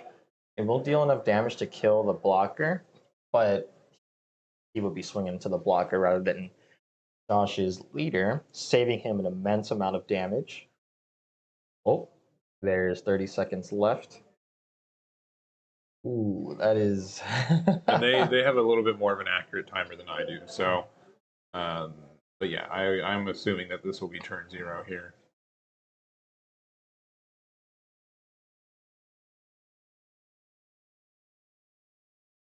Bringing leader, pinging the tiger for 1. He takes it willingly. No flesh off his teeth. No. He's very comfortable. His blocker only took 1. He can still block with it. Looks like JCM got up, maybe to intervene. They're out of time. Yeah. If I recall it correctly, it goes down to health, which he has 2 more points than him. Okay, he plays courier, gates it up, equips a dagger, uses ability, swings 3. You for sure block here. Yeah, I think this is a. There's a block, blocking it, dealing 1 damage to him, putting him to 6. Yeah, it just depends if Josh can actually do the damage to go for game next turn. But like, even if this survives, right? Like it's still. Yeah, I think he got blocked here. Yeah, do 1 damage to Jerry. Jerry going down to 6. 6 at Jerry, 9 for Josh. 1 more damage here, putting Josh to 8. And let's see if Josh can do that 8 damage or sorry, that 6 damage to win right here. Off 5 Ikazos. Okay. He's got it for sure. Yeah. He plays her, gates her up, equips dagger. She's swinging for 5 by herself. Give her the rush, equip shuriken. Oh, dagger. Oh, man. Yeah. That'll be Takes the game. Josh takes it very narrowly. Nice. 2-1, despite going second twice, and will be in the finals. I think, honestly, that Tiger, definitely the mirror match breaker. That's been really helpful for him. So, yeah, really impactful in those last 2 games. So that's going to be it for our top 4 here, just finishing within time, barely. So honestly, very surprising on such a aggressive matchup. But yeah, they use that hour every second. Yeah, every second of it. So I guess we're just following Josh's top 8 journey the entire day. We saw him last round, we saw him this round, and we'll see him in the finals too. He is making a generational run right now. Yeah, very strong player, and even for One Piece as well. He's being yeah. But very happy. We see Zal out there too. Yeah. I don't know who he's facing in the finals yet. All right. Who's the other 0 players? I do not know. I know Zal was on 0, but I don't think he. I think one of them was Andrew. Yeah, we'll have to find out when you guys find out. So we've got 1 more round. We've got the finals here. We'll see them play it out. We'll get to you guys. I'm going to say 10 minutes. This timer's probably going to be... Hopefully. Well, it should be 10 minutes. Yeah, because they're going to take some pictures and stuff. But we'll be back. We'll let you guys know when that is. We got 1 more match to get there. Yep. And we'll see you guys then.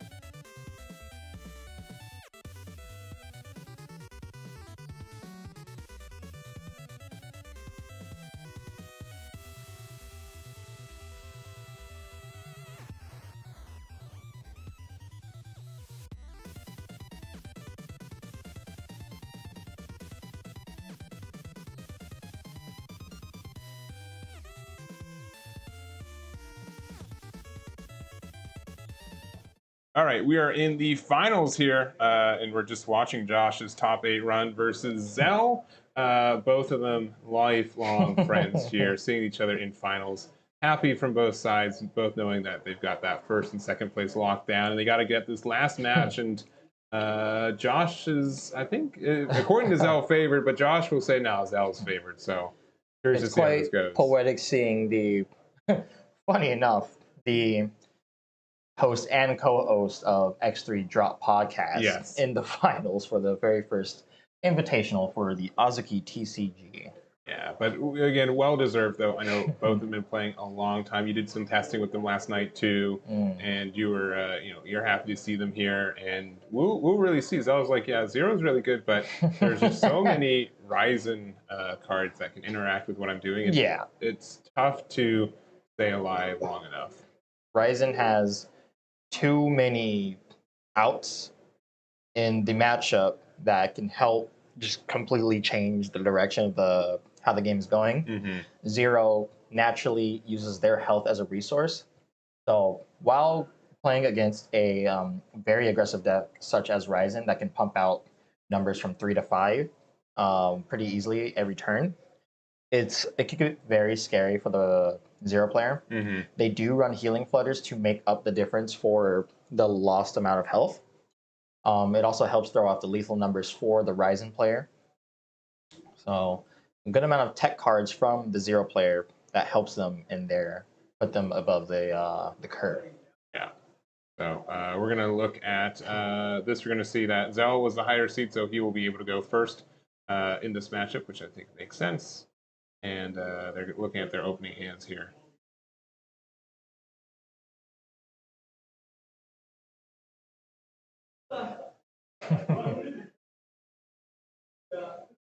Especially more so entertaining that they're very, very close friends. Yeah, they're going to be just two bros in the finals. Probably a little bit more chummy on this, a little bit more banter, a bit more laughs. Tying her shoe, all right, making sure we're ready. Hey man, you gotta make sure. Yeah, there goes the fist bump of friendship. Starting off with Ray, a very strong card for Zero to have. Zero, I'm sure it was said probably previously in the other commentations, where Zero thrives off of a card that has 2 health, thus letting them use their leader ability more frequently and more viciously to help push more damage to the opponent. However, in this matchup, especially seeing that Josh has 2 lightning orbs in his hand, is going to be very, very difficult using your leader effect because you have to respect the lightning orb. If you do not respect the lightning orb, you can toss the game up a lot faster than what would be expected. Yeah, so putting on the leader, 1 damage for me, 2 damage for you. Yeah, and start the game off at 18. Yeah.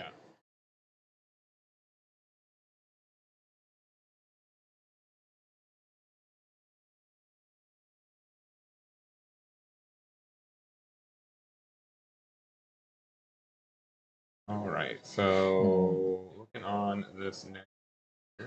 Speaking of which, Zell now has the this is gonna hurt. However, if he plays a 2 cost with 2 health, he's in an okay position where he still gets the damage output he wants, possibly. And if he does happen to have the lightning orb, he gets to at least keep 1 body on the board. In this position, though, he can still lose out on tempo and board here. Yeah, so we're going to use the effect of the leader to go down to 17 to give us the +1. And here, he could also equip Hidden Dagger, too. Yeah. This is actually a very strong and pivotal moment in the matchup here. If he lightning orbs, that's good. He only gets rid of 1 body, but if he Hidden Daggers, then he gets to keep the lightning orb, and he gets rid of the ray. Getting rid of a 2 health bodied unit on the Zero side is very good. The less bodies that they have, the less they can aggress you, because Zero is more so a character-focused based aggression deck, where in comparison, Ryzen works with weapons, so you can use your leader is also the aggressor. Yeah. But in this case, Zero's characters is what gets you there. So we got 2 to work with. We got to use the dagger again. Ooh, that's hidden for 3. The big 3 there. 3 yeah. to 16. He's already at 13 life. Yeah. And if we've got the... Oh, we don't have a 1 cost to play off, though, so... We do have the lightning orb, but that can just be if they try to use their leader effect again, you just pop the 1 health unit. Right, 3 to go with. Spice is nice and is everything. up there. Yeah, spice and everything nice. And if you want to, you can try to go into the Black Jade recruit. You are all things considered. He could, but it's a little scary because if he does go into it, he can just equip the hidden dagger there because it seems like he has another one. He can also still lightning orb it. So getting rid of his board here would put him very high on the tempo game. Yeah. Zell could also opt to play the triple ray that's in his hand, it seems like. Or he can do double ray and use the healing flutter to keep him healthy in the game. I also do like the 3 cost panda. 3 or 2? 2 costs. No, it's 3 costs. Yeah, the Pekiro. Oh, Pekiro. Yeah, he is a red panda. So you could do something where like you attack Spice up. Then afterwards you use your leader ability to put 1 on Pekiro, which actually puts so then you dodge the possible you dodge the lightning, play around it perfectly. Oh, he is swinging the Spice at it. Let's see if they have a lightning. If we do this, this might be our last attack for the turn. Bro. It also could be another hidden dagger. Yeah, offers a good trade. Okay, loses the red panda. Oh, triple ray. Gosh, he's like, you got rid of 1, but I got more 1 too. Chuckling, and yeah, this 2 HP. This is a bit of a high roll on Zero side. It may not look like much, but being able to accumulate and flood the board with more 2 health units, no matter what happens to one of them, you always have a backup plan for using your leader effect with them. I think this is actually very. This is why I play Earth. Quicksand just gets this out of here. We're in a good spot. Quicksand. Yeah, Quicksand just trivializes this kind of like style of play, but unfortunately he is not Bobo. Yeah, unfortunately he wanted to win this event, so he chose Ryzen. I get it. But I was just like, how they're gonna have combo pieces for days now, right? It's gonna be very difficult to not let them be able to get some advantage off their leader ability. It's gonna be difficult to deal with because if you're a disciplined Zero player, you hardly use your leader effect. So he can just keep pinging you for a bunch of 1s and slowly build up the board to the point where if he doesn't also, increase the amount of cards he has on his board to be the aggressor here, he might be too far behind. Yeah, and this was I'd say pretty slow already turn. He's kind of far behind because of the contagious that he went triple ray. And the Ryzen did not see enough cards on the board. Does not seem like he had the luxury to go a little bit wider. Both decks like to play out their 1 costs. However, the amount of 1 cost that Zero runs is very high, a lot of them being 2 health units. So getting that early aggression into your mid to late game where you start smacking really hard and burning them for using your event spells, it can get really rough very fast. Yeah, agreed. It is funny that you mentioned earlier how Josh mentioned that Zero is favored into it. These are one of those moments where if Zero cracks out and sees multiple 1-2s, yes, Zero more than likely has the win. You could still lose it if you don't play it properly, but Zell being a very seasoned player, he's played many TCGs before. He's very smart. The way he thinks is a lot different than others. So he thinks of every kind of scenario that can come up or possibly happen. Look at him. You know, they were joking beforehand. Yeah, we can take it easy. We're friends and stuff. But it's just like Locked immediately in. back locked in. Locked in. All right. Now they've sat down. They're like, yeah. So, Like, man, I'm ahead, but I could still toss it here if Mhm. I'm not careful.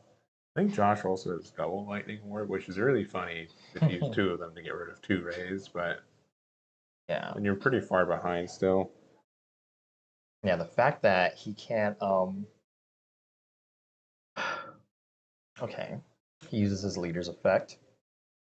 He pings on the raise, giving it +1 attack, but also putting it to 1 health. Mm-hmm. So currently this is a 2-1. Starts off with a 2. And I think you got to be like, all right. He may have to lightning orb this one because if he doesn't, he's gonna be in a world of pain. It's just gonna be too much aggression. Something that he did was really smart that not many people probably understand, but lightning orb is up to. Sure. So you don't have to ping 2 things because if he did ping one of the other rays, then he can still use his gate ability to give that ray power because it's technically damage for the turn. Mm-hmm. Yeah, it doesn't really care about how you get the damage. Yeah. So as long as it is damage for the turn. Only hitting the singular ray there was the best option he could do. Still 15 to 10.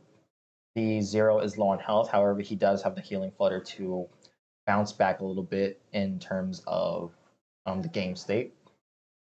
He is by all means not anywhere near a lethal range, so he takes 2, going down to 13 to 10. Plays out the Pekiro, plays out the Hokuto Searcher, search for a Scorch Reaver, which searches your events. So he either has Collateral Burst or Fire Orb here. Yeah. Yeah, and it only looks for technically the Pyre Skin ones, right? No, he looks for a Scorch Reaver. Or a Scorch Reaver. Ruby is the Pyre Skin Searcher. Yeah, but not the. It doesn't get the Flutter event. Is kind of what I was trying to. He can get the event, and then the one cost 1/2 health in his hand. Yeah, the spells. But he opts for a Collateral Burst. It's just one of the best cards in the game. Yeah, just 2 for 2. Good value. 2 for 2, possibly more because you can deal damage to a card up to 1 card on your board, and knowing 0, the deck pluses a lot based off of having damaged units. Yeah, and having like the redirect too. So. Oh yeah, Pekiro. Yeah. You can clear a board with it. You can just burst damage with it. Now you're in this weird spot for Josh of like, all right, I'm at 13, but can I only take 13 damage next turn? Like there's such a wide board.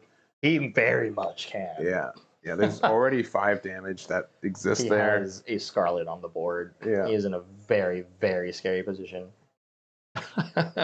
Seeing Josh's face of disgust, like he really saw all those 1/2s. Yeah, well, you've been seeing your lightning orbs. I'd say Josh is also high rolled with a lot of his pieces.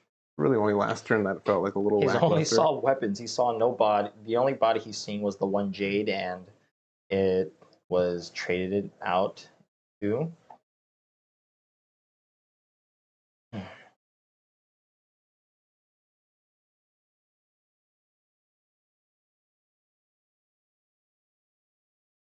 All right, and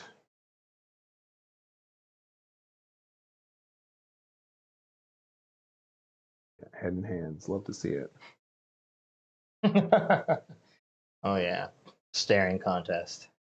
I did have some mild hopes that they'd play against each other a little faster. That has been immediately dashed, which is okay. I understand the reasons. It's fine. It's fine. It's do or die here.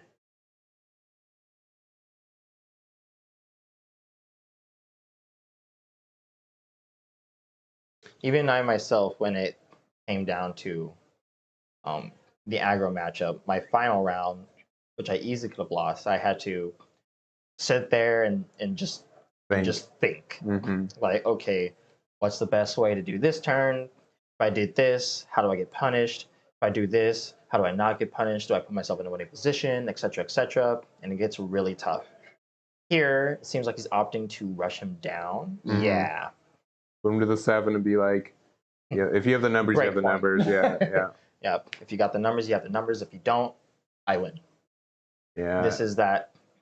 But I think Scarlet in hand gets it for you. He has 2, 3, 4, 5. He has exactly 12. He has exactly 12. So So he's opting to actually go for the board clear here, because if he does not, he definitely dies on the clawback. Considering because of Yamada's ability, if you have 6 weapons in your trash, he gets +2. So he's really a 4 Aikize 4-2. He hits him for 4 here. Puts him down to 9. Yeah. Oh, Healing Flutter is really good here. Collateral Burst just to deal the 2 damage to him to put him in a closer range of lethal. So now he bounced the losing position back to Josh, putting him in a okay, now if it's your turn. If you don't kill me this turn, then I can win on the clapback. Yeah. So we've got 6 for Josh, 9 for Zell. He might have lethal. He might have drawn lethal here. He has 5 Aikize to work with. He has a dagger in trash, a dagger in hand. He might have it. Yeah, because which is insane. which is insane, yeah. 0 killing you from 9, normal. Rising killing you from 9, whoa. I don't think you can do 9 damage from 5 as this deck. I think the most you can do is if you have like double tension and dagger, that's 8 damage, right? 3 + 3 + 2. Yeah, but if he does hit him to 8, he locks him out of using any of his events and his leader effect. Sure, but like also there's the board. There's 6 damage on board, and you still have a rush in hand. He does have a Scarlet in hand. Wow. Yeah. Yeah, he. It is anybody's game. It could be. Josh knows his numbers best than anyone I know, especially for Ryzen. He's probably mathed out this, sequence multiple times. He's probably checking out his math right now, like, okay, maybe if I hit him down to 1, that's enough because then he won't be able to use his abilities. If I hit him down low enough to where I force him to go for the Scarlet, and since he does have a Lightning Orb in hand, the Scarlet will fail because she has 1 life when attacking, and he can just Lightning Orb it. Which, at that point, when you're going for game, if you got it, you got it. Yeah, 100%. Yeah, him playing the blocker here doesn't really help too much because, as some people may or may not know, Scarlet has Infiltrate, which is a mechanic that lets you attack past blockers. Unblockable defenders. For those who don't know or are familiar. So he's like, okay, all I need to do is get 2 damage in. At least 2, and then Scarlet. But that's if Josh taps out. Yeah, but I think Josh is doing the number, just making sure there isn't anything missed. I think this is Zell's game right now. It's after that turn of events, clearing the board, healing with Healing Flutter, it is very much in Zell's very strong favor right now. I think he has 2 daggers in him.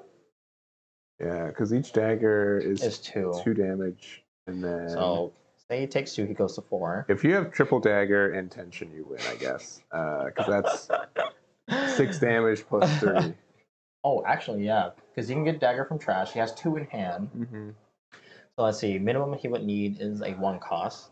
That's 1, 2. Yeah, he would need to actually. Triple dagger and tension wins game. He can't do that.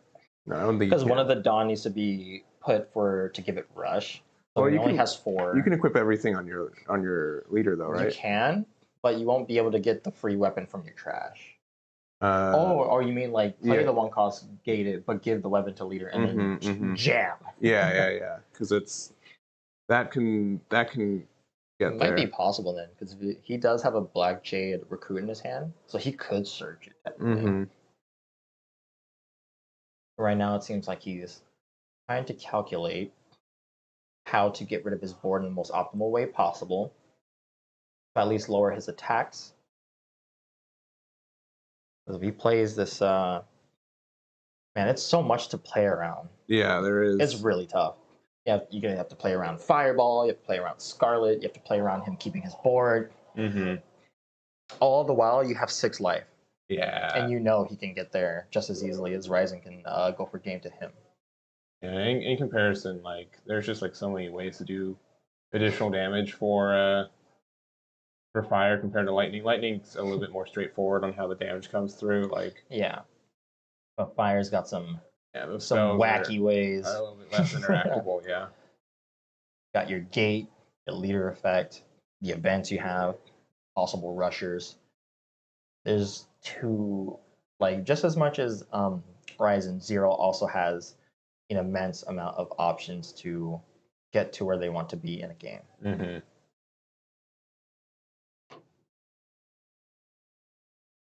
Yeah, he's thinking real hard He how to is. get there because he does have double dagger in hand. Here's the Black Jade. He will not use ability. He will gate it up. Put Hidden Dagger. Smooth. Giving it Rush. Probably swinging 2 at the Pekiro. Yeah, to the Pekiro. It's the best way to do it.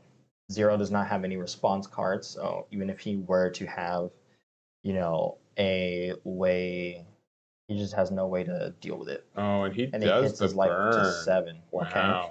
He's saying, I need you. Yeah, fireball, you're better. Yeah, you get there. Like, yeah. It's like fireball gets you there. That's the only thing that gets you. All right, start with the 1. Oh wow, he has it still. Regardless of how he gets there, if all these 3 attacks connect, he can just collateral him to his face. Mm-hmm. If he does lightning orb early, then he can get away with the Scarlet play. Yeah, but he's leaving 2 open, so I mean, Zell has very much checkmate here, unless he has double lightning. Double lightning. Double lightning orb would be the only way for him to get there, but he doesn't have it. Yeah, so lightning orb, get out of that. And then he goes, oh, actually no, still not out yet, because he could still possibly have the lightning orb. This is where hit for 1, go to 4. Hit for 1, go to 3, and then he just hard plays. Yeah, the rush card. Scarlet hits him for game. Yeah, that's it. There's no way to deal with it. He can't lightning orb because he only has 1 more Aikize active, and she has 2 health. 2 health, yeah, that's the main thing. So that is there. So we're going into game number 2. Zell's on game point, but Zell did end up going first, so does have that edge for it, but still like very close. Very, very close. Is that fire ability added life? So what the fire ability does is you ping yourself for 1 damage to ping a character on your board and give it +1 attack. Mm-hmm. So what the gate does is once you gate a unit into the garden, you give a damage unit on the board added power equal to the amount of gate they have. Yeah. So the premise of Zero is to ping your characters, give them juiced up power from the alley, and they hit a lot higher. However, what makes it not too usable in this matchup is the fact that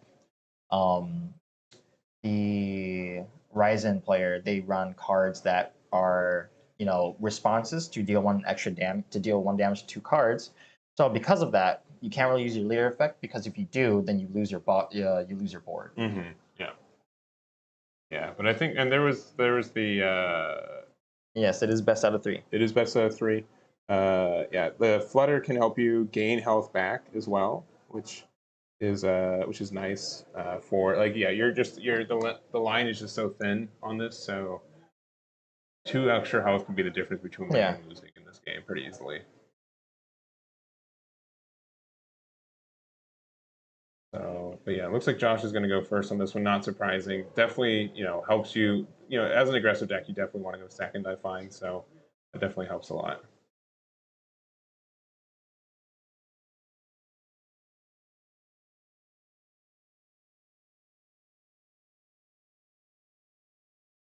Yeah, and they're you guys will see it when if you look at the physical cards too. Yeah, these are all designed, illustrated pieces affiliated with artists as well. So. Okay, I didn't know Steam Boy was from Overwatch artists. It makes so much more sense now. Yeah. Because I did not know that, but I'm I will believe it's to be true. I will ask right after this as well. But yeah, I agree. It makes a lot of sense. Yeah, I can definitely see the similar inspirations. Yeah, I know a lot of the hires did come are Blizzard alumni for sure. For sure. Mm-hmm.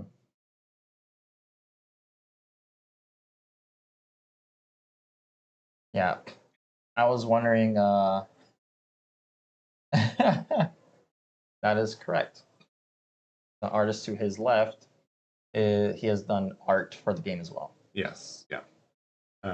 Yeah. I didn't think that was. I don't think that's Steam Boy, but Where are the new decks available for the public? Very soon. Stay tuned. yeah. I'm sure JCM will give a announcement for when the first set comes out, which will be very soon. So Yeah, he said on the stream earlier too. He wanted it out before the end of Q2. So June is where where he would really want it out there. So that's the hope. But most of the cards have been revealed already. All the cards from the Star decks have been revealed already and are on the Azuki website.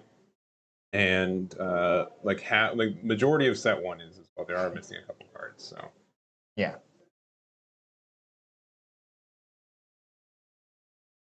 All right. This time Josh is going first.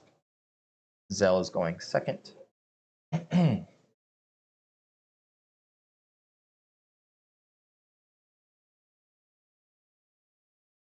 we do get the mulligan from Josh. So Like mix it in nice and have a good shuffle. Yeah. I'm making sure that variance is peak. Yeah, that's like the main difference between me and my test group. I trust my friends to shuffle. Zell, he's like, finals, I'm cutting your deck, I'm shuffling. Hit and dagger. See, what do we get? Oh, there it is. 2 games in a row. Josh is here for a reason. Yes. And move it up, attach it to the legend there, 2-1, and pass it back to Zell. Uh-oh. Here comes the famous 1918 round game start. I have a quick tutorial video on this site, and then Eggman Events, the site that I run, our deck builder is going to be supporting it. I'm going to say by the end of the month, I've done everything on my side as the non-developer to get it ready to push, so it's out of my hands. But he uses the token to play another 1 cost. Probably Hokuto to search an event option. That's what he's usually main for, to grab the collateral burst here. Yeah, that's pretty good. And yeah, you do kind of need some extra units on the board here, so that does help as well. Because it's JCM do be the GOAT. Yeah, this whole, like, I know a lot of people went into this event too, but he's the one who's definitely believed in this vision the most. And he has. I think he's made a lot of the right steps along the way. And to see his game flourish, he is very, very happy. Yeah, because he was watching from the season. I can just tell, like, I can without being a game designer myself, right? I'd say the biggest smile I would get is to see people engage, to take it seriously. It's like, wow, they're taking what I created in a serious manner. That's like one of the best things you could do. Yeah. All right, think about the lightning orb here. This will save your rat, and then also will mean that you'll have to trade. That's if he does it, because he can just let it go. We're gonna lightning and both. So what he effectively did is he locked him from using the leader ability. He can still give it plus if he gates up a card. However, he won't be able to get the additional +1 from the leader effect because it already has a damage on it. So using leader effect on it any further would kill it.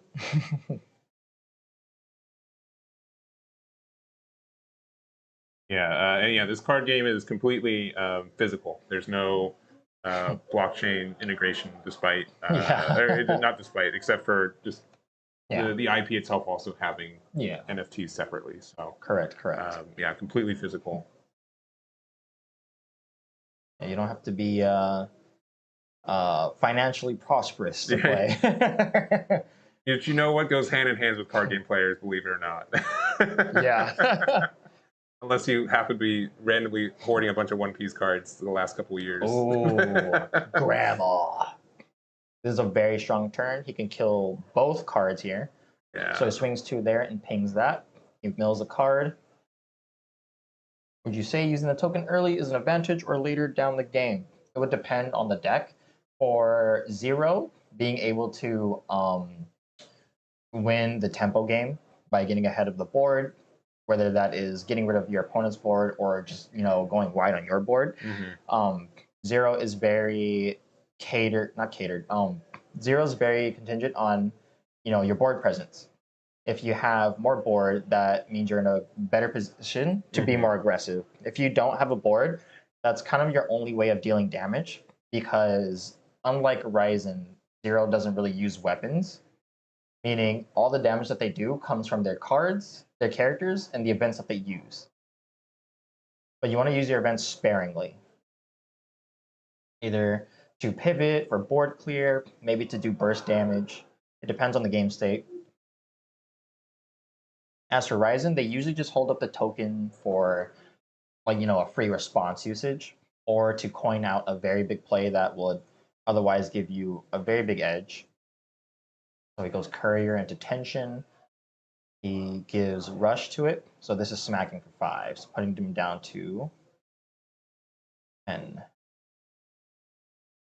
I took the ping from the Equiption from Tension, and then the 4 damage.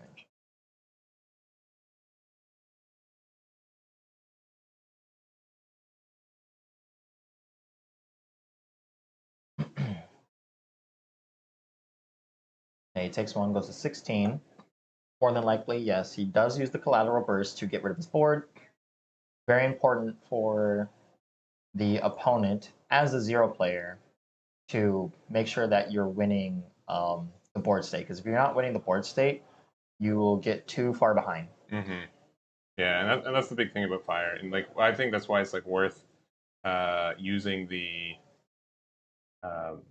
and earlier. If you can put out 2 units on the board, just means it's difficult for your opponent to remove both, and you're able to get your combos off for the next couple of turns. Yeah. This is a very combo heavy deck. Yeah. Each deck has their own purpose. Zero's based on controlling the board and damaging your own units for more aggression.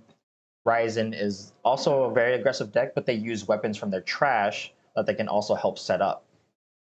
For instance, Shao is a very defensive and the slow burn deck. It also has control options as well. Bobu is just ramp and play big dudes. All right, so he goes for the Collateral Burst. He deals a damage to Howler, which, if Howler takes a damage by any means, combat or effect, he gains +1 attack. So now his Howler's at 2 attack and 1 health. This is where the gate could come in. Since he is tapped out, he will gate up the Wolf, the Howler, giving it another additional attack. So now it's swinging for 3. And in tandem with Ruby, swinging for 4, so he'll be taking 4 damage here.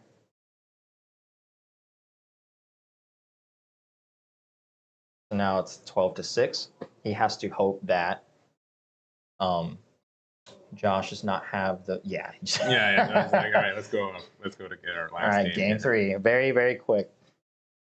The Ryzen versus Ryzen can be very intricate. It could take a while for both players to see if they can output their damage. But Zero versus Ryzen, it's a hard race. It's just a straight race of who can take out who the fastest, and in the optimal way to do so too. Yep. So Josh is tied it up. We're going into our final game in our final match today. Who's going to come out on top? Zero or Ryzen here, and very if close. Ryzen takes it, it's going to be hilarious. In what way? Because it was the 2 of the. Because there's always the talk of Zero's best deck, right? But for the last 2 uncut sheets, Ryzen won. Yeah. So it's yes, Zero does have the capacity to be the best deck because it has a lot of options. It's very consistent. But if Ryzen sees Dagger turn 1, that changes the entire dynamic. For sure, yeah. Especially if a Ryzen goes first, then they go first and they Dagger turn 1. Their win rate just went up by 20, 30%. they're more than likely just winning the game because they're just out aggroing you faster than you can set up your normal gameplay. Mhm. Because, like I said before, Zero's game plan is to ping their own units to do high amounts of damage, but because of the existence of Lightning Orb being able to punish that very mechanic and gameplay that the deck is known for, you have to slow down your gameplay, you have to slowly get to your game plan, and you have to respect the possibilities of either Hidden Dagger or Lightning Orb. Yeah, no, that's pretty apparent too. So we'll see. Also, here, let me see if I can get with the camera. Shouts to JCM once again. Big proponent of this. He's right here. Bam. Doesn't even know he's on camera right now. Look at him. He's so happy. He's so handsome. Look, he's so happy though. Trust me, that's a smile for him. Like he is so happy people He's like, are playing this game. So happy they're playing my children's card game. Yeah, he's like, thank you for not making a mirror match in the finals too. So I appreciate have this is the best you can ask for. Yeah. Top 2 having 2 different decks. So Josh has always been a believer in Ryzen, and vice versa for Zell. Zell's always believed in Fire. So the fact that both players of very high caliber in their own testing group were able to get this far is immaculate feat. Very honorable. And they get to duke it out in this one last game. And we get to game 3 too. That's what you hope. You hope it's back and forth. You hope both people have a chance. And honestly, I think that's been true for this series. And first favorite goes back to Jin. Yeah. Oh, and he has double Ray in hand. That and a Searcher. That is very, very strong. And he has 2 healing flitters, so his survivability is also very high. Zell has a very, very strong start here. Very strong starting hand. Meanwhile, Lightning, right? He's got Jade Recruit. Okay, all right. He can possibly find a dagger, and if he really needs to, he can equip it the same turn so that he can set the rest of his future turns up for always having a dagger to hit for 2. I'm going to top deck Rat, and that's going to hit another dagger. Never. Actually, yeah. Just top deck Rat, hit Black Jade Dagger, and then we're back in the game. Yeah. No doubt. Just like that. All right. Playing Ray. Ray it is. Strong start. Oh. Wait, did he actually? Maybe it was Dagger. It was hidden. Hidden Dagger. Yeah. He's going to look for it, though. A Tension. Tension is good, but it's not Dagger. Not Dagger. You saw 2 games in a row. You kind of have to take a game off, right? But it's like, he deserves a whiff. No. I'm a math guy. He's not a math guy. I'm a math guy. Right here. Yeah. Boom. Boom. Oh, that's an anti. Seeing a Lightning Orb get tossed is also really good for Zell's position because that tells him that's 1 less Lightning Orb that I have to worry about for the rest of the game. The 1 card that makes this matchup very difficult. Okay. Swings 3. And now you're like, do I take the 3 or do I really have to Lightning Orb here? Lightning Orb 1 thing. If I Hidden Dagger here, I still take the damage, but he loses the Ray. Yeah, or do I go for the safer option to preserve my life against a deck that's trying to race me as fast as possible? So he takes. Not a great take. It could be worse. Josh is like the happiest guy I know when he's not playing card games. It's crazy. Yeah. It's crazy. Josh playing card games versus Josh not playing card games. Not like his locked in. Like that Full Metal Alchemist thing is like Josh playing card games. Yeah, exactly. Yeah. He's either goofy himself or he is the next dictator. All right. Okay. Silver hair is good. We're going to attach. So he swings 2 at Ray and then pings his leader for 1. Yeah. Still no dagger yet. It's looking a little rough. He puts a Yamada in there, but that's okay. Unfortunately, Zell did not see a event to help get rid of the Haruhi here in a more consistent manner. What he could do is he could play the Hokuto Searcher to search for his Scorch Reavers, which is the main attribute for his events. and find either a detonation pact or a collateral burst so that he can get rid of the Haruhi, take back the tempo, and at the same time retort by hitting his leader for 3 because of the Searcher's Gate 1 to add onto the Spice. So he's starting off with the Hokuto. He finds both Detonation Pact and Collateral Burst. He grabs the Detonation Pact. He uses it to get rid of the Haruhi. Yeah, very good there. Swift. He uses his Spice to get rid of the body. Very strong. Oh, yeah, because takes Spice it took back. the damage from the detonation pack, right? No. Detonation Pact, you deal damage to your leader. Oh, to your leader. Okay. Yeah.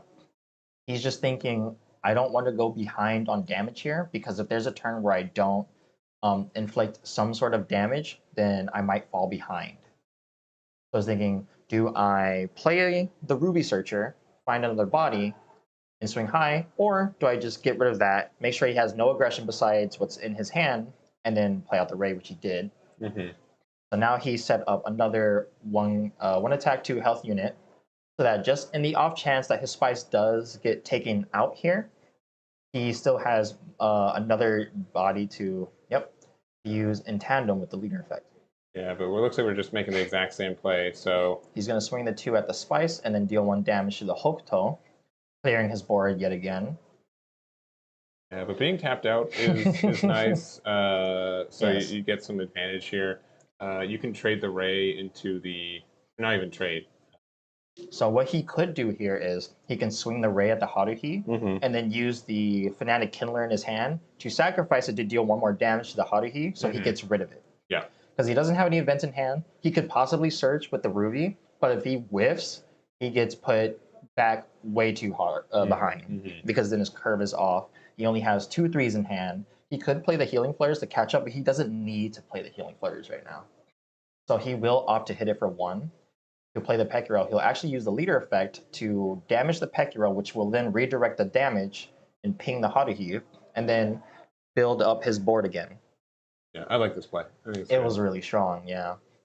Especially because you can be like a little bit greedy with your life knowing you have access to heals. Yeah, since you have access to both Healing Fighters in hand, that's +4. Yes. So he can essentially go back to 18 right now. So even if there is a turn where Josh decides to highly aggressively put him down, which this might be the turn to do so, he could use that, the Healing Flutters to go back up and not only derive him from his lethal curve, but he's also saying, okay, now that you did that, I'm going to punish you for it. And now if after I hit you this turn, I put you in a range where if you don't kill me at wherever high amount of health he's at, then I win. Yeah. Similar to game 2, similar to game 1 where Josh was getting it close, Zell was looking down, and then he chose a turn where he wiped board, hit him for like about 2 to 3 damage, and then healing fluttered back up to 9. He was like, okay, now the table has been turned. Instead of me being at 7, I'm at 9, so I'm out of breaking point, and the amount of resources you need to go for lethal here is a very low percentage chance. So 5, honestly, having 5 and there's between both of them almost 30 health left is like insane. It's like this is like the quote for them to be at 5 Aikize and still be somewhat healthy at this point in the game, like this is why they're here. Yeah, exactly. They think out their plays through. They know exactly how to counter each other's deck, play around them. Okay, he's going to opt to swing with the Pekiro first. He's going to equip the Hidden Dagger. And since he equipped the Hidden Dagger, now every time he swings a card at his leader, it will be hit for 1 damage. So now he can no longer willingly trade into it because now the 2 health units get hit down to 1, which thus puts the Lightning Orb in a much larger range of damage that can possibly hit. All right, nothing on that one. Going down to 14, playing he another. He plays the Pekiro and passes. Wow. Good patience, good patience. If he possibly swung with the Ray there, then that might have been a Lightning Orb Expoogaloo. I don't know, if I see my opponent leave 2 open, I'm like, there's no way they have double. Ain't like, no more. way, right? And then they flash, and it's like, oh, I just lost. yeah. Oh, well. Yeah, GG. Yeah. GG. Take a first place card. Get out of here. Yeah, take your shiny cardboard and leave. Yeah. Your tears at the second place one. Got like a cat with like 20 plus K like card, and you're just like, Yeah. it should have been me, not him. Yeah. What's really interesting though is this is probably the first time today that we've really seen like pretty low hand sizes too. Zell's got yes, just 3 he's cards getting in hand. very low too. Yeah.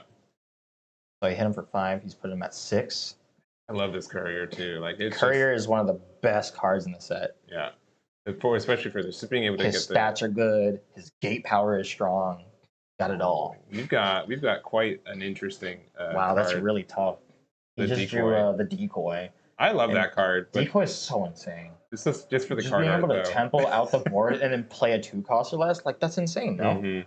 And then on top of that, it's a searcher. Mhm. He still has 3 Aikize open, so then he can then healing flutter twice, put himself back to 10, take himself out of lethal range, and since he has multiple more swings to hit at him, he puts Josh in a position where, hey, remember game 1 where I flipped the script because I healed and got rid of your board? Do it again. If you don't, finish out the game within your next turn, I win. Mhm. All right, we're gonna play out the penny in the Mhm. back here. Looking at the top 5 for. He's maximizing his output. He whiffs, unfortunately. And there goes 2 more flutters. He bottoms 2 more flutters. He bottoms a Scarlet. He bottoms a Detonation Pack. That's all gas to help him win the game. So now his decoy gets a little bit less value, but it's still strong because now he doesn't have to pour some of his resources into getting rid of the courier, meaning he doesn't have to swing into it with his characters. Because again, Zero is a deck that flourishes off of using your characters. So if you don't have any bodies on the board, then you'll not be able to take the win. All right, we're going 10. Going to 9. Mm-hmm. He does play the decoy. Yeah. He uses it to KO the courier. Yeah, it does have to be in the alley for the effect, but He then gates up the ruby and then healing flutters to 10. yeah. All right. So It's all you. This is spooky. If you have it, you have it. If you don't, you don't. If he clears his board here, he's in a very tough position and he's in top deck mode. Oh no.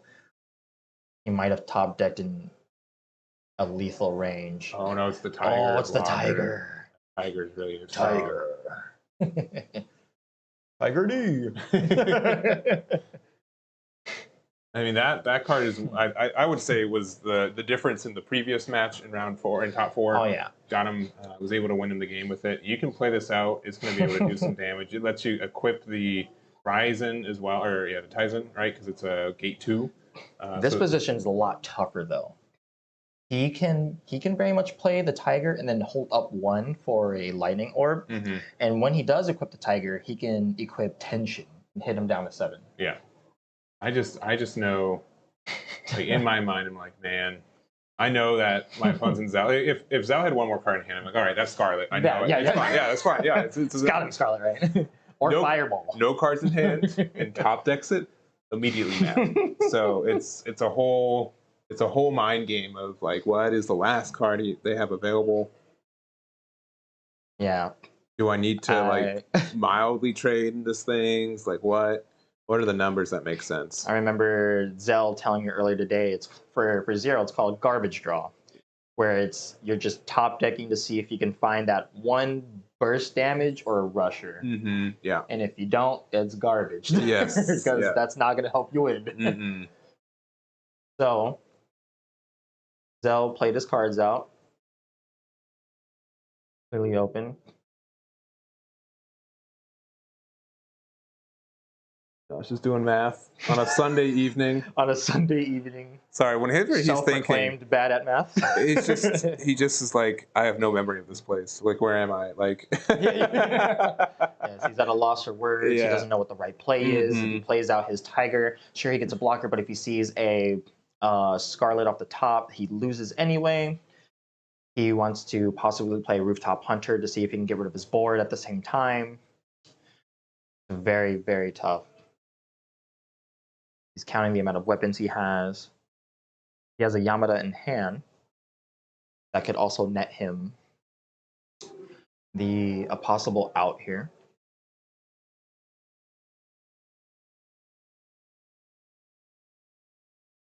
He's doing the lethal math. Exactly what does he need to top deck in order to take me out? He's got up to, he has, let's see, 4, 5, 6. He has 6 by itself on the board. Yeah. So 3 would take him out. However, he still has leader effect, so he can deal a damage to Spice to give it +1. Spice's ability is when he takes damage, he gives +1 attack to another entity.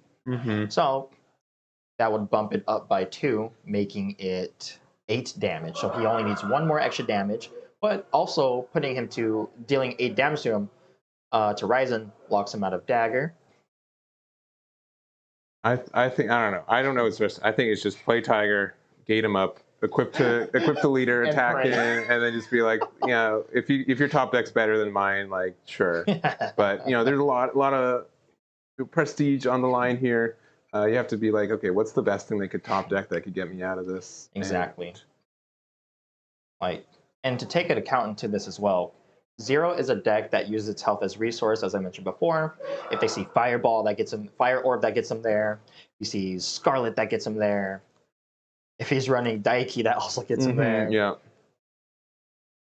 If he's running Collateral Burst, that gets him there. If he top decks, like, you know, a Detonation Pack, like, Zero has too many outs for him to hastily make a decision on what is the best option to not lose here, but also put myself in an advantageous position to where I can turn to lethal him. Meanwhile, Zell's thinking about what he's going to get for dinner after this. Yeah, he's like, oh man, me and my shiny golden winner card. Yeah. It's like, Table for 2, please. I can taste the marble off that Wagyu. It's been fun. It's been a good day. I've been here since like 8 a.m. So, you know, approaching 10 hours, but it's fine. Today was very fun. All right, Josh, do we have the math? Do we have a line that puts our opponent in checkmate or preserves us for at least one more turn to go for the game? Find out next time on Dragon Ball Z. Yeah, and laptop battery dies. Yeah, that too. Internet goes down. All right. Okay, so he does play the Tiger. Yeah. 7 minutes later, he does what Eggman says. All right. So this is going to be 3 damage. Hold on. Oh, wait. Another 2 minutes to think about. He's thinking maybe I should hit the Spice because the Spice can help fluctuate more damage output. No, I think we just go 6 and then like Lightning Bolt. Two-Face. Just in case there's... we have Lightning Bolt. I think we're fine. He has Lightning Orb. He has the blocker. If he top decks Scarlet, it's over. What's the top? No, Scarlet, you can just... Because all you need to do is get 2 damage in. So you swing with your Pekiro first. If that hits, Scarlet. He blocks it, okay. Ping for 1, Scarlet. But it depends on when he does it because, like you said, he does have the Lightning Orb. Yeah. And Scarlet will just die to the Lightning Orb. Yeah, and so here's another decision, right? This could be used to get rid of one thing. Yeah.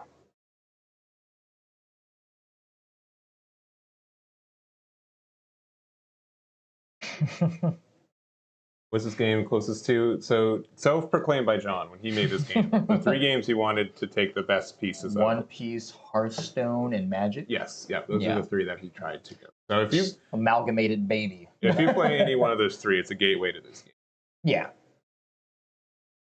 Okay, taking the he 1. Goes to 8. Okay. Trying to see if he can get a reaction. Swinging 2 with the Pekiro, possibly. 2. 2 to you. Right now. 2 is a lot. 2 is a lot. 2 is a lot. When you have 8, 2 is a lot. And here's the thing. I think at this point you can't play around everything either, right? Yeah. Well, Malpopo, you're going to love this game because I feel like, because I also have a Hearthstone background and I actively play One Piece, it feels like you probably know Journey to Ungoro, it feels like that version of Hearthstone. And then for One Piece, it feels like set 1 through 3. Yeah. I think I blocked here. That just in case, I don't know if anyone cares what I would do, but that's what I would do. It might just be a block here too. Yeah, because it puts them down to 7. 7's a good number. It puts him down to 6. It puts Zell down to 6. Oh yeah, sorry. Yeah, He blocks it. Yeah, yeah. Sure, it takes a damage, but it puts him to 6. And then now he thinks to himself, well, he doesn't have the blocker. I want to use my leader effect, but if he still has a lightning orb, I'm cooked. So he would have to risk it to hope that he doesn't. Unfortunately, we as the casters know. Yeah. We're down to 6. We're at 1 HP. He does block it. The Pekiro goes down. I'm game. I knew you'd like it. Ungoro was my favorite set. Yup, he does use the effect on the spike here. So Spike doesn't get the. So it gets the +1. It gets the +1 because he uses leader effect, and then because Spike took a damage, he gave the +1 to his Kindler. Yeah. So now he's swinging for 2. What he could do here is lightning or both the Spike and the Ruby. Uh-huh. He already uses leader effect, so now he can't get an amount of plus gated power because he already uses effect, and he only has 1 card in hand. Yeah. And even if he had a way to self-damage here, that's the only card he has. Yeah, and at this point, if you So get lightning out arc of this here attack, is just ending. yeah, assuming you have enough next turn, yeah. So he gets rid of that. Even if the top deck was Fire Orb, you're 1 off. He's gonna hit him for 3. Yeah, hit him for Putting 3. him to 5. Oh, and then he uses the top okay. deck Kindler. I would assume. Oh, he probably knew he was gonna lose anyway, so that's the end of the finals. Can you make sure Josh won, just so we're not announcing the wrong? Because I'm just gonna make sure. John. Josh won, right? No. Yeah, Josh won. Josh Okay, won. all right, cool. All right, Yeah, all right. the winner's Just make sure. Josh. All right, cool. All right, there it is. Josh He just couldn't get there. Josh is our winner, right there. You wouldn't be able to tell he won. He's still thinking about it. Yeah. Like, where am I? Where's the card? Where am I? If I won, where is it? He has no cards in hand, and I have a bunch of weapons in hand. What's the lethal line? Yeah. So, but yeah, super close game. Very close game. Clearly could have gone either way. I think Josh found the right way. That 5-drop Tiger, I think, won him so much this weekend. So we're gonna close this out though. So Justin, thank you so much for being free and available for this on the second half. I know JCM was running around doing 500,000 things today. So he is the owner. He is the creator of the game. The developer, the creator of this.